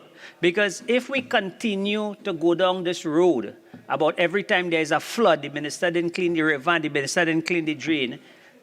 When they had flooding 2 weeks ago in Miami, I was getting requests and jokes that probably the minister didn't clean the drains in Miami and the rivers in Miami. Flooding is taking place around the world. And I want to urge all the colleagues in this House, let us go on an educational program. Let us try to advise people where we building, how we building. Just 2 nights ago, I had the member calling me at 11 o'clock in the night to send pumps into Caroni settlement because there was some intrusion on the river bank a couple of years ago, where a structure was about to be built, erosion of the river bank, and the project was then abandoned. With the type of weather we're getting now, what we saw there was the effects of that. Right now, as we're clearing rivers and desilting, as we clear the banks, desilt the river, people are going to plant on the bank. When they do that, they weaken the bank. When the flood comes, it will affect us all. I think what we need to do as a country, we have to understand the threat that is facing us. We are an island. We have challenges with coastal erosion, and we also have the challenge of flood. The ministry will do its part. This year, the ministry have the most aggressive flood mitigation program in the last 7 years. But we need the assistance of all hands must be on deck. It is not just about when you get flood and you get flood out, you go and say, well, the government didn't give me the last year grant, so I'm waiting for the grant, and then we're making noise for grant. Madam Speaker, the ministry will continue to do its part. I give the member the assurance that the 3 areas that he spoke about is being addressed in our program this year, just like how today you have work actually going on one of the sites there. What I want to urge all your colleagues on the other side to think and operate like you. Let us work together, you and your tag team partner, member of Vancouver South, who will call me 2 o'clock in the morning, 2 o'clock in the morning for a pump. I want your colleagues to understand that if we work together, we will get a lot more done. Madam Speaker, I thank you for being able to make this contribution.